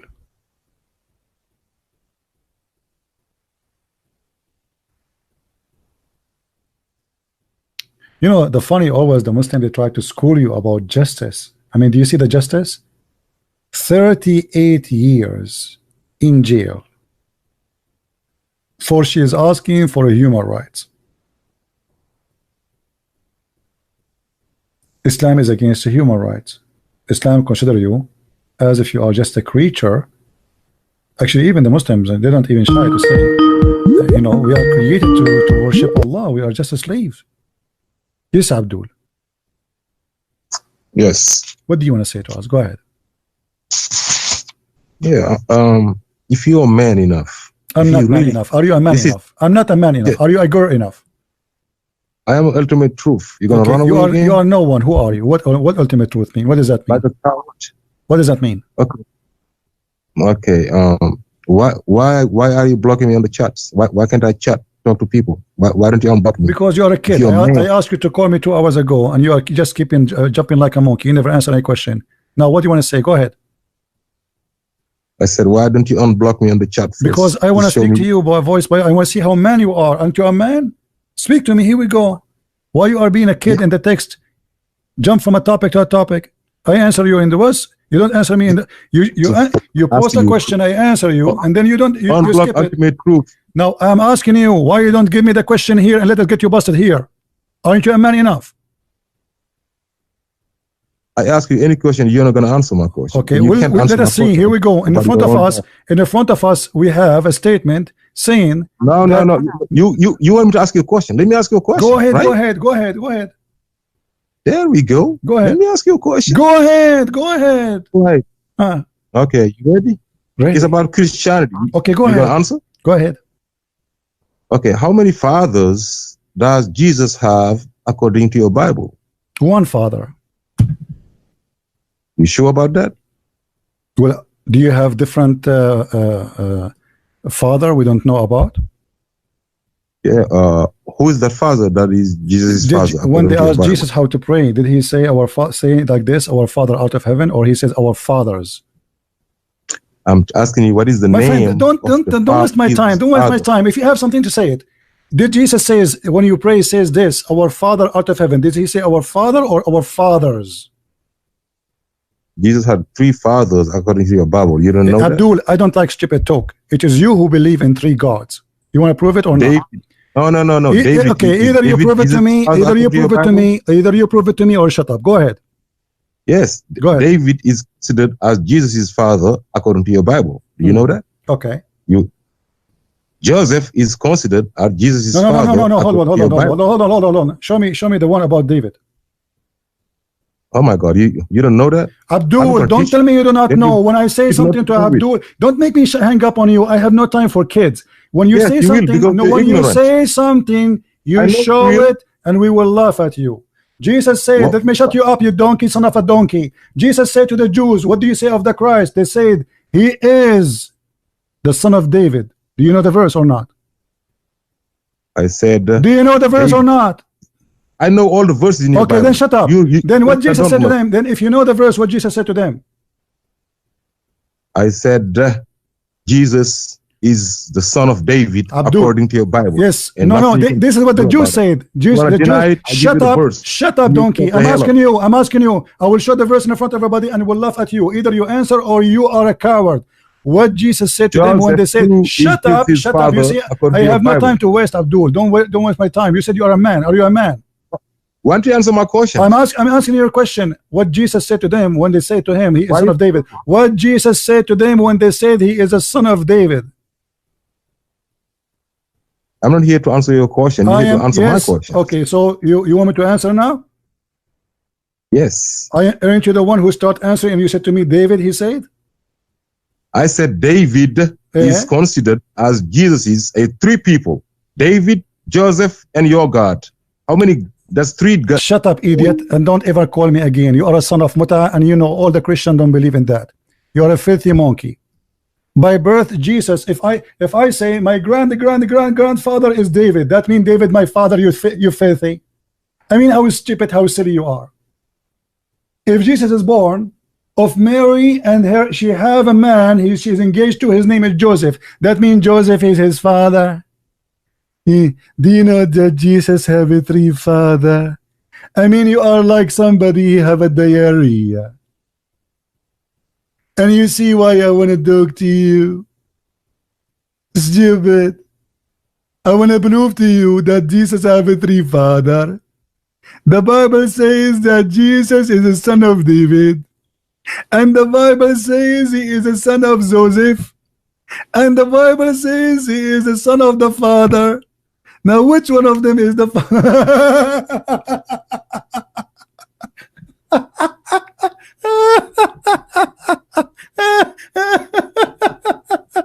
I mean, when you hear them, you think they have something. They want to show you that Jesus have three fathers. Oh boy. That's horrible. Really, where?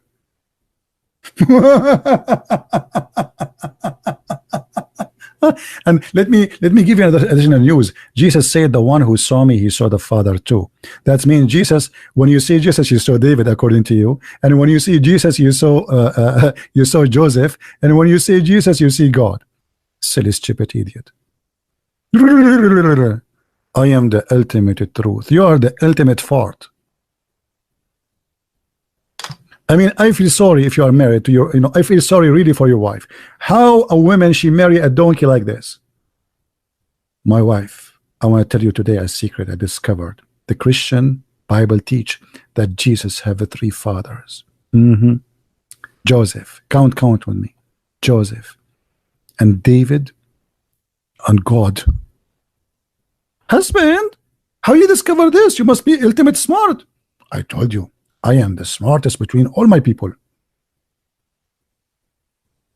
Husband, for how long you thought about this?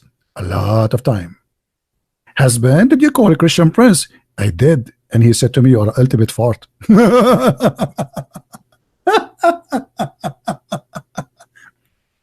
Oh.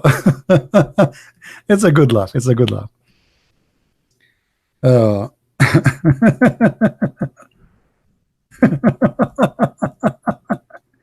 I can't hold myself. Yeah. Okay.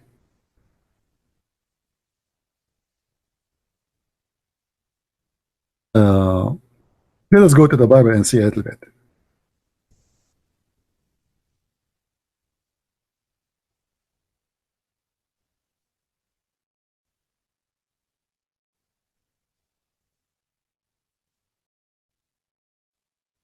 Funny, stupid. I mean, this is why, you notice right away that those people, they speak with no dignity. I mean, if you have a dignity, you will not even mention this. Because you know that you are silly and stupid. That's what you can come with.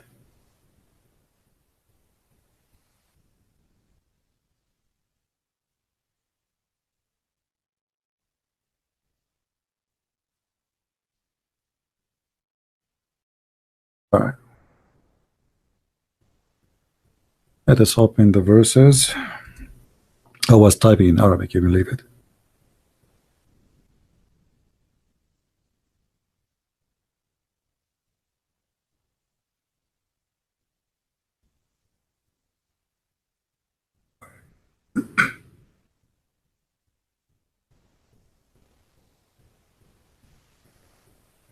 When Jesus, he asked the Jews, what do you say of Christ?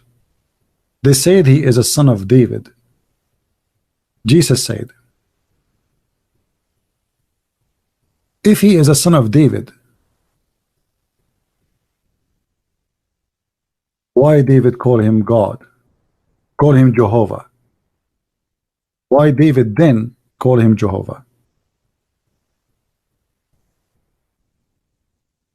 And then you find this silly.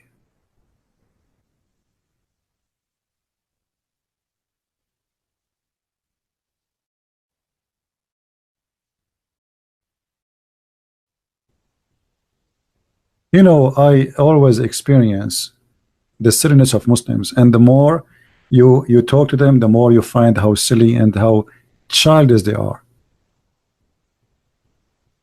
And if I ask this, Abdul, according to your stupid cult, who is the father of Jesus, you donkey? Who is the father of Jesus? I want to know who his father. How, and if you say to me he have no father, then you tell me who is he? Why somebody is born, he have no father? You want to say it's a miracle? Okay, you tell me who is the one who made Mary have Jesus? You say to me God. Well, that's mean he is his father.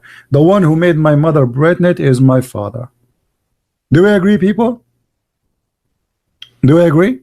Even in simple logic, I mean, as a human being, the one who made my mother have me, obviously he's my father. Doesn't matter who's he. You might be a person, maybe your mother, she cheat on her husband. So your father is not really the one who married your mother, is the one who slept with her. As simple as that. Okay. Jesus is the son of who in Islam? Who is the Muslim? He have the courage to tell us who is the father of Jesus.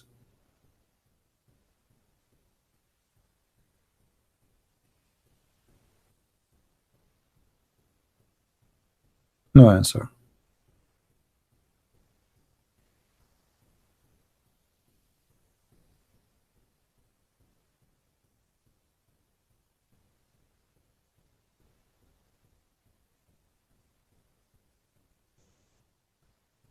Somebody speaking about, you say that Islam is not a growing. Yes, I insist Islam is not a growing, Islam is a shrinking.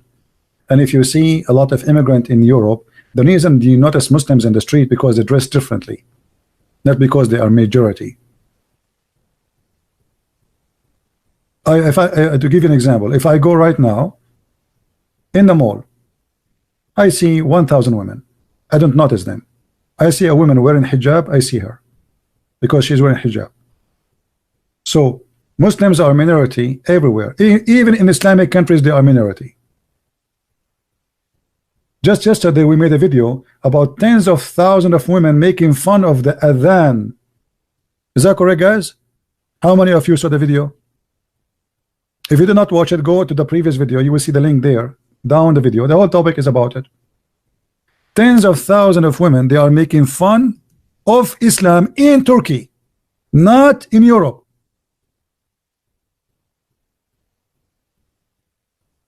So not everyone wear hijab is a Muslim, my friend. Muslims are not Muslims these days.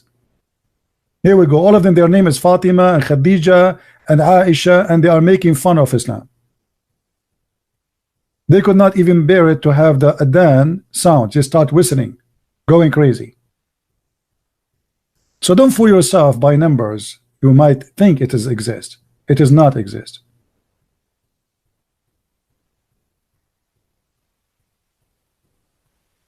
A huge number of Muslims who immigrate to Europe, they are converting to Christianity, in case you do not know.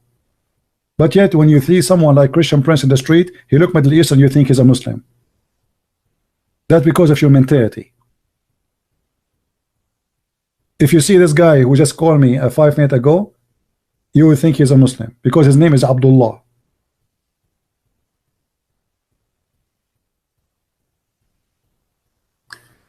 Jawad White saying, why you worship a man as God?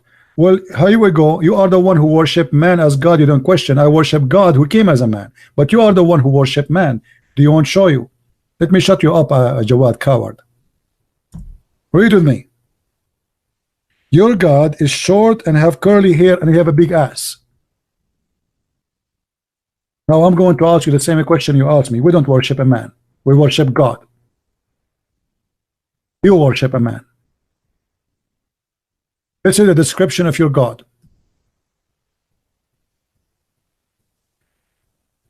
Are you there? Muhammad is warning the Muslim not to be confused between the look of Allah and the look of the Antichrist. And he described how the Antichrist look, and then he says the only difference between the Antichrist and Allah is the right eye. Are you there? Man worshipper.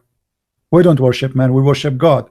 Jesus, the one you call him man, he can raise people from death. Can your God raise people from death? He cannot.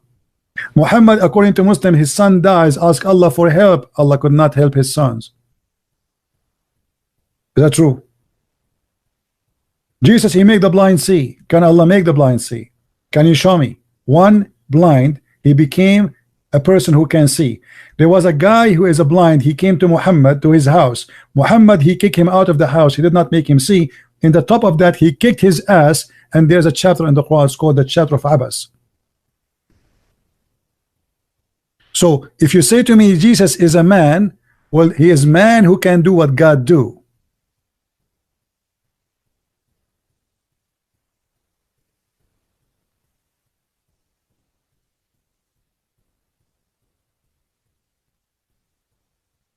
Somebody says he was banned from the text because it says the earth is a flat. I don't care what you say about that, none of my business. In the Bible, the earth is not flat. And don't send me a Skype message and you have a naked picture there. And you expect me now not to unblock you? I go by the Bible, I don't go by stupidity.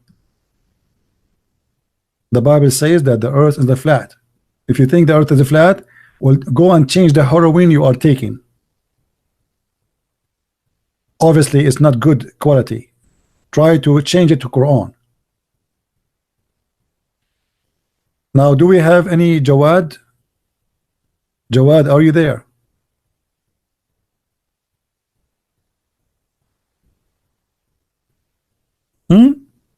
Is that the look of your God? Is it true that your God Allah have 5 fingers?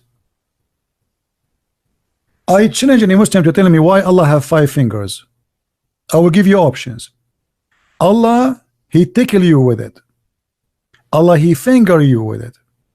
Allah, he dig his nose with it. Why Allah have 5 fingers? Allah is not a man, right? Okay, Allah have 5 fingers to do what with them? He's not a man. Jesus was doing miracle like any other prophet. Okay, let us see if this is true. Which prophet in Islam he raised people from death? Jawad, you are a coward and you are a liar. Otherwise, get me busted. Which prophet in Islam he raised people from death? Which prophet in Islam he raised people from death? Which one he made blind see? Which one he healed the leper? Which one he can tell you what you hide in your houses? And which one is alive until now according to Islam? If you don't have an answer, that's mean you are a potato coward.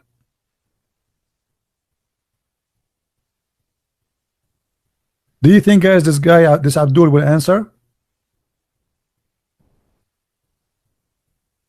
Give me the name of the prophet who did that. Which prophet in Islam he resurrect people from death? About the prophets in the Old Testament? This guy, he don't have a prophet in the Quran. They can do what Jesus did. You don't have. Let me block you. Let me block you. I have no time for kids. Let your dad talk to me. The only way to force them to call me is to block them. Call me, Abdul. Call me. I'm talking about the Old Testament. So now you believe in the Old Testament. You don't believe in the Quran no more. Thank you very much. So you became an apostate. This is your last statement. Nice to meet you.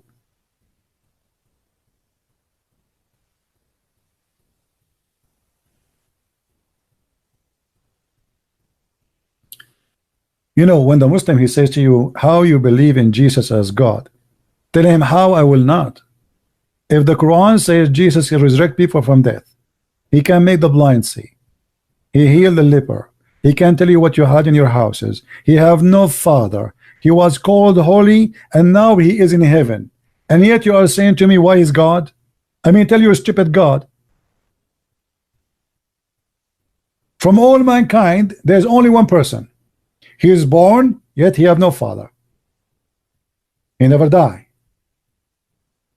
He can make the blind see. He can resurrect people from death.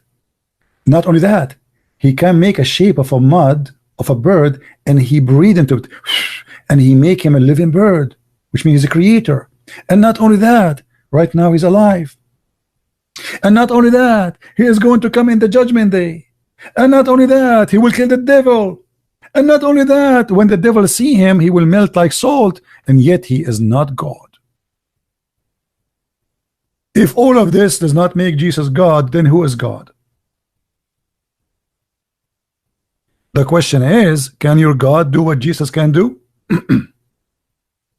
All what we have in the Quran is Muslims claim that the miracle of Jesus is from Allah. But Allah cannot do what Jesus did.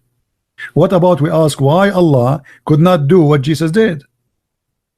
I can say now all the miracle of Jesus happened because I gave him the power. I gave it to him. I said to him, hey Jesus, you do it. You go ahead, I will let you do it. But your God cannot do what Jesus did. Do you know why? Because your God is the moon God and he's a fiction God. Your God have 3 daughters. This is the reality. The Arab worship the God of the moon, the God of the sun, who they have sex together, and they have 3 daughters. One of them is a vagina, and that is the black stone. And your prophet, he kissed it.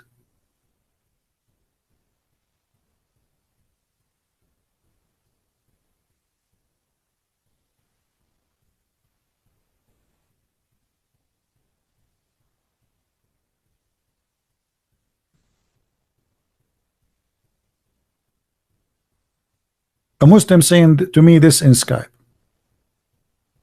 I was angry at you and cursing you, but after watching your video and checking evidence, finally now I believe in everything you have said. I will decide to leave Islam now. Okay, leave Islam.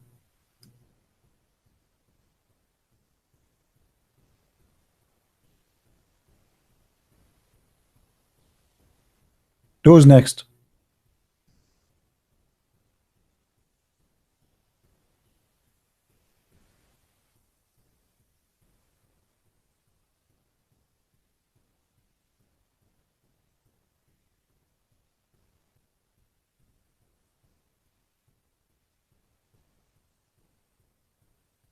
By the way, the one who sent me this message is Jawad.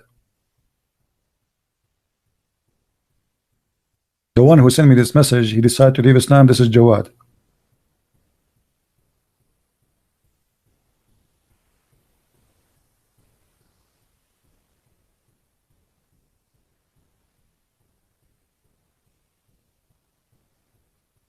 Who's next? So it's very silly when a Muslim says to us, why you believe in Jesus? I mean, all the things you have in the Quran will make me believe in him as God, as the only God too, not only as God. The Bible says everything created by him and for him, and the Quran confirmed that. He created from the mother bird. Right now as we speak, according to your stupid Quran, there's birds flying in the sky made by Jesus, according to your book. So my friend, when you walk in the street, you see a bird in the sky, remember Jesus. It's created by Jesus.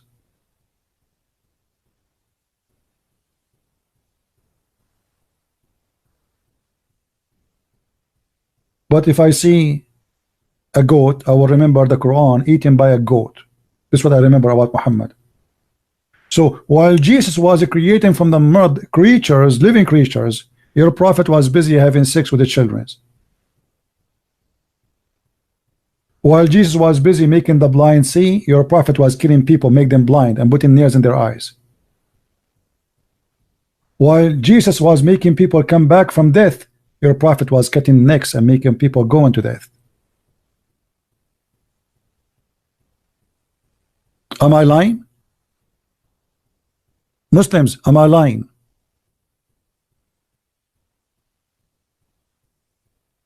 And brother, our Quran is preserved, brother.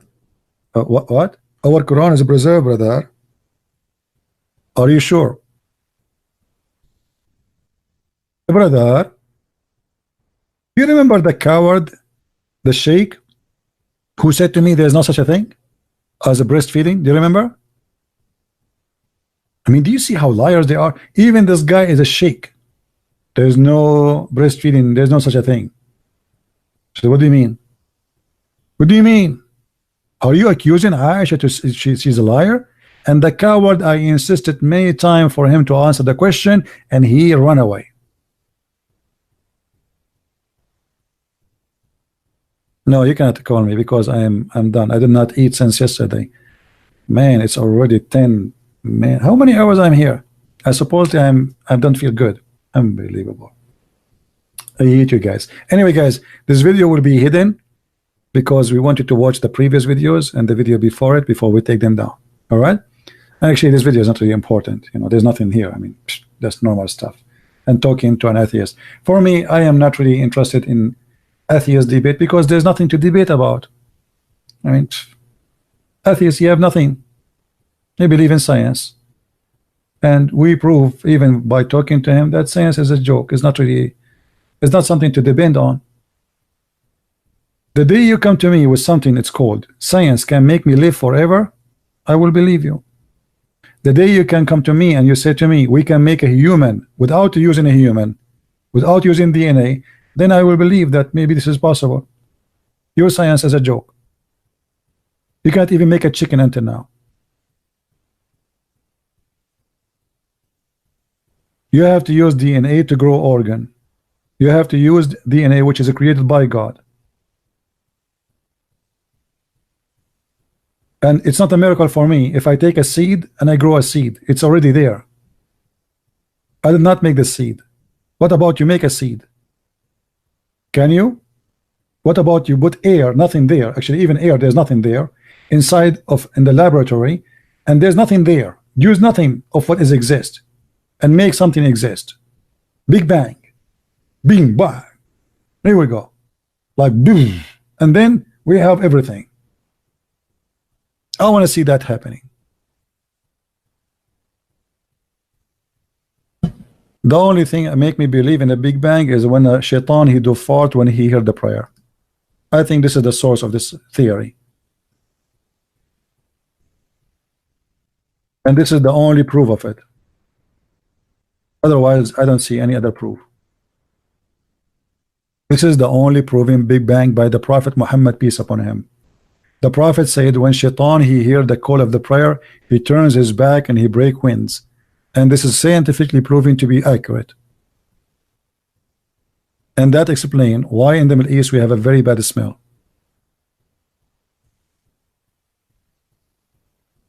I thought in the beginning maybe because of the Western they are throwing back smell at us or something because the Westerns are evil people. But then I learned from the knowledge of the Prophet that this is shaitan farting. Allah Akbar here. We say Allah Akbar, shaitan he fart. And that actually not only explain even global warming. Global warming and methanol. Farting is a big problem.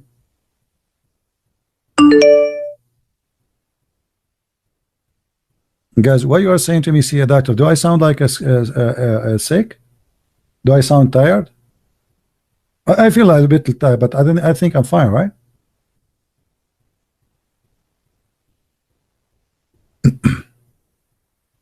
Actually, I feel like I have the power of 40 men because I ate shish kebab. Not today, not last week, a year ago. I am the same as the Prophet Muhammad. He ate shish kebab, he got the power of 40 men. Sorry, I cannot show you my power right now because this is like a bedtime power. I'm shy to explain to you. It only shows in bedtime. Out of the bed, there's no power. In the bed, I get the power of 40 men. And this is the power of the Prophet Muhammad. And actually, you know, I was really upset because now I have the power of 39, and the Prophet, peace upon him, he beat me. I have to admit. I mean, why? This is not even fair. I got the power of 39, and he got the power of 40. And Muhammad always is stuck with certain numbers. Ali Baba and the 40 thief. 70 and 72. He learned the word 70 from the Bible. He stuck with it. The word 7, he stuck with it. 40, Jesus, he fasted for 40 days. Here we go. Muhammad, he got the power of 40 men. For every day Jesus, he fast, Muhammad, he got a sexual power for a man. 40 days for 40 men. Jesus, he fast, Muhammad get power. I mean, look at if we compare between what Jesus does and what Muhammad talk about.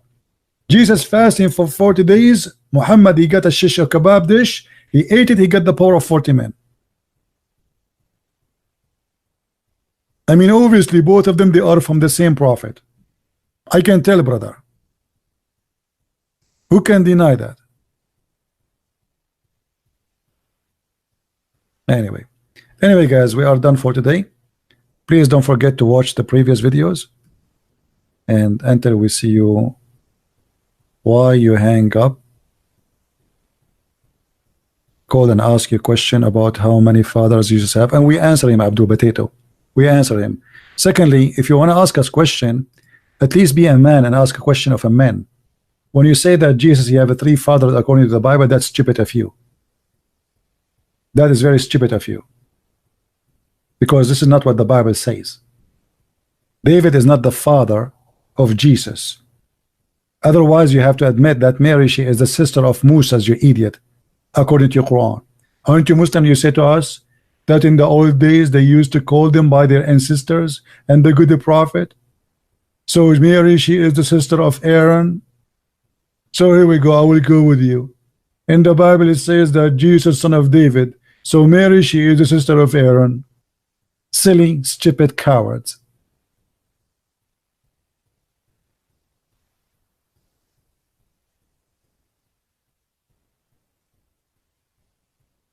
If the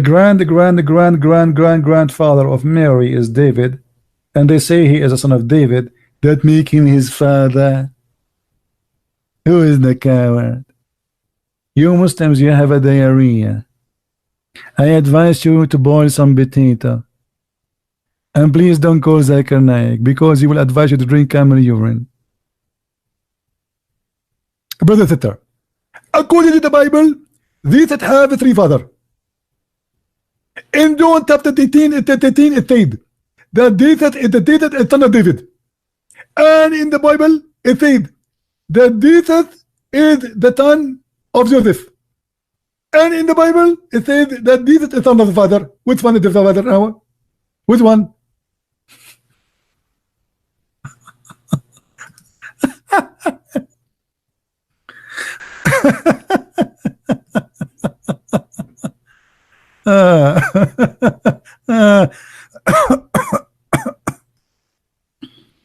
They force me to laugh, and I can't breathe from laughing. I mean, how silly, how stupid. But I mean, if you believe that a black stone will erase your sin, why am surprised? It's silly of me to be surprised. If you believe Allah will make your penis endless, why am surprised about how silly you are? If you believe that God will make your wife ass 1 mile, why I am surprised that you are sitting and being very funny, stupid? If you believe that God is a pimp and he create for you a lot of women for sex and he spent 1,000 years to soften the skin of each, why I am surprised? If you are a person who believe that shaitan he fart when you pray, why I am surprised that you are silly? If you believe that shaitan he play with your anus, why I'm expecting you not to play with it?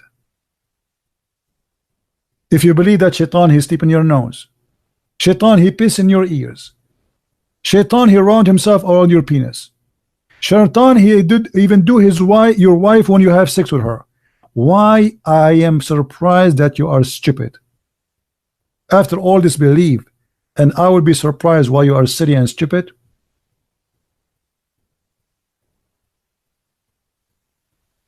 By the way, the guy, his name is Ultimate. Maybe his father is not his father, because according to the Prophet, if you don't say inshallah and you say certain prayer before you sex, Shaitan will round himself around the penis and he will do your mother, and you will be the son of the Shaitan. Anyway, guys, look like this is endless. Each time we say we are going to go soon, this video again will disappear soon. Please watch the previous videos. I see nothing here really important, so download the previous video, please, and save them and post them around. And I hope tomorrow I will be able to go live on air. Don't forget to subscribe if you like our channel. And until we go again live on air, I say may the Lord bless you, and I hope we did enjoy our time together today, even though we are talking to an atheist, which is not really, I believe it's a useless take or useless talk, but maybe it's a good example to learn how to speak to people who they are atheists.